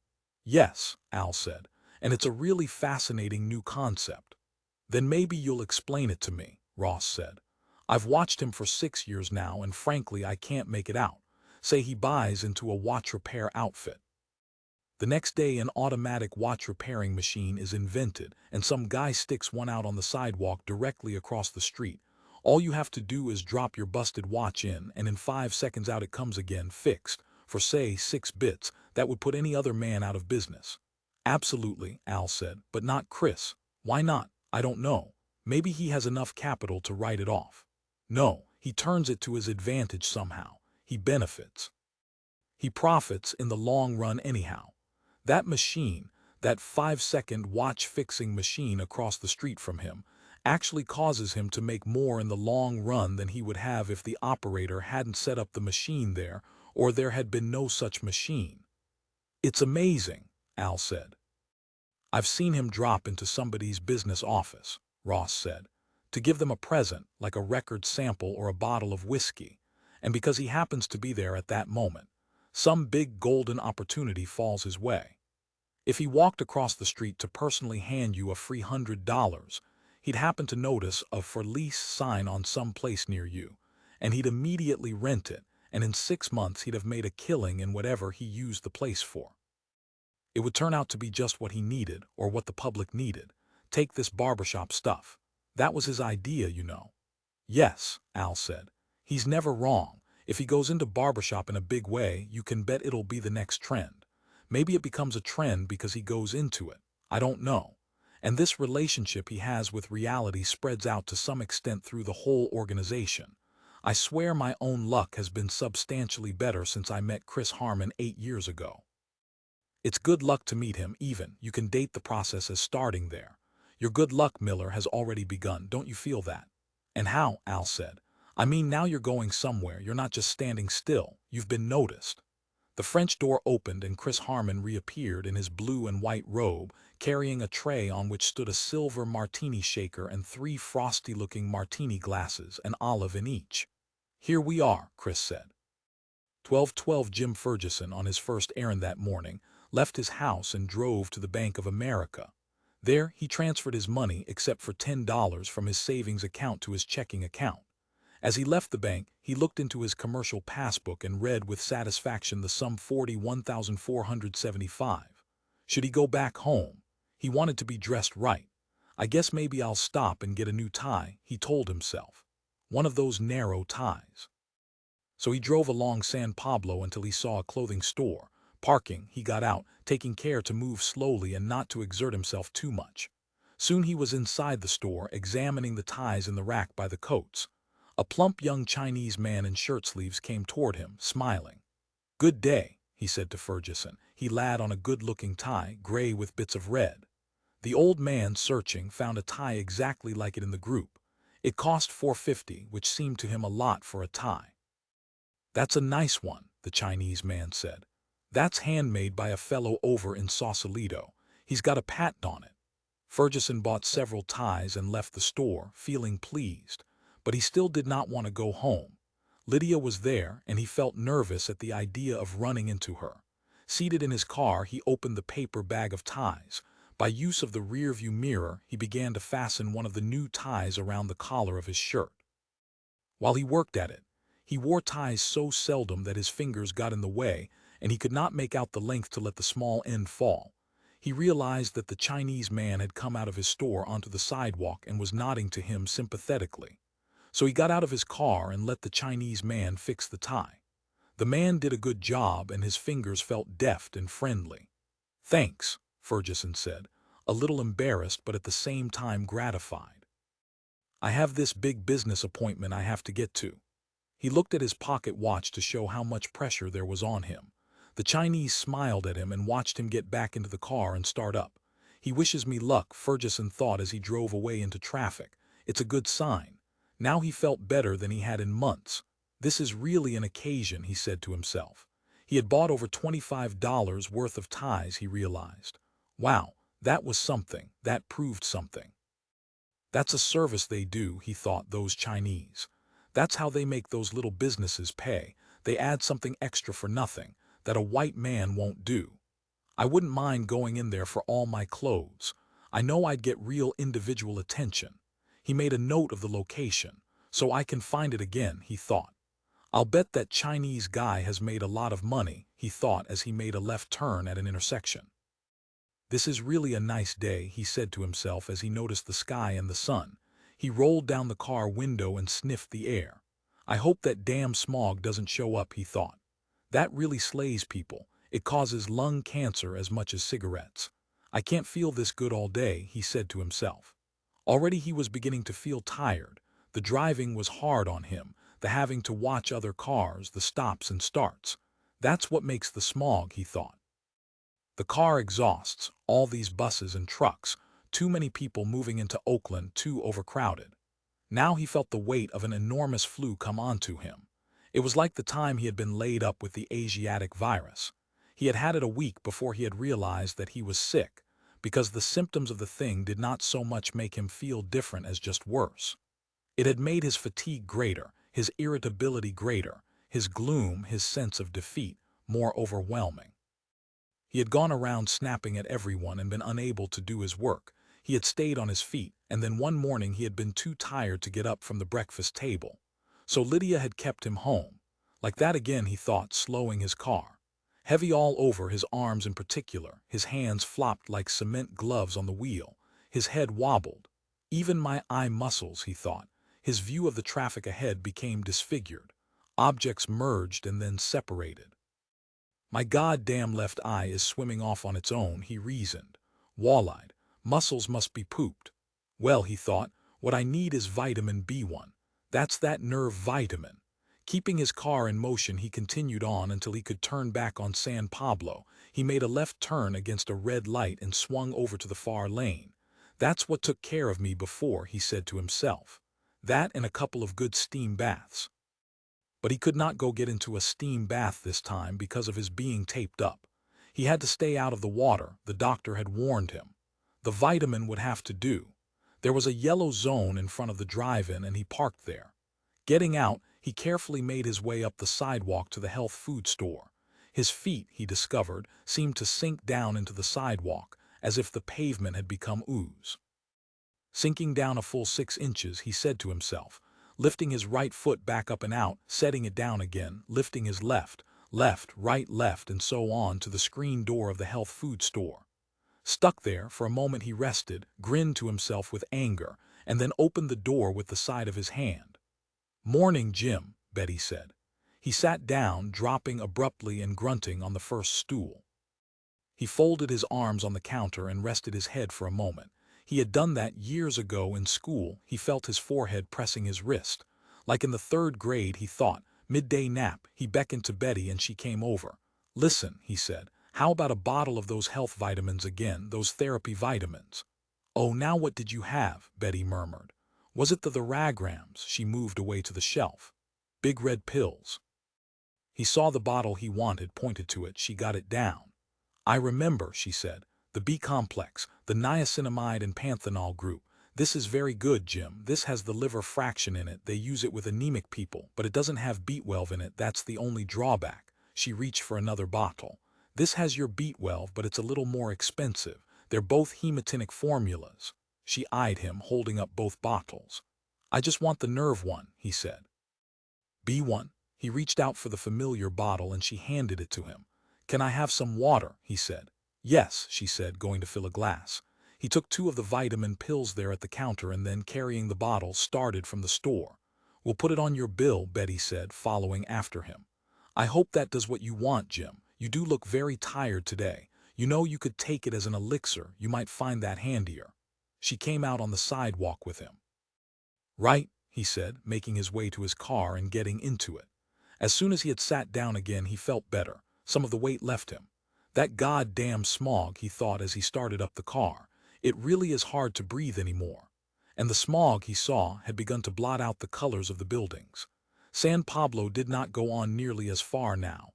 It cut off in the haze and he could not see downtown Oakland as he had been able to just a few minutes before. But who cares? He asked himself as he drove out into traffic. "I've seen downtown Oakland. Up in the Oakland hills there would not be so much smog anyhow. That's why they live up there," he told himself as he drove along a main street in an eastwardly direction. He did not know the street, but it had a bus line running along it, so it had to go through to Broadway. "I'll turn left on Broadway," he decided, "and that'll take me clear out to Piedmont. Then I won't have any trouble after that." Sure enough, the street at last came out on Broadway. And now, as he drove toward the intersection with MacArthur, he noticed that the smog had fallen behind. They wouldn't let it get up here, he told himself with pleasure. There's probably a zoning law against it. At that, he laughed to himself, feeling better once more. The vitamins had helped already. The clean air gave him back his ability to breathe, and the vitamins his strength. He patted his coat pocket, the bankbook and checkbook. "Hot dog," he said to himself. "This is going to be something." At MacArthur he turned right, then left onto a long tree-lined residential street. Now there was almost no traffic. The noise fell away behind him and he slowed, aware of the peacefulness of the neighborhood. Piles of leaves in the gutters waiting to be burned. A parked milk truck. Gardener at work, old jeans and sweatshirt, clipping the edge of a lawn. Fergesson drove in 2nd gear up the hill past larger houses. Iron fences, ivy. He searched for the house.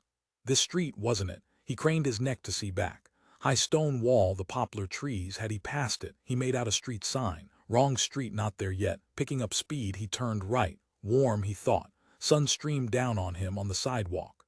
The tie, too, made him hot. His neck had become slippery within the tight collar. With his left thumb, he loosened it by stretching it, still buttoned. And the car heater, it was on. He bent to switch it off. A crash threw him forward and against the steering wheel. His head banged and his hands went out, hitting the windshield. He bounced back and lay hunched down, open-mouthed. The car had stopped. The motor was dead.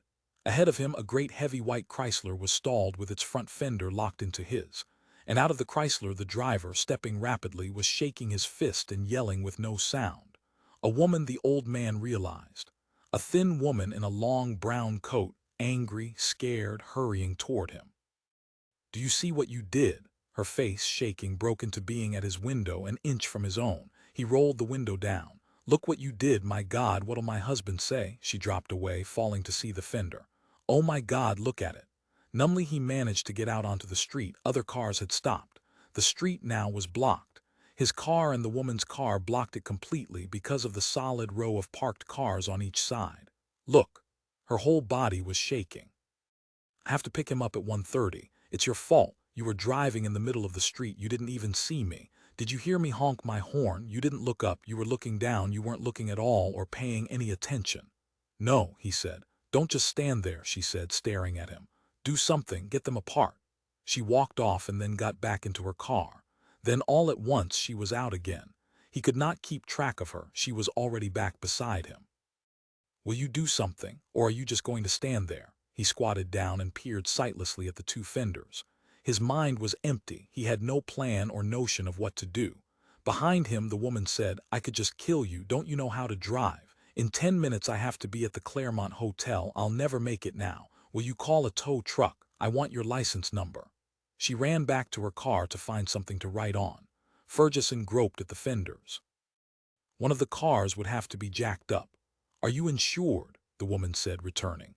"I suppose not. They never are. I'm going over to that house and phone for a cab. I have your license number now." She left. He saw her hurry up the path to the front porch of the house and begin ringing the bell. After a moment he returned his attention to the two fenders. A man coming up beside him said, "Need a hand?" "No," Fergesson said. "Thanks." "Want me to call a tow truck?" "No," he said. Going to the trunk of his car, he got out the jack. Then he opened the trunk of the Chrysler and lifted out the larger Chrysler jack. With the two, he raised the front end of the Chrysler. The fenders were still interlocked. Kneeling, he let the air out of the front tires of his Pontiac. With a sigh, the Pontiac gradually settled. The old man took hold of the bent green fender of the Pontiac and tore at it. The metal gave at last, and the two cars were free. He threw the jacks back into the cars and made his way down the path to the house where the woman had gone. The front door was open. He could see the woman at a telephone in the hallway. The owner of the house, another woman, appeared. "Tell her she can drive," the old man gasped. Turning, he walked back up the path away from the house. The woman driver appeared, still pale and shaking. "Thanks very much," she said icily. "I got them apart."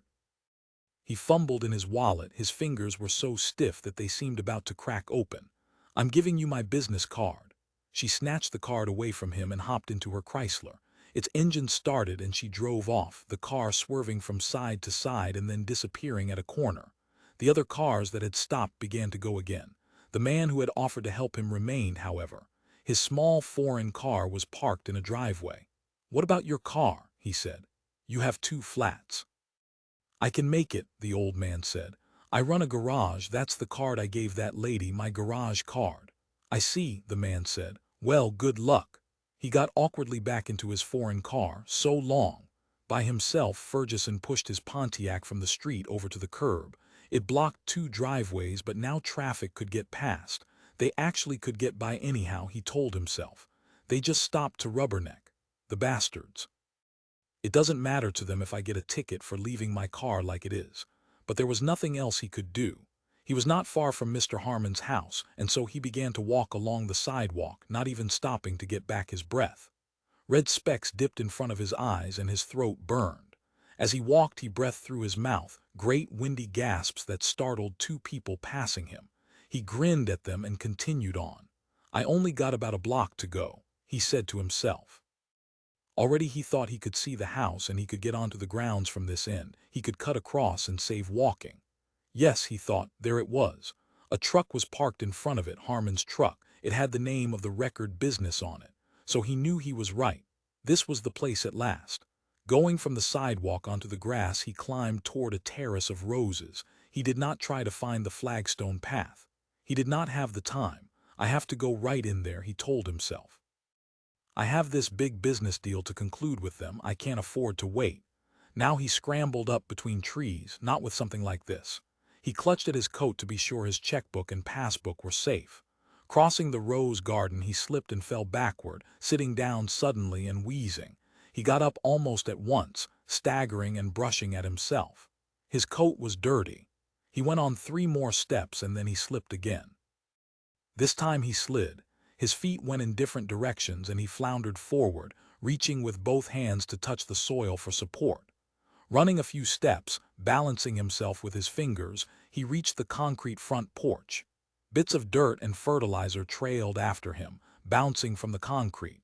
Trembling with pain, he wiped his hands together, standing on the porch by the front door. He wiped his feet.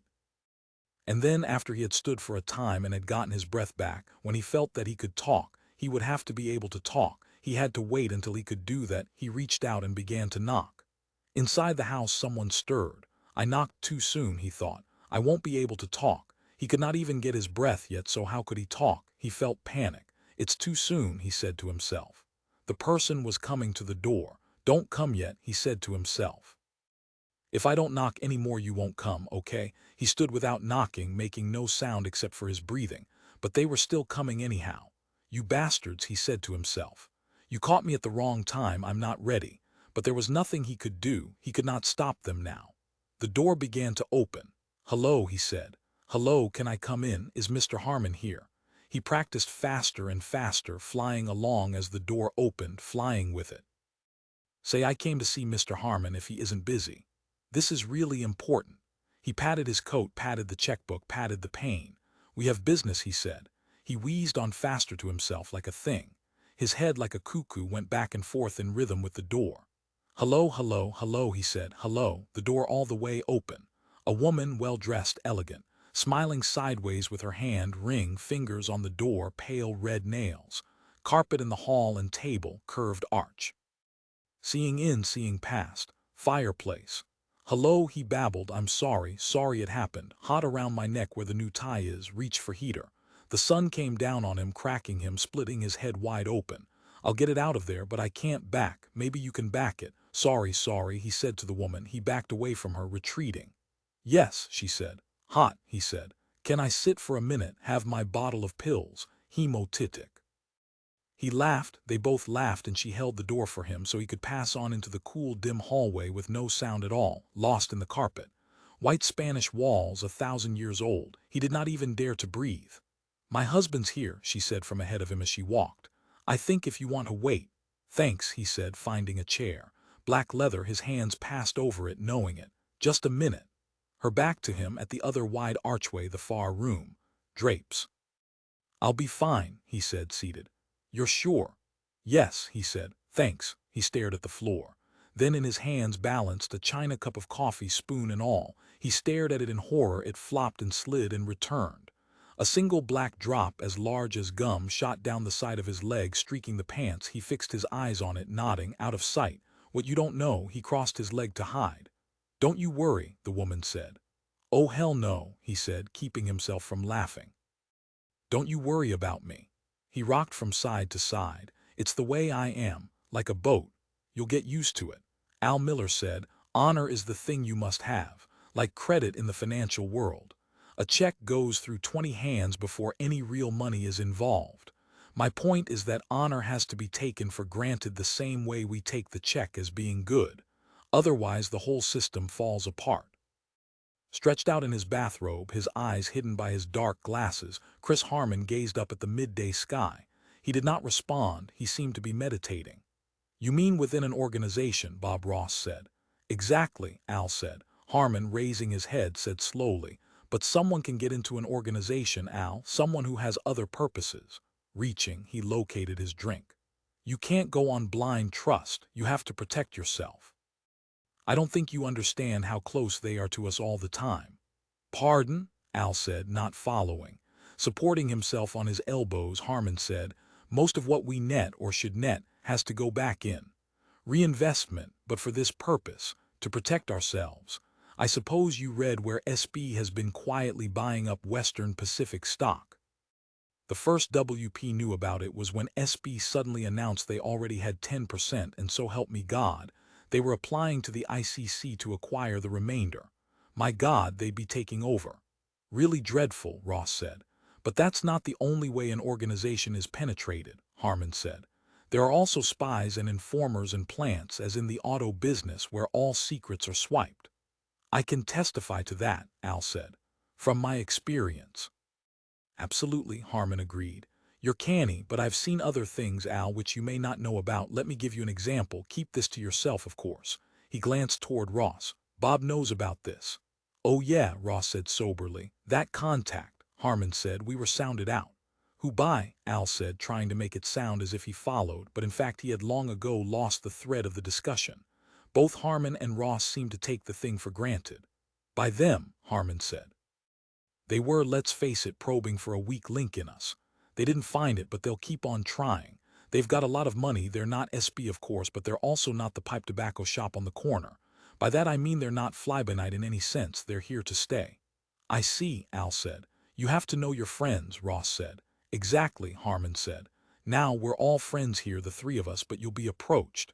Removing his dark glasses, he gazed directly at Al. You will. Of these days. For Christ's sake, Al said.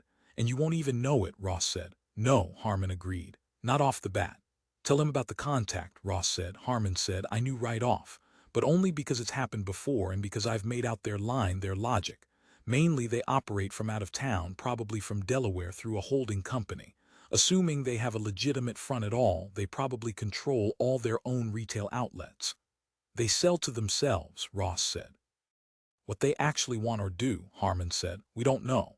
They've been out here on the West Coast for at least 11 months, I would judge, gathering by the changes in the picture, especially in Marin County. You read, probably, about the enormous new public housing that opened in Marin City, really elaborate structures.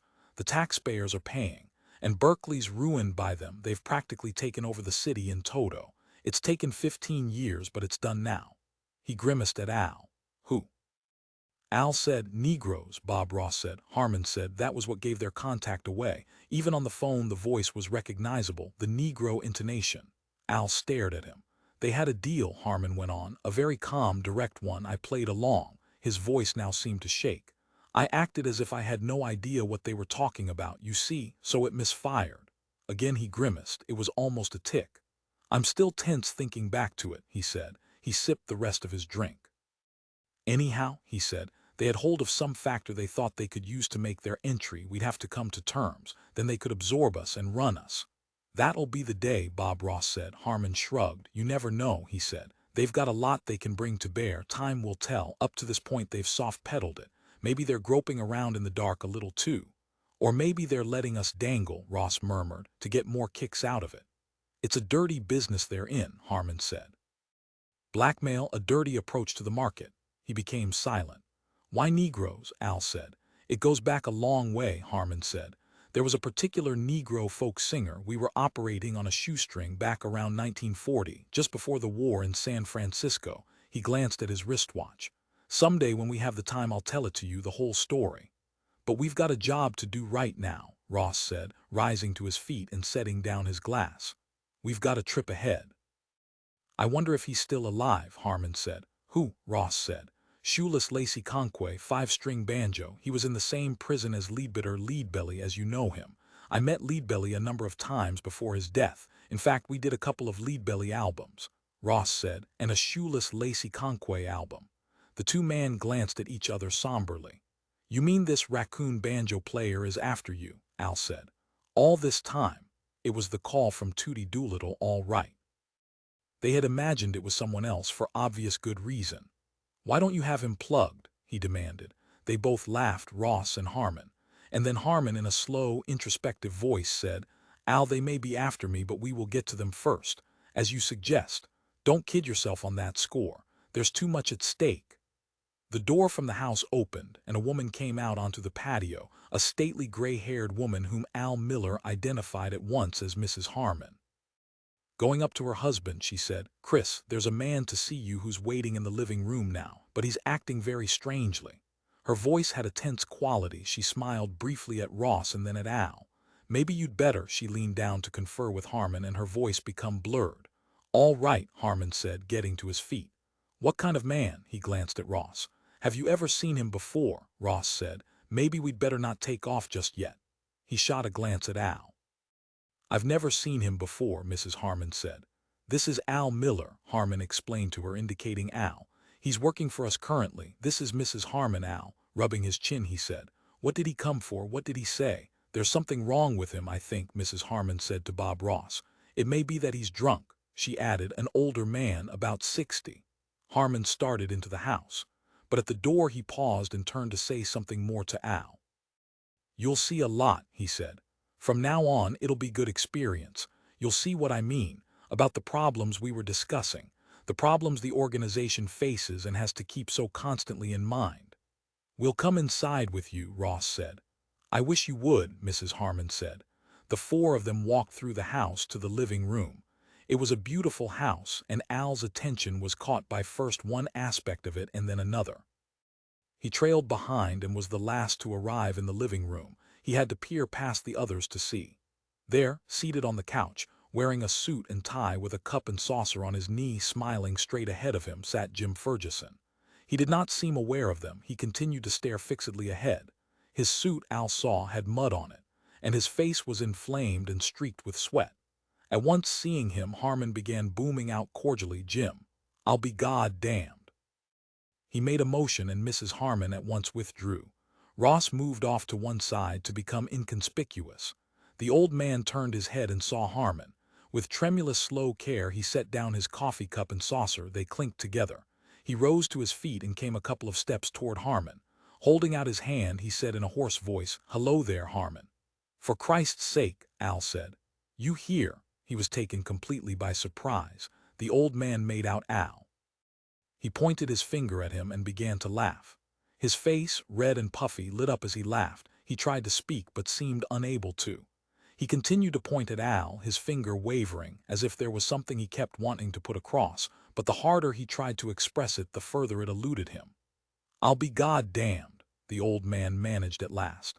Spitting, wiping his mouth, he again broke into laughter, mostly convulsions of his face with very little sound.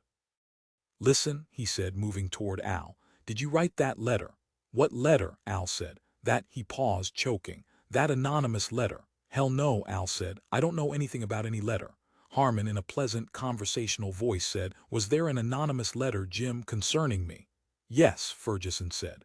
Ross said something unintelligible and began pacing around, off by himself, clenching and unclenching his fists.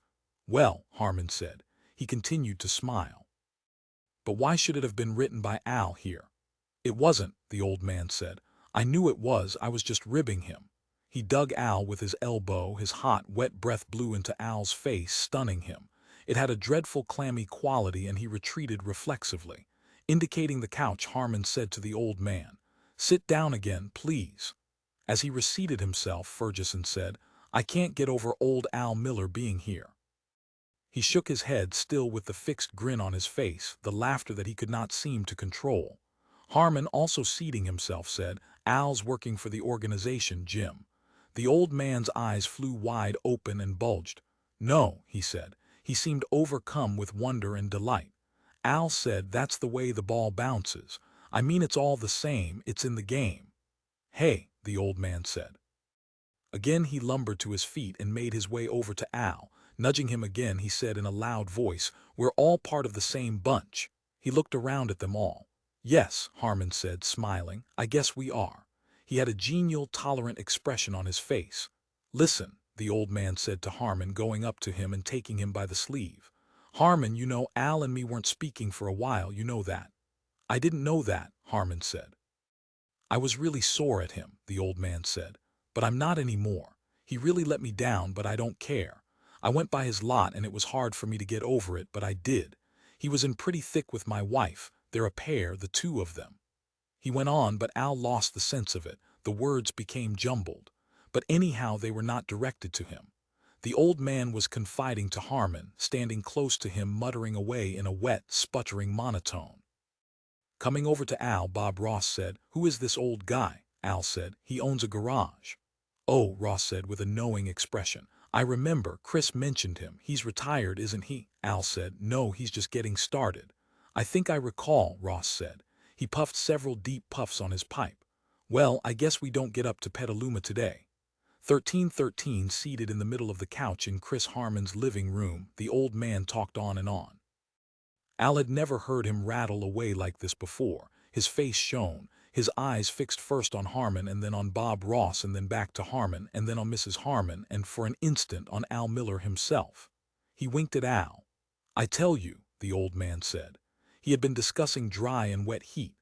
People say you can't live up in Sacramento, but that's valley heat. That's okay. You can stand it up to 120 if it's dry like that. What you can't stand is in Texas on the Gulf, that Gulf wind, he waved his hand. That's terrible down there. It was a little like the way he had buttonholed customers, Al thought. He groaned. What's that from you? The old man said at once, halting.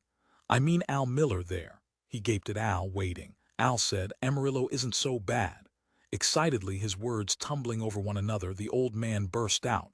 That's in North Texas with no wind, no Gulf wind. That's exactly what I mean, that's dry. When were you ever there? Al said. I was born there, around there in Kansas. You get the same wind crossing Kansas. It's so hot it heats up your car no matter what speed you go. You know I grew up in Kansas. Al said, yeah, but you haven't been there for a long time. It's still the same, Bob Ross said. We were down that way recently to get some tapes made, at Oklahoma City. Hey, Al, the old man said. Remember that old Packard you were driving around in when I first met you? What was that, a 37? Yeah, Al said, a Packard 12. That's how I met Al, the old man said. Al wanted me to fix up that Packard and keep it running forever for him. He liked that car pretty good. Didn't you, Al? Remember that time those teenagers challenged you to a drag race? And you went up to the Black Point Road. It was around 2 in the morning. And you raced them in that old Packard and you got it up to, what was it? Around 90 miles an hour and it threw a rod. And you had to have it towed all the way back to Vallejo. How much did that cost you? You tried to get me to come and get it, I remember that. What became of that Packard finally? You know, Al said, the rear mains went. That's because you drove it cold. Hell it was, Al said. It was because I took it into you and you balanced the crankshaft wrong. That's a lot of bull, the old man said loudly. There isn't anybody else in the whole world who could have kept that Packard running except me, the way you were mistreating it. Hey, you know what? Remember that kid who stole that Ford coupe off your lot? I saw him the other day. He was driving a new Olds. Grinning at Harman, he said, I have to tell you about that Harman. Al had this beat-up Ford coupe that some guy had used to haul sacks of cement and lumber. It was one of those utility coupes. It came in all battered and dirty, what you get it for, Al, around $70. Anyhow, Al got it in on trade, and he took it down to this body shop. I wouldn't touch it. He knew what shape it was in, and he paid them to repaint it. It cost him $30 for that. And then he tried to get me to patch it up mechanically, but it was no good at all. The rings were completely gone. It was leaking oil all over. So anyhow, Al was determined to sell that car. He stuck it out there in front with one of those signs of his on it. Didn't you even put an ad in the Tribune? Everybody that came onto the lot, he tried to peddle that wreck to them, but nobody'd take it. So old Al started having more and more work done on it. He took it over to some garage and made a deal with them. He had them put in new rings and regrind the valves. That must have cost him another $50. He had around 200 in it by then. So still it didn't sell. So he got seat covers for it. It didn't sell. So the old man paused. I think he even had a set of retreads put on it finally. Anyhow, you know what happened to it. This kid stole it and smashed it up. Nothing was left of it, just junk. What you get finally, Al, $10 for scrap, he winked. Your brains are scrambled, Al said. There was no such car. The hell there wasn't, the old man stammered, blinking. Leaning back in his chair so that he could face Al, Chris Harman gave him a long searching glance but said nothing. Al rose to his feet. Pardon me, he said. What is it, Al? Harman said in his cultured voice. I have to go to the bathroom, Al said. After a pause, Harman said in the same tone, follow the hall, the second door to the right, past the picture. Past the Renoir, Bob Ross said, chewing on his pipe. Thanks, Chris, Al said, going down the hall. As he shut the bathroom door and locked it, he could still hear the old man. Even in here, he thought, as he unzipped his trousers and slid them down and seated himself on the toilet seat. The sound still reached him, above his own sounds. For a long time he remained in the bathroom, doing nothing, merely sitting with his hands together before him, hunched over so that he was comfortable. He had no thoughts in his mind, nor any awareness of time. The old man's voice had become vague to him, with no individual words. A rap on the door startled him. He sat up straight. How long are you going to be in there? Harman said, close to the door in a low, sharp voice. Al said, I don't know, you know how these things are. He waited, but Harman said nothing. In fact, Al could not tell if he was still there just beyond the door. Is this the only bathroom? He said. You better get back out here, Harman said in the same insistent, tense voice. Why? Al said. I don't mean to contravene your authority and judgment in this matter, Chris, but these things take time. Again he waited. Harman said nothing. At last Al heard the man going away down the hall. Hey, Al, the old man called so loudly that Al jumped. Again there was a rap on the door, a great bang that visibly shook the door. It was the old man this time. Hey, he yelled. The knob turned and rattled. Get off the pot. We got a lot to do, buddy-o. You going to spend the day in there? I'll be out in a minute, Al said, gazing at the tile of the shower. The old man, his voice right at the door, said, You in there playing with yourself, Al. I'll be out in a minute, Al repeated. The old man went off. Once more in the living room his talk resumed. Then after a time there was silence. Listen, the old man said once again at the bathroom door. You hear me, Al? Yeah, he said. We're going down to a restaurant I know and have lunch, the old man said.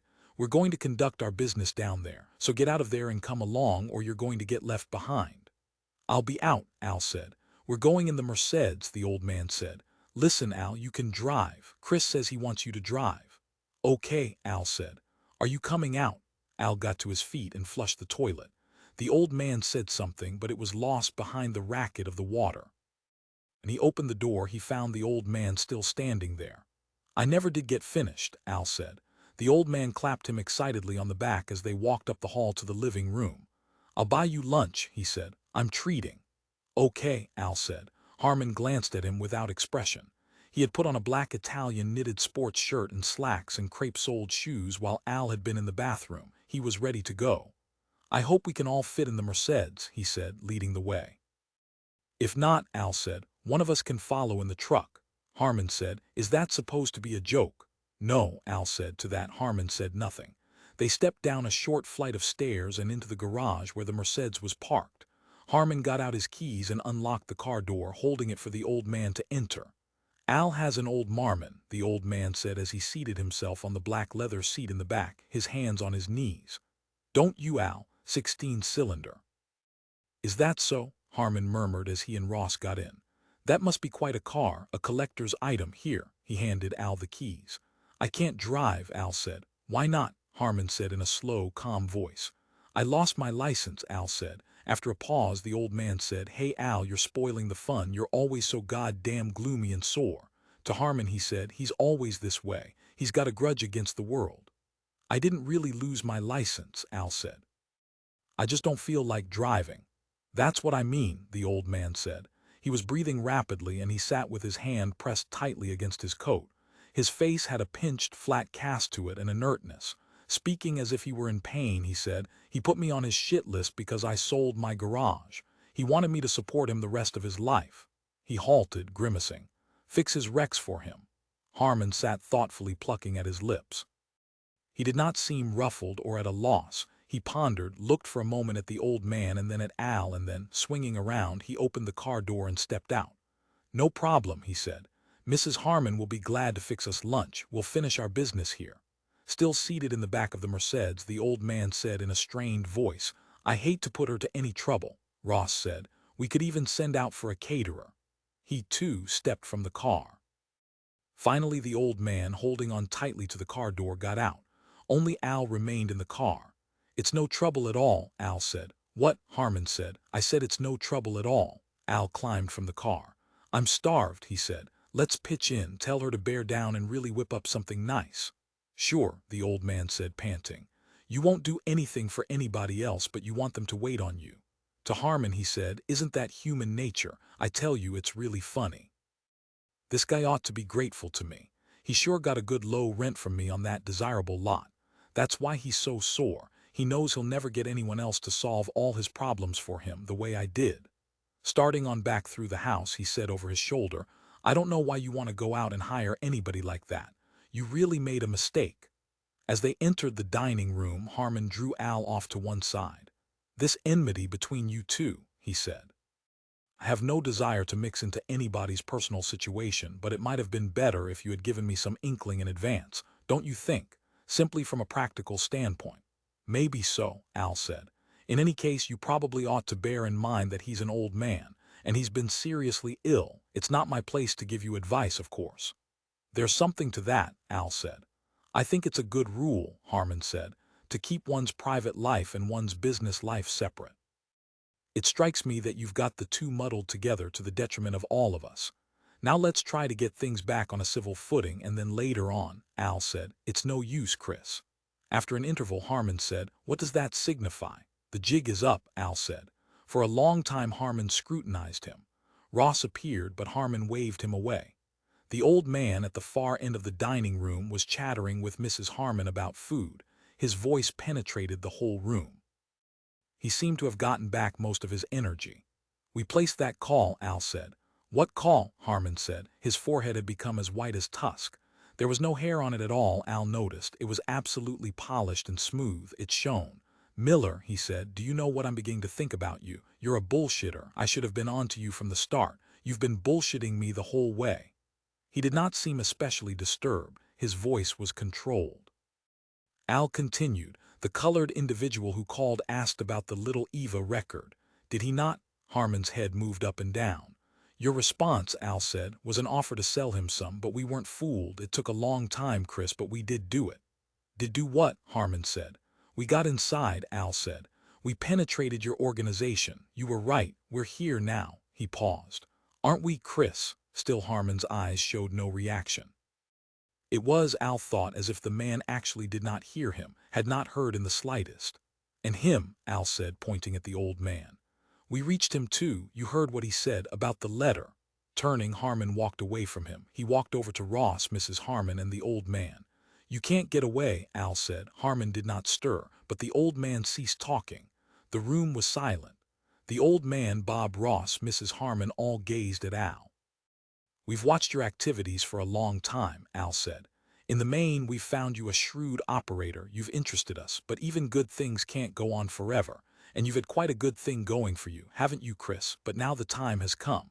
He walked from the dining room into the hall. We're going to blow the whistle on all of you. At the telephone he dialed, watching the three men and the woman. They remained where they were in the dining room. Harman was saying something to them. Al could not catch it. He did not try. The phone receiver clicked, and then in Al's ear a woman's voice said, Good afternoon. A warm, familiar, reassuring voice. Lane Realty, this is Mrs. Lane. Al said, This is Al. The people in the dining room had stopped talking now. Their sound had died away.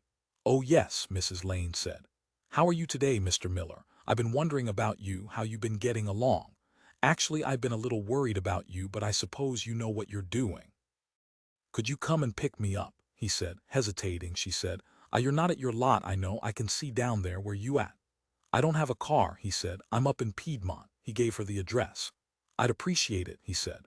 Well, she said, by the tone of your voice I can perceive something is going on. I know you wouldn't call me. Okay, Mr. Miller. There ain't any bars in that neighborhood, so it ain't that again. I'll be there as soon as I can. Should I just honk or? No, he said. Come on up to the porch, if you will. I'll get out of the car, Mrs. Lane said. But I won't go any further than the sidewalk. You have to come down. Goodbye now. She hung up then. He put down the phone and walked back into the dining room. The four of them watched him silently as he approached. This is it, he said. Pressing her hands together, Mrs. Harman said, Chris, is something dreadful going on? She moved over to stand by her husband. Bob Ross had relit his pipe. He seemed completely at sea. He started to say something and then, grunting, wandered off. Perhaps Al thought it was too much for him. Do you want to do business? Al said to Harman. With me? The old man said in a squeaky voice. Listen, Al, you're jealous of me and I wish you'd get the hell out of here. Isn't that a fact? You're doing this out of spite. He, too, seemed confused. His hand, pressed against his coat, now scrabbled and then dug into the inside pocket.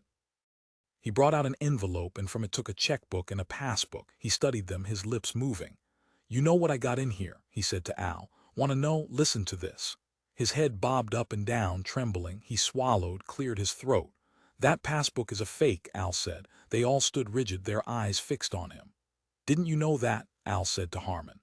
Did you get hooked on that too? God, he hooked me years ago when we went into business together originally. That book has been around since 1949. 11 years. He uses it to establish credit. He waves it around like he's doing now, with you." Bob Ross laughed. Swiveling his head, Harman said, "What's funny, Bob?" "I just have to laugh," Ross said. Again he laughed. "I'm not laughing at you," he said, but he obviously was. He moved into the next room. They could still hear him laughing. Very slightly, Harman smiled. "Maybe he's nuts," Al said, nodding toward the old man. "I've wondered about that. He may very well think he's really got all that money. Here's what became of his garage. He went into bankruptcy. They took it over. That's why he retired. He got nothing out of it. In fact, he owes his brother-in-law $7,000 and me $500. He borrowed up to the hilt." After a time, Harman said in a casual voice, "Well, we don't have to dwell on it now." He moved toward the kitchen. "We'll have another round of drinks and then lunch." To his wife he said, "What about baked ham sandwiches and coffee? And possibly you could fix a salad." To Al he said, "We've got some good French bread." As Mrs. Harman went past him and into the kitchen, Harman smiled at Al. He had completely regained his composure, or at least he showed nothing but composure. "This is really a smart man," Al said to himself. "He knows that it can be checked on in half an hour. He needs to do nothing but put in a couple of phone calls to banks here in town, and then he'll know all there is to know about the old man's financial situation. He won't waste his time trying to battle it out in words. There is no showdown in words, not with this. I almost had him," Al Miller realized. "I almost plugged him with words. But he knows too much about words. He knows they are nothing." The old man had said nothing. He still stood holding his passbook. Then he put it away in his pocket and started from the dining room back toward the front part of the house. Al walked after him. As he came into the living room, he saw the old man get the passbook out once more, glance at it, and then again put it away in his coat pocket. "Fuck you," the old man said, seeing him. "The same to you," Al said.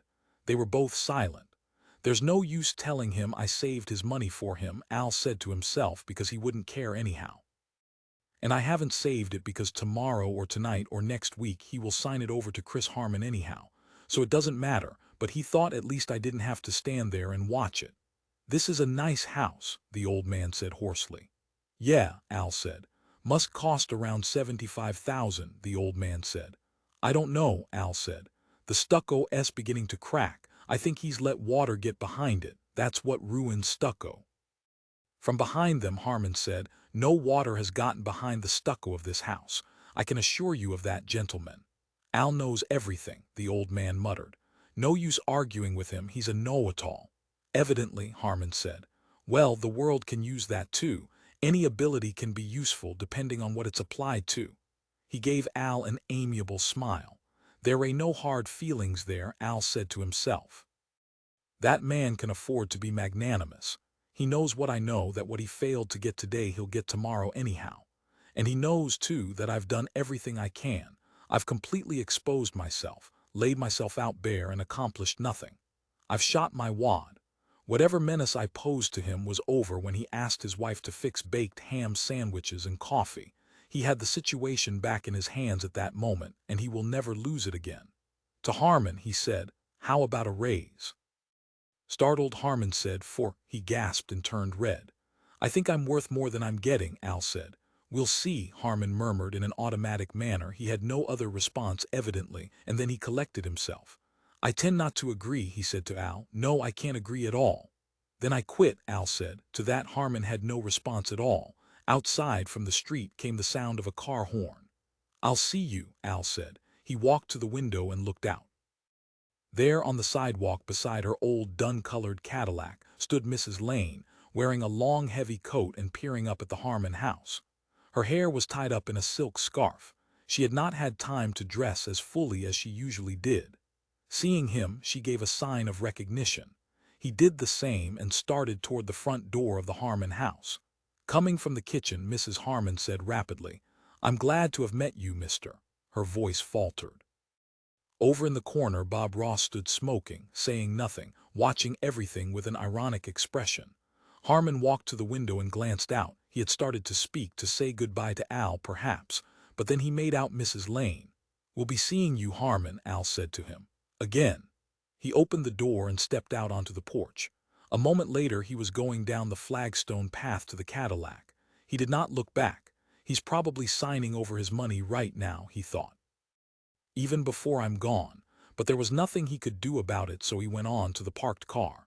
Mrs. Lane had gotten back in behind the wheel. As soon as he opened the car door and seated himself, she drove out onto the street. "I know who house that be," she said presently. "Yes," Al said. "Crazy Al Miller," she said. "Coming back from that house like some I don't know what, do you know?" "No," he said. "Did you get it done?" she said. "Whatever you had to get done." "Did you do it to your satisfaction?" He said nothing. "You didn't," she said. "No," he said. "Too bad," she said. "That really too bad, but anyhow you out of there, that's something." "I hope so," he said. "Just don't go back. Promise me, Mr. Miller," as one small West Oakland businessman speaking to another. He did not answer. "Otherwise," she said, "it going to get you finally." "Maybe so," he said. "I know so," Mrs. Lane said.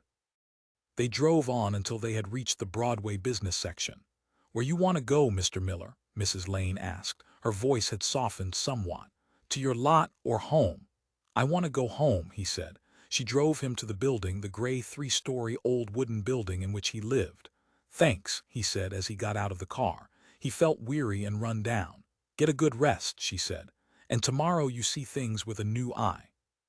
He went on and up the stairs to his apartment, too tired even to say goodbye. That night very late he was awakened by his wife pushing at him and calling insistently in his ear. He had taken 2 phenobarbitals, and for a long time it was impossible for him to come fully awake. He sat upright in the bed, resting against the wall, rubbing his forehead. "Didn't you hear the phone?" Julie was saying loudly. "No," he said. "And me talking, and trying to get you to wake up and talk to her." "To who?" "Lydia," his wife said. "He's dead," Al said. "Isn't he?" He got out of bed and went to the bathroom to wash his face with cold water.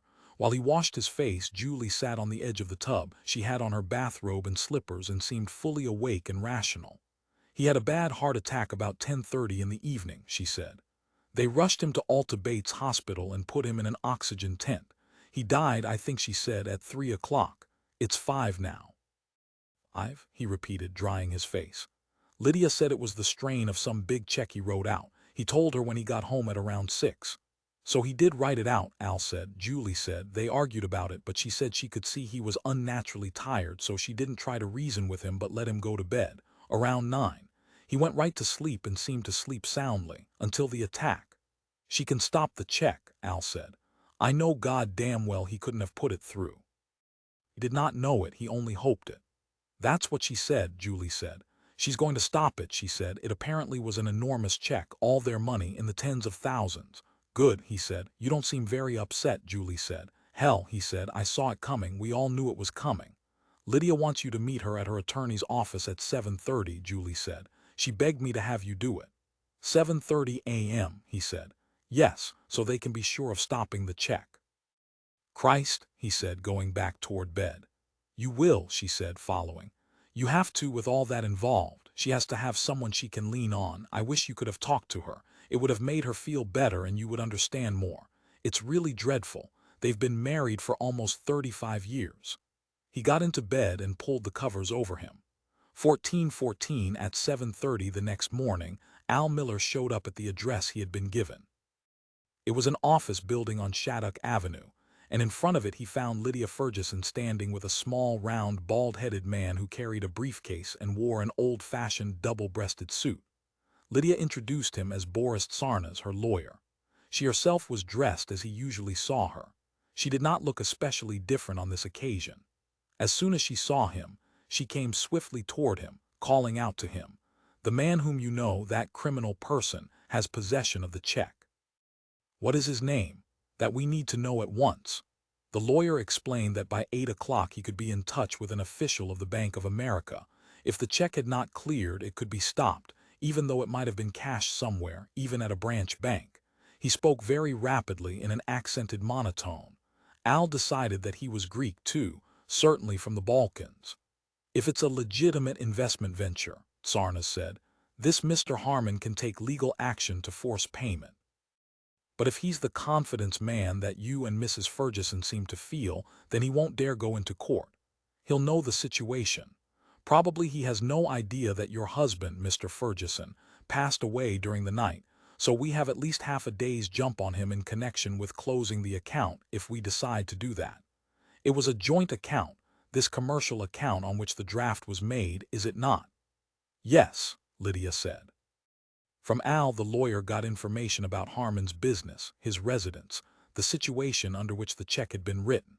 He seemed to be satisfied, and yet throughout he had an oddly neutral attitude. At last Al realized that this man had been Fergesson's lawyer also, and if the investment were on the level, he meant to see that the check was finally released. He took an abstract view of the whole business. To him, no persons were involved, only legal issues. His attitude amazed Al. Scarcely anyone was up this early, only a few cars moved along Shattuck Avenue. The air was cold. All the shops remained shut from the night. Many neon signs Al noticed were still on, pale in the morning sunlight. "Now what?" he asked Lydia after the lawyer had gone off in his own car. He and Lydia remained on the sidewalk together. Lydia said, "I have God knows so much to do. It is all like some dream. You have been a great deal of help to me, Mr. Miller. Boris has the will. I know its contents, however it must be formally read. You are not in it." "I guess I'll survive that," Al said. "Are you in it?" "The law requires it to be," Lydia said in a firm voice, the same voice she had used from the moment he had met her this morning. "It was quite a surprise," Al said. "It was a fortunate thing that he died right then," Lydia said, "because even a day later it would be too late to stop the check." Her matter-of-factness overwhelmed him. It was as if he were seeing the original peasant person showing through from beneath all the culture and learning. The same practical worldly dedication that he had seen in the old man. They were two of a kind. But on final analysis it did not strike him as wicked. It seemed perfectly natural. Even, he thought, what the old man deserved. As they walked toward Al's car, Lydia said, "This individual who has the check, this Chris Harman, will harbor ill will toward you as a result of what you have done for me." He shrugged. "Maybe so. Do you concern yourself with that?" He did not know if he did. It was too early in the day. "You can count on my gratitude," Lydia said. "I know that in a situation unforeseen now perhaps I can return for what you did." To that he said nothing. She patted him on the arm. "Be of good cheer." "Why?" he said. "Only God can know why," Lydia said, and started off in the direction of the taxi which was waiting for her. "Now I have no job," he said to himself as he got groggily into his own car, a Chevrolet from the lot. "Nothing. The old man is dead and I'm not in the will, not that I expected to be or even gave it a thought. I am finished with the Harman organization. My lot is ruined beyond any doubt, not 2 months from now but right now. All the old man's property will be tied up in court. And the lot belongs to him. It is part of his estate. Of course, when the courts look it all over, they will conclude that it was legally sold. But that will take time. I guess I killed him," he realized. "I got him yesterday at Harman's house, when I said that about his bank book being a fake. It took him a while, though. Thank God he didn't drop to the floor then and there. Thank God the machinery ran on a while longer, probably out of habit rather than intent." Al thought he always expected to get pinned under a car in his garage. That's how he anticipated it. But that's not how it worked out. He was killed by a flock of words. My words. Starting up his car, he drove off in search of a coffee shop where he could get breakfast. On Sacramento Avenue he found a coffee shop which he knew, and there he ordered breakfast. Most of the customers were men. They read the sports section of the Morning Chronicle, drank their coffee, and ate their fried potatoes, bacon, and eggs. The place was warm, yellow with light, and it cheered Al up. It made him feel less alone. While he was eating, a Negro customer came up and seated himself beside him. "Ain't you Mr. Miller?" the man said. Al knew the man slightly. He had passed by the lot a couple of times, so he nodded. The man said, "The doctor looking for you." "What doctor?" "Dr. Dew," the man said, and then slid from his stool and sidled on out of the coffee shop onto the sidewalk. As soon as he had finished eating, Al went to the pay phone booth and dialed Tootie's number. "Hey man," Tootie said when he recognized Al's voice. "They looking for you." "Who?" "Them guys what don't mean you not a bit of good." "Shoot," Al said, falling into the vernacular. "You better not say that," Tootie said. "You better get it into you crappy head you in trouble. Name the guys." "I don't know whom them is. I just heard them looking for you to get you. Didn't you done them something in? Be frank, they not pick on you for nothing." "Beats me," Al said. Tootie said, "What I hear you kill someone." "Balls," Al said, "and that cost them a lot of money. Somebody I hear say it cost them people around $100,000. There ain't no $100,000, Al said angrily, caught up in spite of himself in Tootie's mad account. What you going to do? Tootie said. Nothing, Al said. You better buy yourself a gun and lay low. Balls on that, Al said. Anyhow, I warn you, Tootie said. I hear this kind of stuff and it always prove out to be correct. I think whether you know it or not, you up against the big. Okay, Al said. He started to hang up. I hear you scratching around there, Tootie said, getting ready to ring off. I'll go to the district attorney, Al said, and tell him all I know. They won't touch me. Who you killed? Tootie said. I don't know. Sure you know. Just some guy that got in my way. You daffy, Tootie said. I ring off myself. The phone clicked. Presently Al hung up his own receiver and left the booth. Good of him to warn me, he said to himself. Maybe he's right, he thought. I should buy a gun and lay low. But where can I go? The Harman organization has my complete record, all the facts about me. Every place I've lived, where I was born, where my wife works, what I've done since I was in grammar school. They can probably turn it over to a psychologist and he can predict exactly what I'll do. They'll know exactly where to find me, what street, what number, which particular room. That's what modern industrial technology can do. He bought a Chronicle and, reseated at the counter, began to read over the men wanted ads. There were no jobs worth talking about. I could be a salesman, he decided, or service penny gum machines. He read the personals then, and after that the personals in business. Look how some guys stay alive, he thought. I will come into your own home and hypnotize you into not smoking. Or if you want, I will show up at your kid's birthday party and entertain with puppets. His game went back to the personals. Inside dope on Bughouse, he read. Thanks St. Jude for saving my heirloom furniture. Christ, he put the paper away. Early in the afternoon, Julie showed up at their apartment. He had been taking a nap. Astonished to see her so early, he sat up. But before he could speak, Julie said, I've been fired. She began taking off her shoes and stockings. Why? He said. Julie said, some customer called in and told the office manager that I didn't believe in God. He had me come into his office and he asked me, and I told him it was so, but it wasn't any of Western Carbon and Carbide's business. But he said the morals of the employees were Western Carbon and Carbide's business. And he also said that they never found that college girls worked out. They're never satisfied with their jobs. They're always troublemakers. She hung up her coat in the closet, so Tootie was right, they were out to get him. Listen, he said, how would you like to leave the Bay Area? And go where? Beats me, he said, but we'll work it out. There are lots of jobs in the Bay Area, Julie said, going into the kitchen and beginning to pile dishes into the sink. I won't have any trouble. I've already listed myself at some of the employment agencies. You have to expect this sort of thing. Anyhow, you have your job. No, he said. No what? What do you mean?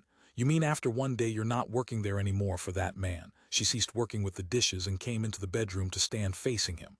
How come you're home? Why aren't you at work? Al said. We're in trouble. You held that job just one day, didn't you? Julie said. That good job. He nodded. You quit. Yes, he said finally. Will you tell me why? I don't know why, he said. I know what happened, but I don't know why. You have to take my word. There wasn't anything else I could do. He faced her, his hands in his pockets. His wife had folded her arms tightly before her as if she were cold. Her face had a withered, old expression, and all her features, her nose and eyes and mouth, became by degrees smaller.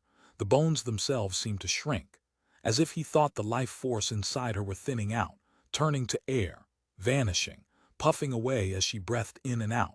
Maybe that was all it was anyhow, merely air. Air in all of them that kept them alive. I'm going to divorce you, she said. He made a move toward her to reassure her, to warm her back up to some kind of life, but she drew away. She avoided him. This is no time for this, he said, this sort of thing. I suppose you're going to hit me, she said, like you did that poor man. What poor man? That drunk who got onto your lot and you hit him. He did not remember. He had no idea what she was talking about. We're both out of work, he said, and we're going to have to start over, probably somewhere else entirely, but we'll make it back up. I learned a lot from this. No, she said, we're through. After a time he said, I'll tell you what, I'll make a deal with you. Give it 1 month if he hesitated. Yes, she said with bitterness. If we don't find some sort of job, not you, he said. If I don't have something worthwhile in a month, then we'll break up. I can't make a deal with you, Julie said, because do you want to know why? Can you face the truth? You're not honest, you can't be trusted. She moved farther away as if afraid, dreading his reaction, but he did nothing. Now hit me, she said, and prove how reliable you are, how honest you are. The phone rang. As she went past him to answer it, he said, let it go. It's probably one of the agencies, she said. For me. She picked up the receiver, said hello. Then she put her hand over the receiver and said to him, do you know somebody named Denkmal? God, no, he said. Anyway, it's for you, she said. She held it out to him. He shook his head no. Julie, her hand over the phone, said to him in a soft voice, I'm not telling your lies for you. You'll have to do it yourself from now on. Again she held the phone out, so he took the phone from her and said hello. A man's voice said, Al Miller. Yes, he said. Say, Miller, my name's Denkmal. I own the barber shop, you know, across from you. Listen, I can see your lot from here. You better get down here. He hung up, ran past Julie and out of the apartment, downstairs and across the sidewalk to the Chevrolet. When he pulled up at the curb before the lot, the barber in his white uniform came across the street through traffic and up beside him. They stood together, facing the lot. Nothing stirred. Denkmal said, I don't know what they did. I thought they were customers looking at cars. Did they go in the back? Al said. He walked onto the lot and the barber followed. The cars in the first line seemed okay. They were doing something, the barber said. It was the marmon in the back. They had broken all the glass, slashed the tires, ripped the seats, smashed the gauges of the dashboard. When he lifted the hood, he saw that they had cut wires, torn parts loose, and the paint was ruined. They had gouged and scratched it and with a hammer dented the hood and doors. The headlights had been wrenched loose and broken. Looking down, he saw that water was leaking out in a pool. They had smashed the radiator. You better call the Oakland Police Department, Denkmal said. You had it almost completely rebuilt, didn't you? I've been watching you. Good Lord, you've been working on it for a couple of years. The motherfuckers, Al said. Denkmal said. It didn't look like juveniles. Usually it's juveniles that do vandalism. No, he said. It wasn't kids. Police will say it was kids, Denkmal said. Al thanked the barber for calling him. The barber went back across the street to his barber shop. Al remained on the lot, standing with his back to the ruined car, watching the traffic pass. Then he went into the little basalt blockhouse and shut the door and sat down by himself. What else can they do, he asked himself. They got my wife's job, mine was already gone. They got my marmon. Maybe Tootie was right. Maybe they'll stick a shiv into me or beat me up. Or rape Julie. Who knows? He did not know. He had cost Harman $40,000 at least, perhaps more. He remembered how, as a kid, he had used a gun. The only time. He had had the job of feeding the chickens and ducks in their pens. He had gone down there and found field rats galloping around. So his dad had given him the .22 rifle, and he had clambered up on the roof of the chicken house and sat cross-legged, above the pen, watching for the field rats to come out of their burrows. He had shot one. He had hit it in the hindquarters, and it had spun around like a gear in a clock, its feet flailing. Around and around it had gone, and then, just when he thought it was going to die, it bolted for its hole, made it, and disappeared. In his mind he tried to picture how a man would look, hit somewhere, spinning around and around. I can't make it, he thought. Fuck it. I won't buy a gun. For an indefinite long time he remained there at his desk and thought. And then he noticed that several cars were parked at the curb a little way down. The garage doors had been opened, and Lydia Fergesson was coming out of the garage. With her were several men in business suits, all looking grave. Seeing him in the little house, Lydia came across the lot toward him. Mr. Miller, she said, opening the door of the house. We were able to stop the check. The money I have taken out and put for safe keeping in a safety deposit box. Her eyes flashed as she spoke. Her face had heavy makeup on it, and she wore a fur neckpiece, black coat, dark stockings, and carried a big leather purse. Her whole body vibrated with tension, almost a kind of excitement, near even to frenzy. Good, he said. The body lies in state at this mortuary. Qui tollis peccata mundi miserere nobis. Mr. Miller. She put down a white embossed card on his desk. The service will be tomorrow in the morning at 11. Then he will be cremated. He nodded, picking up the card. Do you wish to go to view the deceased? Lydia said. I don't know, he said. I can't decide. There is always the problem of what clothes, she said. They contacted me in that matter. He had new ties he had bought, but it was my conclusion not to use anything but what we are all familiar with. The minister is Unitarian. Do you know songs he enjoyed? What? Al said. They play on the organ songs he enjoyed. No, he said. Then they will play hymns, Lydia said. Worse luck.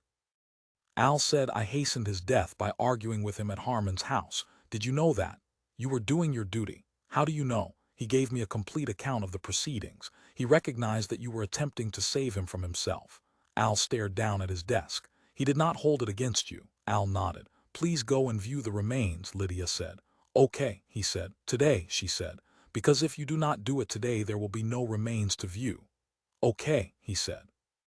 You're not going to, Lydia said. Why not? I don't see any point in it, he said. Lydia said, no one can make you do anything, Mr. Miller. I recognize that about you. You do exactly as you want. I have been thinking about you today. You are very much in my thoughts. I want to bestow on you enough money to get you started again.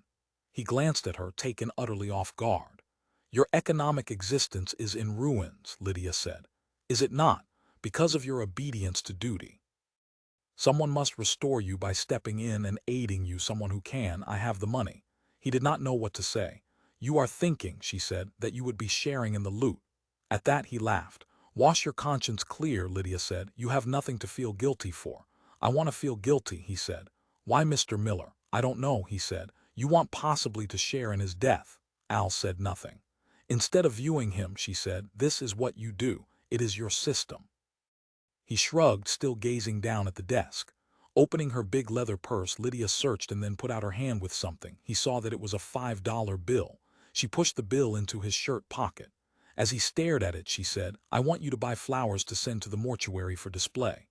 I can buy flowers, he said. No, you can't, she said calmly. Can you? Have you ever done that? Not in your life, my good young friend. Nor have you ever gone to a funeral. You do not know how. There are so many things in this world which you personally do not understand how to go about doing. You are, I would say, if it does not hurt, a barbarian. A barbarian, he repeated. But you have instincts, she said. She was moving out of the little house, shutting the door after her. Good instincts which will save you if they have not already. You must depend on them, and also, my good young friend, on letting someone else show you how to get about in this cruel old world of ours which, alas, you understand so very little. So dreadfully very little. God in heaven, he said, looking up at her. Her peculiar choice of words for a moment frightened him. She smiled. What do you think? What do you feel? Tell me now what your instincts say to you about how to live, how you should begin your life really for the first time. To himself he thought, they tell me to kill myself. But he did not say it aloud. He said nothing. The door closed. Lydia had gone. He remained where he was, glad to be alone again, glad she was gone. But a moment later the door once more opened. Mr. Miller, she said, I notice that the superb old car of yours is in tatters. What happened to it? Al said. They took it out on the car. That was my impression, she said, upon seeing it with broken glass and the fabric ripped. She re-entered and seated herself at the desk, facing him. What I will do for you, she said, is buy that from you. I know from what I heard in the past, mostly from you, what you expected to get from it. About $2,000, did you not? He nodded. Then I will buy it for that. She laid out a checkbook and with a fountain pen began carefully to write out a check. Okay, he said. She smiled as she wrote. Aren't you surprised I'm taking it? He said. It had surprised him, his reaction. His acceptance. I need the $2,000, he said. It was as simple as that. With $2,000 he could get away. Otherwise he could not. Probably the $2,000 would save his life and his wife's life. As soon as Lydia had left, he locked up the lot and drove to the bank on which the check was drawn. The bank cashed it without making any trouble for him. He had the money converted into traveler's checks, and then he drove quickly back to his apartment. When he entered, he found Julie in the bedroom, packing her clothes in one of their suitcases. He said, I have enough money for us to get out of here and make it somewhere else.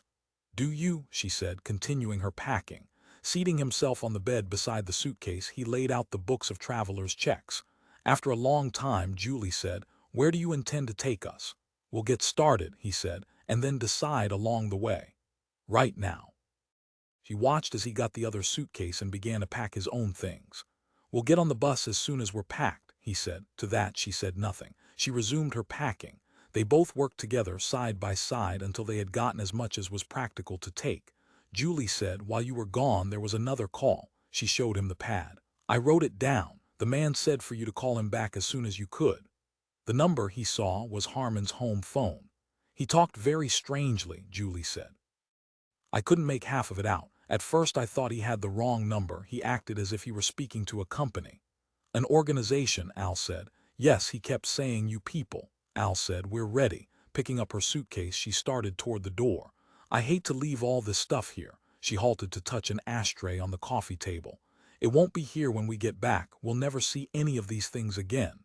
Sometimes you have to do that, Al said. Still lingering, she said, I like the Bay Area. I know, he said. You did something really dreadful, she said, didn't you? I knew it when I first got home today. Does it have to do with Jim Fergesson's death? I've been thinking about that. Maybe you tried to get his money, I don't know, she shook her head.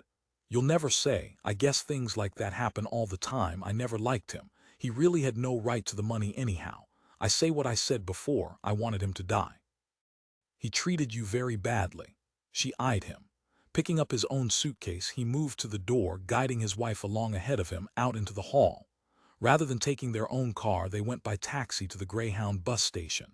He bought tickets for Sparks, Nevada. An hour later, after waiting in the station, they were on their way by air-conditioned double-decker bus, traveling on Highway 40 through the Great Flat Sacramento Valley. It was early evening and the air had cooled. The other passengers dozed or read or looked out.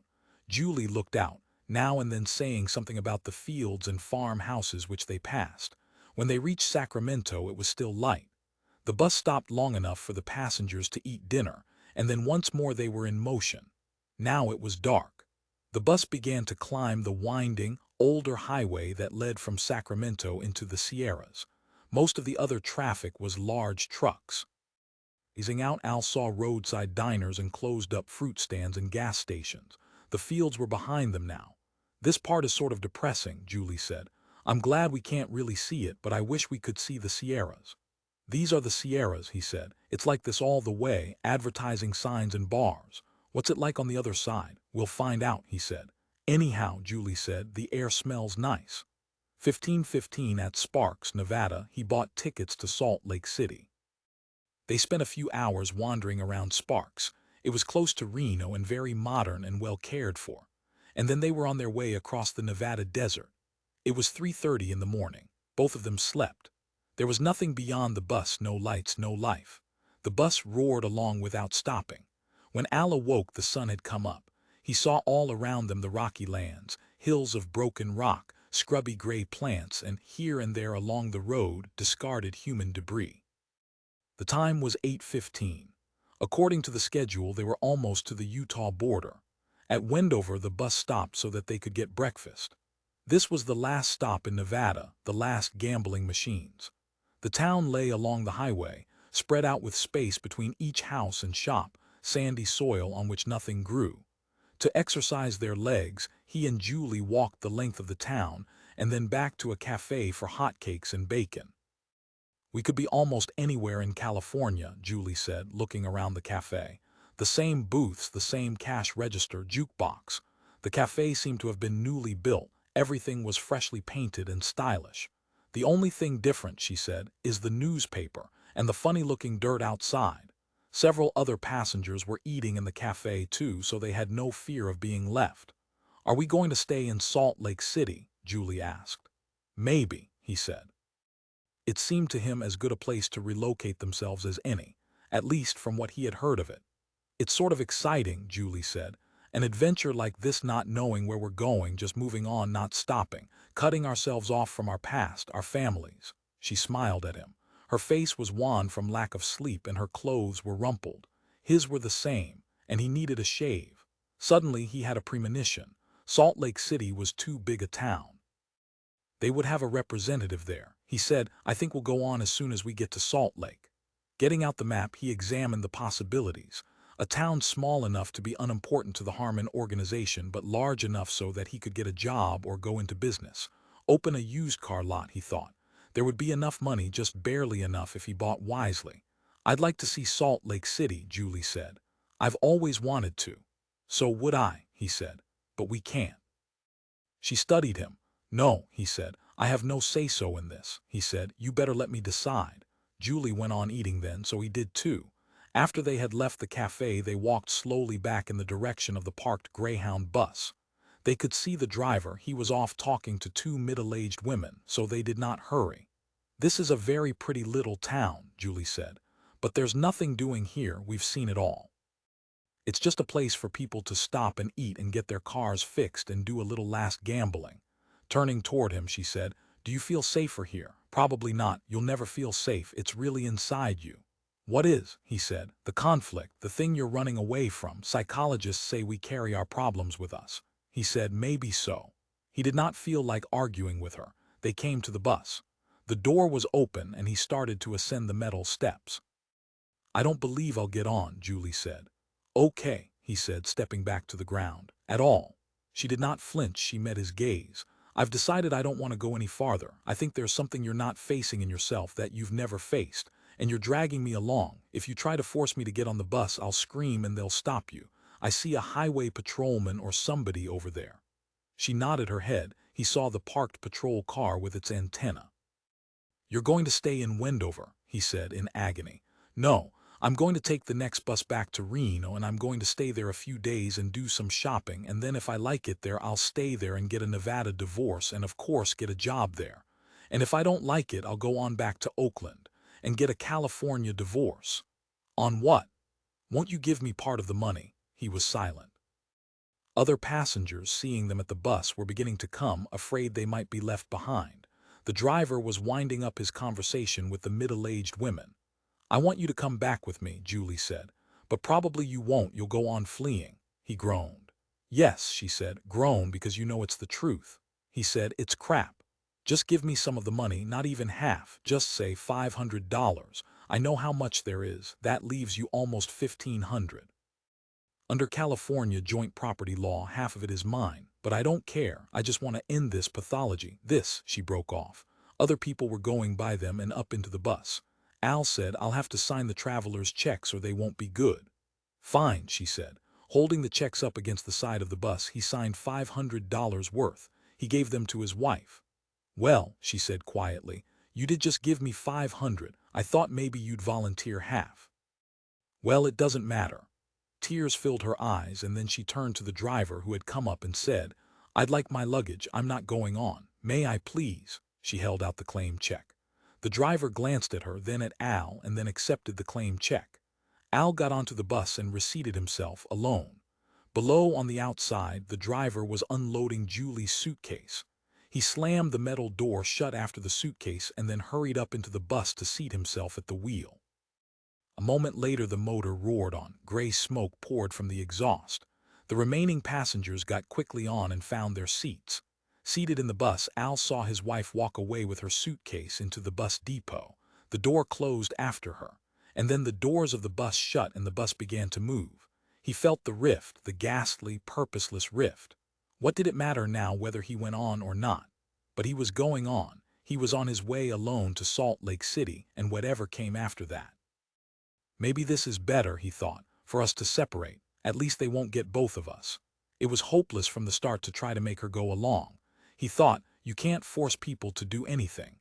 I can't make Julie do what I want her to do, any more than Lydia Fergesson could force me to send flowers or go to the mortuary. Each of us has his own life to live out, for better or worse." The Great Salt Lake was enormously hot, white, and unsteady. Toward midday, the bus had crossed it and had reached the fertile green part of Utah with trees and small lakes. Once more he saw countryside not much different from California. There was quite a bit of traffic on the highway. He saw, ahead, the beginnings of a large city. He found Salt Lake City as crowded and busy and built up as the Bay Area. It, like Oakland, had other smaller cities so close to it that they merged. Residential and business districts, he thought as he gazed out the bus window, were about the same everywhere.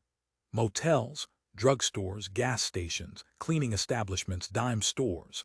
The houses seemed to be mostly of brick or stone, or if of wood, unusually substantial. The streets were well maintained and noisy.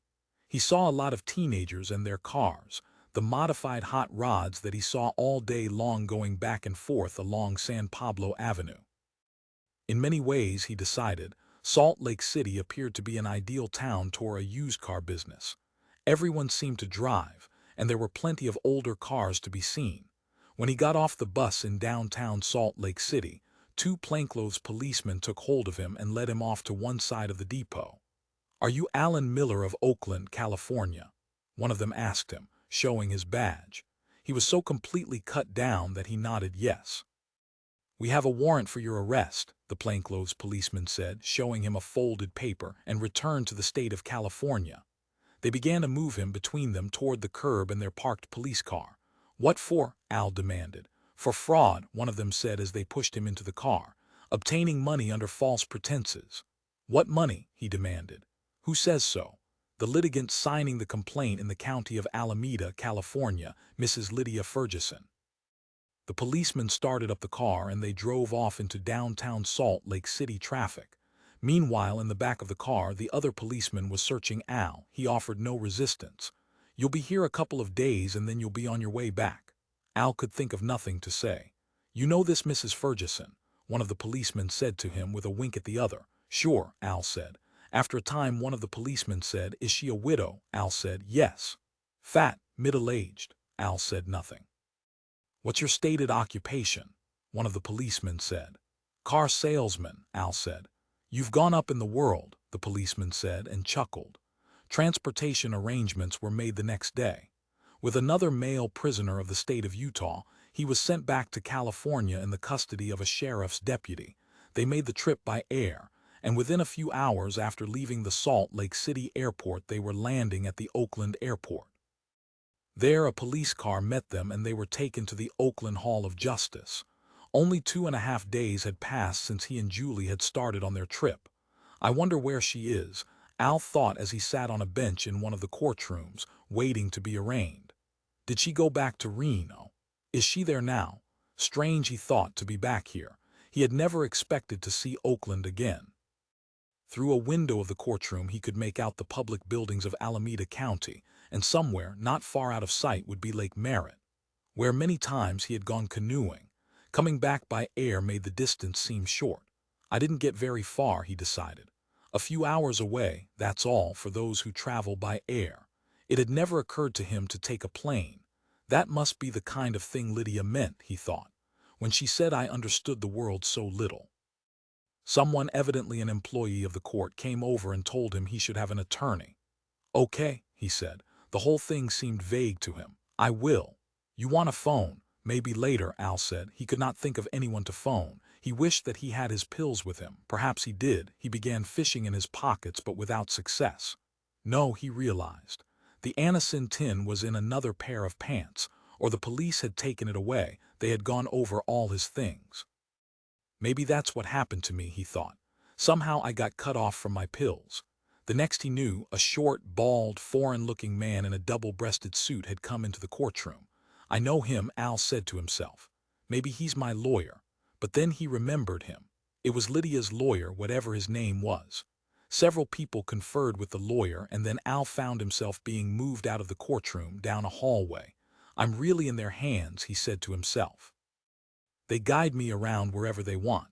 A policeman pointed to an open door, and Al entered a side room, a sort of office with chairs and a table. "Thanks," he said to the policeman, but the policeman had already gone on. The door opened and Lydia's short, bald, foreign lawyer entered with his briefcase.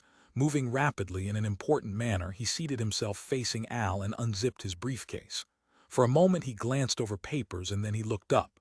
He smiled. They all smile, Al thought. Maybe that's how you can tell them. "I'm Boris Tsarnas," the lawyer said. "We have met." "Yeah," Al said. "Mrs. Fergesson didn't want to see you, at least at this time. I'm her counsel, you understand, in this matter." His voice dropped to a drone. "As well as other matters involving the estate of her deceased husband and so forth." He studied Al for so long that Al became uncomfortable.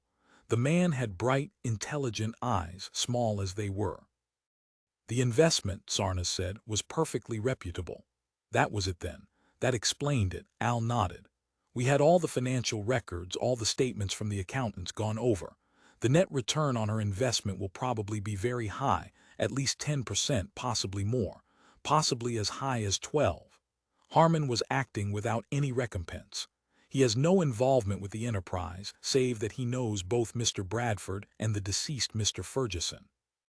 It appears that he was doing precisely as he indicated, offering his informed guidance in securing for the deceased a premium investment which now becomes advantageous to the heir, Mrs. Fergesson. And so I have advised her.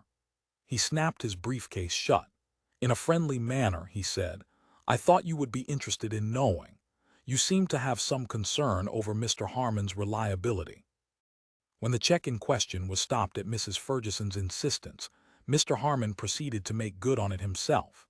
That is, he advanced $41,000 of his own money to Mr. Bradford to cover the sum, until such time as the check would be made good. So he risked a good deal of his own cash to be sure the investment opportunity was secured, and therefore not lost to the widow of the deceased. Presently Al said, Lydia knows all this. As soon as we had gone over the financial statements, we so informed her. This Marin Gardens place is well thought of in Marin County real estate investment circles. A number of sanguine people on the other side of the bay and a few here have bought in. Al said, What's that got to do with her having me arrested? You obtained a large sum from Mrs. Fergesson under false pretenses. You alleged that while working to protect her interests you encountered a severe loss, and you intimated that she was responsible and so should make good. As soon as she told me what she had done, I advised her to start action to stop that check. The man's eyes danced. But of course you put it right through.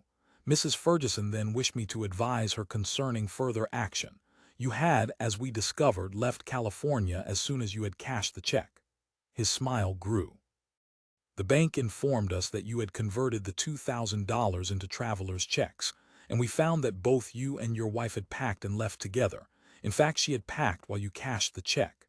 He continued to smile at Al, almost as if he admired him. I sold her a car, Al said, a 30-year-old car completely in ruins, worth no more than a few dollars a scrap. It was true, he had to admit it. But they wrecked the car, he said. Who? Sarnaz's eyes blazed up briefly. Harman and his goons. Nonsense. Yes, you told her that. The Oakland police have the vandals. The car was wrecked even before Mr. Fergesson's death by some kids who have been vandalizing property up and down West Oakland for months. Juveniles, Al murmured.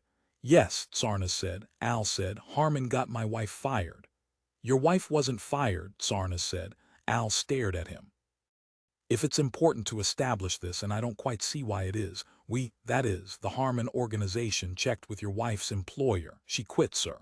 She said that her husband now had a decent job and she had been wanting to quit for quite some time. It was not unexpected. They had no idea where she or you might have gone. She simply quit and left the office. Her check is being mailed to her. She didn't even wait to pick it up. The lawyer studied Al. You were interested in Fergesson's money, I take it, the accrual from the sale of his garage. Or was it a grudge because he sold his garage?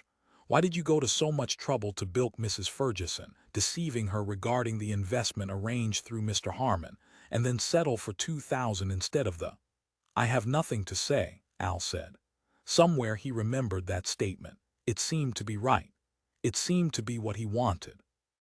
Considering, Sarnaz at length said, Mrs. Fergesson is interested in having her money restored to her, not in persecuting you. Do you have the money? Most of it, Al said. It can be arranged, Sarnaz said, that if you make full restitution, no charges will be pressed. There are innumerable expenses connected with your arrest in Utah and your return here. Probably something would have to be worked out with both states. I don't know. Anyhow, if you are willing and able. I am, Al said.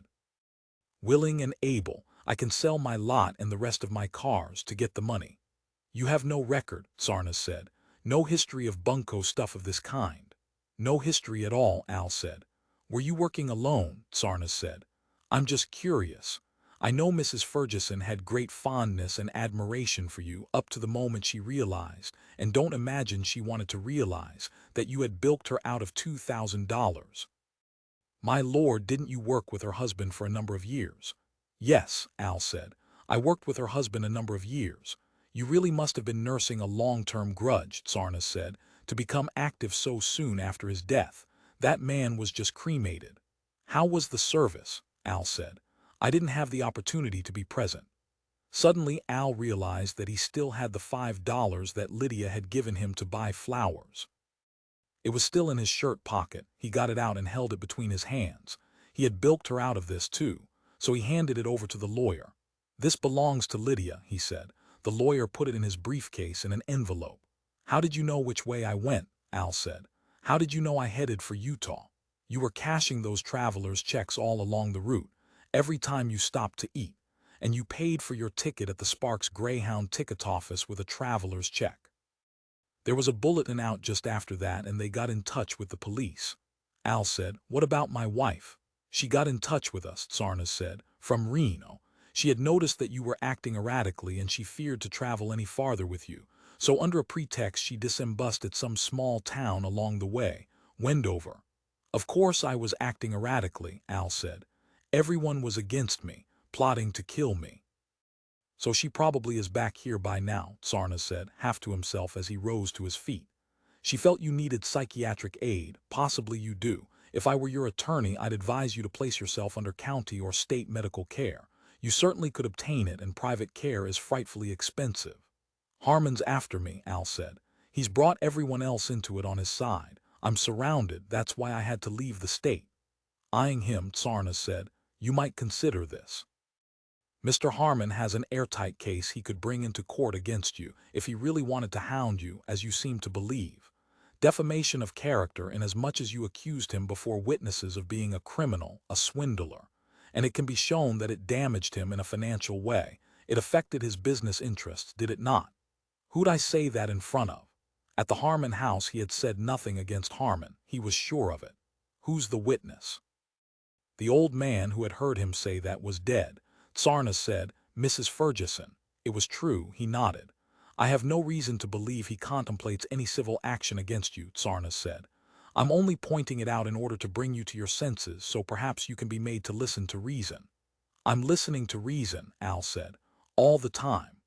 "Did the grief and shock of Fergesson's death temporarily drive you to derangement?" Tsarnas said. "Under the emotional pressure, did you lose the ability to distinguish what you were doing from a moral standpoint?" "Well, it doesn't matter. If you behave yourself and keep your head, you won't be coming up before the judge anyhow." He nodded goodbye to Al and left the room. The door shut after him. An hour later Al was told that he could go. He left the Hall of Justice and stood outside on the sidewalk, his hands in the pockets of his cloth jacket. "They really gave me a demonstration," he said to himself as he watched the people and traffic going by, the heavy downtown Oakland traffic with its buses and taxis. "They showed me they could whip me back here any time they wanted. And they could tell it their way, make their account of it work, and demolish mine. The same way they demolished my Marmon." And he realized they got everyone in it, even my wife. Although he realized she doesn't know and never will know. Who does know? He asked himself. Lydia Fergesson. Probably not. That lawyer, too shrewd. I'll never be able to tell about him one way or another if he believes it or if he knows it's nothing but a mass of interlocking and carefully polished shit. The police? They don't care. They're just a machine that does what the wires make it do, like a vacuum cleaner that sweeps up whatever's in front of it and whatever's small enough. Harman knows, he said to himself. That perhaps is the only one I can be certain of. Not Bob Ross for sure, not Knight, not Gam, or any of them working for Harman, not even Mrs. Harman. But Chris Harman himself, that's the difference between him and the rest of us. He knows what's going on, he knows what'll make the thing run. And Al thought, I know. Hands in his pockets, he walked over to the bus stop to wait for a bus that would take him uptown to his apartment. They prey on the weak, he said to himself. That is, the sick, such as the old man. The helpless, such as me. The widows, such as Lydia Fergesson, and they have us. There's no way we can fight back because the language itself works against us. The very words were manufactured to explain their situation so it looks good, and ours so it looks bad. Looks so bad, in fact, that we're relieved to be let out of jail. We're relieved to be allowed to walk the street. He thought, I guess they'll let me go back into the used car business, where I was. I wasn't offending anyone there. I was in my place, the way Tootie Doolittle is in his place. But the difference between me and Tootie, he realized, is that Tootie knew the boundary. He knew how far he could go before he was stepped on. And I didn't. I thought if I used all the words, the same type of talk as Harman and Ross and Knight and Gam and the rest of them, I could make it too. As if the only thing that separated me from them was the talk. The yellow key system bus came. Along with the other people at the stop, he pushed onto it. The doors wheezed shut and the bus started up. He was on his way back to his apartment in the three-story building where the McKechnies and the young Mexican couple lived, where he had begun his effort, his life of lies and crimes. I wonder if Julie is home, he asked himself. He did not feel like coming home to an empty apartment. 1616, the door of his apartment was unlocked, and as he opened it, he could hear voices from inside. So she was home, he thought. He pushed the door so hard that it banged, but it was not Julie. In the living room of the apartment stood Bob Ross, smoking his pipe and looking at a motor magazine that he had picked up from the table. And in the other room was Chris Harman. He was using the phone. Seeing Al, Harman finished his phone call and hung up. He came into the living room and said, "We were just checking now, trying to locate your wife." "I see," Al said. "Did you find her?" Ross said, "Apparently she's somewhere in Nevada or possibly on the California side of Lake Tahoe. She may be at one of those lake resorts such as Harrah's Club." "She'll turn up," Harman said in his easy, friendly voice. He smiled at Al, the smile that Al was familiar with. "But probably broke, but glad to be home again." "What do you care?" Al said. Harman said, "You've suffered a lot of unnecessary loss in this, Al. I personally am very concerned that it be made up to you." Beside him, Ross nodded in agreement as he put down the motor magazine. Al said, "What loss?" "The humiliation," Harman said. "For one thing." His hand moved. Ross, seeing the motion, ducked his head and started from the apartment out into the hall. "I'll be along in about 15 minutes, Harman said after him. "I'll be in the car," Ross said and shut the door after him. "I haven't suffered any humiliation," Al said. "Show me where I have." Perhaps the word's the wrong one. Pardon me if it is. I get a little clumsy sometimes when I try to express my deeper feelings. Bear with me. You don't deserve what happened to you, Al. You know it and I know it. Bob is aware of it. In fact, we were all discussing it last night when we learned that you had been picked up in Salt Lake City and were being held. My wife Bodo was especially concerned that something be done for you. I got in touch with Mrs. Fergesson's lawyer. Harman paused and grinned, almost a grimace. Is an incredible person, that Lydia. I had never met her before, of course, until this business. I must say it's a real experience to be around her for any length of time. But surprisingly, we found we had a great deal in common in terms of interests. She's educated well beyond her external manner. Once you get down to the authentic person, it makes you anxious to know her much better. Al nodded. She could hold her own in any salon, Harman said. Anywhere on the continent. Al nodded. What's your attitude toward me? Harman said. Al shrugged. Not too unfriendly, Harman said. Not something you can't get over in time. Although God knows you have no valid basis for any enmity toward me, but we'll let that pass. The mind is a strange instrument, he reflected. At any rate, he said, pacing around the living room of the apartment, I want to rehabilitate you. Al said, I see. I feel, Harman said, that it's my responsibility, in many ways. Some that you wouldn't understand. They both were silent. How do you mean, rehabilitate? Al said. You mean send me to a psychiatrist? Oh, hell no, Harman said. What kind of rehabilitation is that? A perfunctory social means of providing custodial care or some crackpot Freudian religion to make money off neurotic women? I mean through a decent job that will give you back your self-respect and dignity, by harnessing your ability, he added, of which you have plenty. Perhaps more than you realize. Would I work for your organization? Al said. Or do you mean you'd put in a word for me somewhere? Frankly, Harman said, meeting his gaze directly, I'd like to have you with me, but if you don't cotton to the notion, he shrugged, still smiling. It's okay with me, I'll see that you're put on somewhere else. He glanced at his watch. You have to go, Al said. Yes, in a minute. Jim's death was a terrible ordeal for all of us. God, he was so, Harman gestured. Lively, animated, full of his old good spirits, like he was when I first started taking my cars to him, cracking jokes. Full of the old Jim, Al said. As if, Harman said, what was left of him all sort of, how would you put it, boiled up at once and was consumed. There was nothing left after that. Really sad, Al said, and thought-provoking. Will you be thinking it over, Harman said. About going back and picking up, I mean the job. Oh yes, Al said, sure. Good boy, Harman said. You know, Al, you always have to be able to pick up again. If you can learn that you have it, if you can put adversity behind you and resume. Resume and resume, never stop resuming. Because, well, here's how I see it, Al. Nothing is that important, not even death, you see, he nodded. Harman's hand shot out and they shook. Then Harman opened the hall door, waved, smiled a short, penetrating, official smile at him and was gone. But then, almost at once, the door flew partway open and he was back. You have no fundamental hard feelings toward me, do you, Al? He said sharply. No, Al said. Nodding, Harman shut the door. This time he was really gone. For a long time Al stood at the window of the empty apartment by himself, watching the street below. Julie had not come back even by 6, and by then he was becoming too hungry to stay any longer. He went into the kitchen and fooled with dishes and cans, but it was no use. So he wrote a note to her and left the apartment. As he came out onto the dark sidewalk, he saw a shape at work off in the shadows, bouncing up and down. At first he thought it was an animal, but it was Earl McKechnie, busy with some matter of his own, toiling as silently as usual. The boy raised his head as Al passed him. They looked at each other, said nothing, and then Al went on down the sidewalk, his hands in his pockets. A flapping sound made him pause at the corner. Behind him, at top speed, Earl McKechnie came running along the sidewalk backward. He did not bump into anything but veered as he came to each telephone pole and wall. He reached Al, danced around in a circle and continued on, still backward, still avoiding all things. Hey, Al said. How do you do it?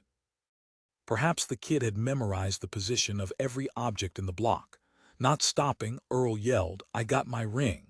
He held up his hand. On his finger was a ring with a bit of glass in it, a mirror.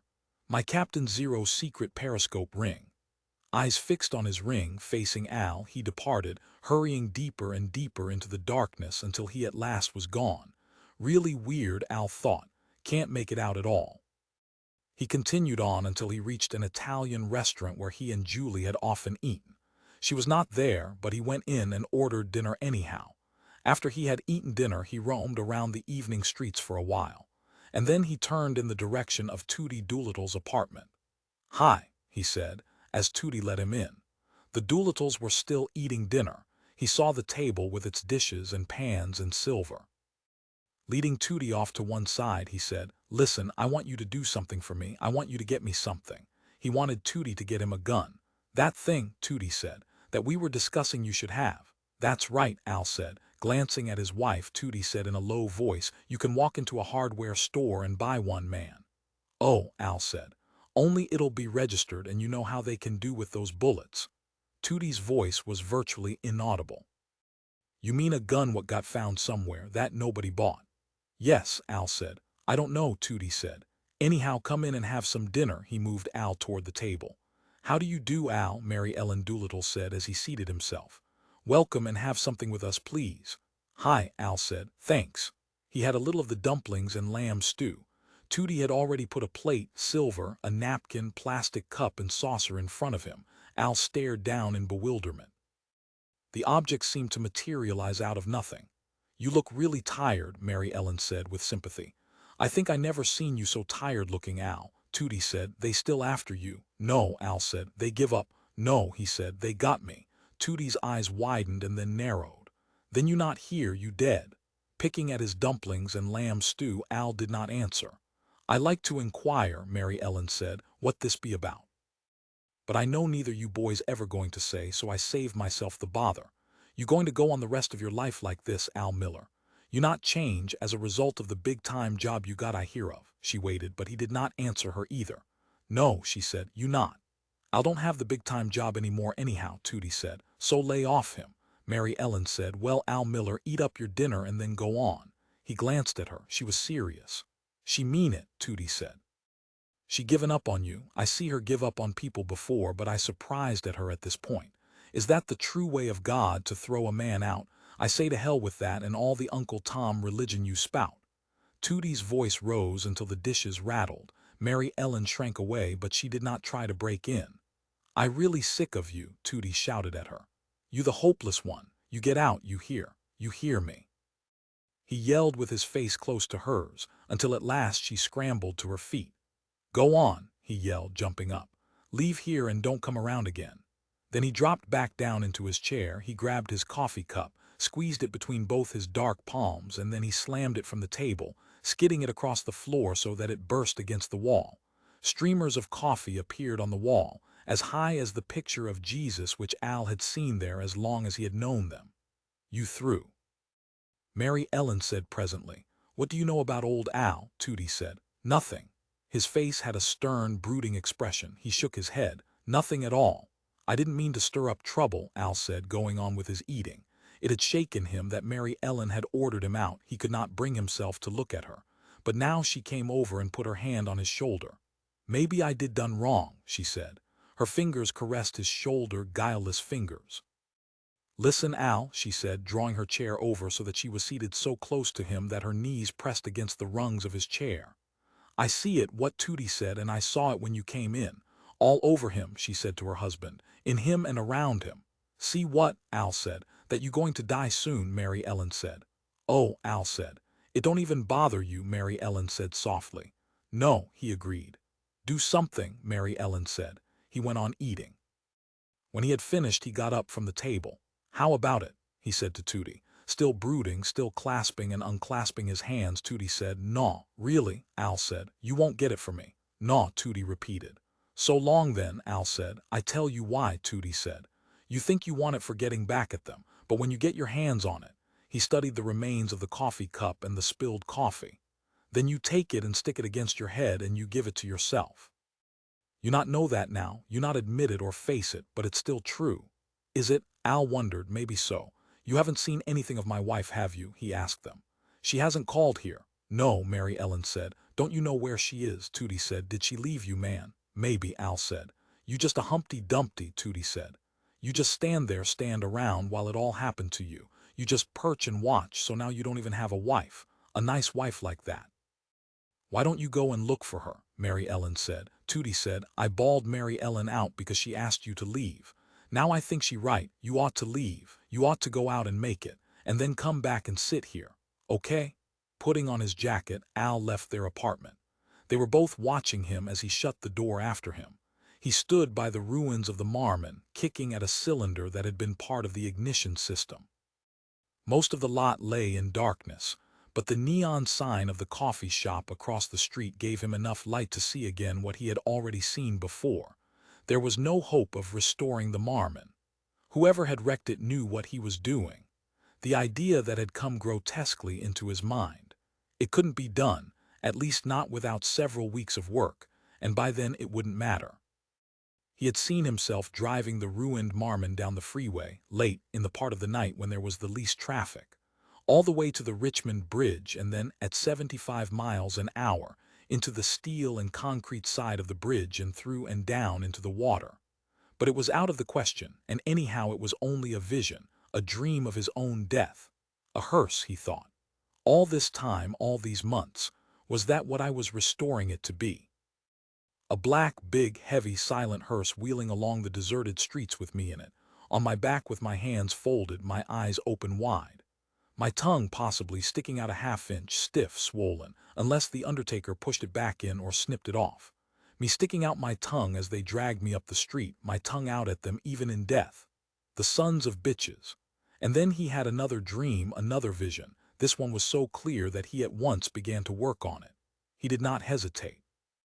He hurried to the little basalt blockhouse, unlocked the door, and began searching around until he had found a paper bag left over from a lunch. He carried the paper bag outside and, stooping down, began to sweep up sand from the lot. The sand had been put there to collect grease dripping from his cars. He swept it with his hands, pushing it into a pile, and then he dumped the sand into the paper bag. "Maybe I can get both of them," he said to himself, "the Mercedes-Benz and the Cadillac. Unless he thought they have locks on the gas tanks." He could not remember. While he stood there at the edge of the lot, holding the paper bag of sand and trying to remember, a car horn honked. He turned and saw an old but polished Cadillac at the curb. It had stopped and the driver was watching him. He saw in the reflected streetlight the driver's eyes. Rolling the car window down, the driver leaned over and called out to him. "Hi." It was a woman. For an instant he had it that she was his wife. He leaped all over and started toward her. But it was not Julie, and he knew that. It was Mrs. Lane. He went on toward her anyhow, more slowly, taking his bag of sand with him. He stood on the sidewalk, saying nothing. "Hello there, Mr. Miller," Mrs. Lane said, her lips drawing back to show her carved golden teeth. The club and diamonds sparkled. "What you doing down here in the dark? You appear to be having to pick up something you drop." He said nothing. "You want me to drive up on the lot so my headlights make it show up better," she said. "No," he said, "thanks." "Guess what I doing," she said, still leaning toward him. Now he could smell her perfume. It was so intense that it came out of the car and around him where he stood. "Here, I show you." She shut off the motor of the Cadillac, squirmed over, opened the door on his side, and stepped out. She had on a knit dress and high heels and a hat. She was dressed up, obviously going out somewhere. "Don't you think I look good?" she said. "Yes," he agreed. He had never seen her so spruced up, so sleek. Her hair, her skin, her eyes, everything about her shone. She had one single piece of jewelry on, a brooch near her collar. "I've been on a diet," she said. "I don't even have it, if you don't mind my saying it, a panty girdle." She patted her stomach. "I flat," she said. "Fat as a griddle pan, after all these years. I flatter than a lot of those high school girls that go by eating those popsicles and sticking out and hunching." She laughed. Turning in the streetlight, she showed him, with no need of comment, that she had on no bra either. "Fact is," she said, "I need nothing under this, and that's exactly what I got on." She raised her arms and skipped a step or two. "Nothing at all," he agreed. "We," she said, her eyes glowing. "Where's your husband?" he said. "Oh, him," she said. "Gone, he a contractor, up in Shasta County seeing about a important public building. He be back in another week. I going to a party." Her voice lilted and rose. "Goodbye," she said, reopening the car door. "I got to scoot. I just see you working away and I stopped to show off. Don't get a chance every day."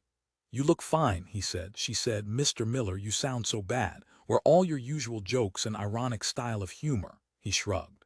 "No more," Mrs. Lane said, regarding him. "That it? I hear about Mr. Fergesson. Now where you go, what you do?" "I'm looking for my wife," he said. "She gone too, everybody gone, nobody want you, it seem. No wife, no friend, no job, you in a bad way." "How did you get that way, Mr. Miller?" "Life perplexing in certain regards. One day you have all those things, the next day not. And what you done in between, far as I can see, you not done nothing at all. Sometime it make you ponder if those church people not right. But I myself, I never go to church and believe nothing. I already had that, and it just the same as all the rest. I think you and I both be crazy to go back to that, as much as we wish we could, like other folk." He nodded. "What in the package?" she said. He did not know what she meant. He looked around. "In your hand," she said. He showed her. "Sand," she said, looking into it as he held it open. "You picking up sand like a little boy." She took the sack of sand away from him and set it down by one of the parked cars. "That all you get out of this? At your age, 30-something years. No wonder you got nothing joking to say. And here I going out to my party. I going to get in and drive off leaving you. And I even take your sack of sand away from you. I bad woman if I do that. I really bad. I see myself in my jangly skin laughing out. My mean jangly skin." "That's okay," he said. "I wasn't getting anywhere. Forget it." "You not begrudge me my party," she said. "I know that, Mr. Miller." After a moment she reached out and took hold of his wrist. "I think I take you with me," she said. "Where to?" he said. "Not to no old party. I take you home with me." She pulled him and he went along across the sidewalk to the car. Opening the car door, she sat him down on the seat, and then she went around to the other side and got in behind the wheel. "I drive," she said to him, "because I know the way." She started the motor. He reached out and put his arms around her. "Yes," she said, "I really look good tonight. I don't think I looked this good ever in 15 years. She drew him against her, holding him against her shoulder and patting him. Then she put the car in gear and drove, holding the wheel with her left hand. "It a good thing I got automatic transmission on this," she said, "or long before now I run into somebody while changing gear." Soon they were traveling through streets he had never seen before. Streets that he did not know. "I never hit anybody yet," Mrs. Lane said.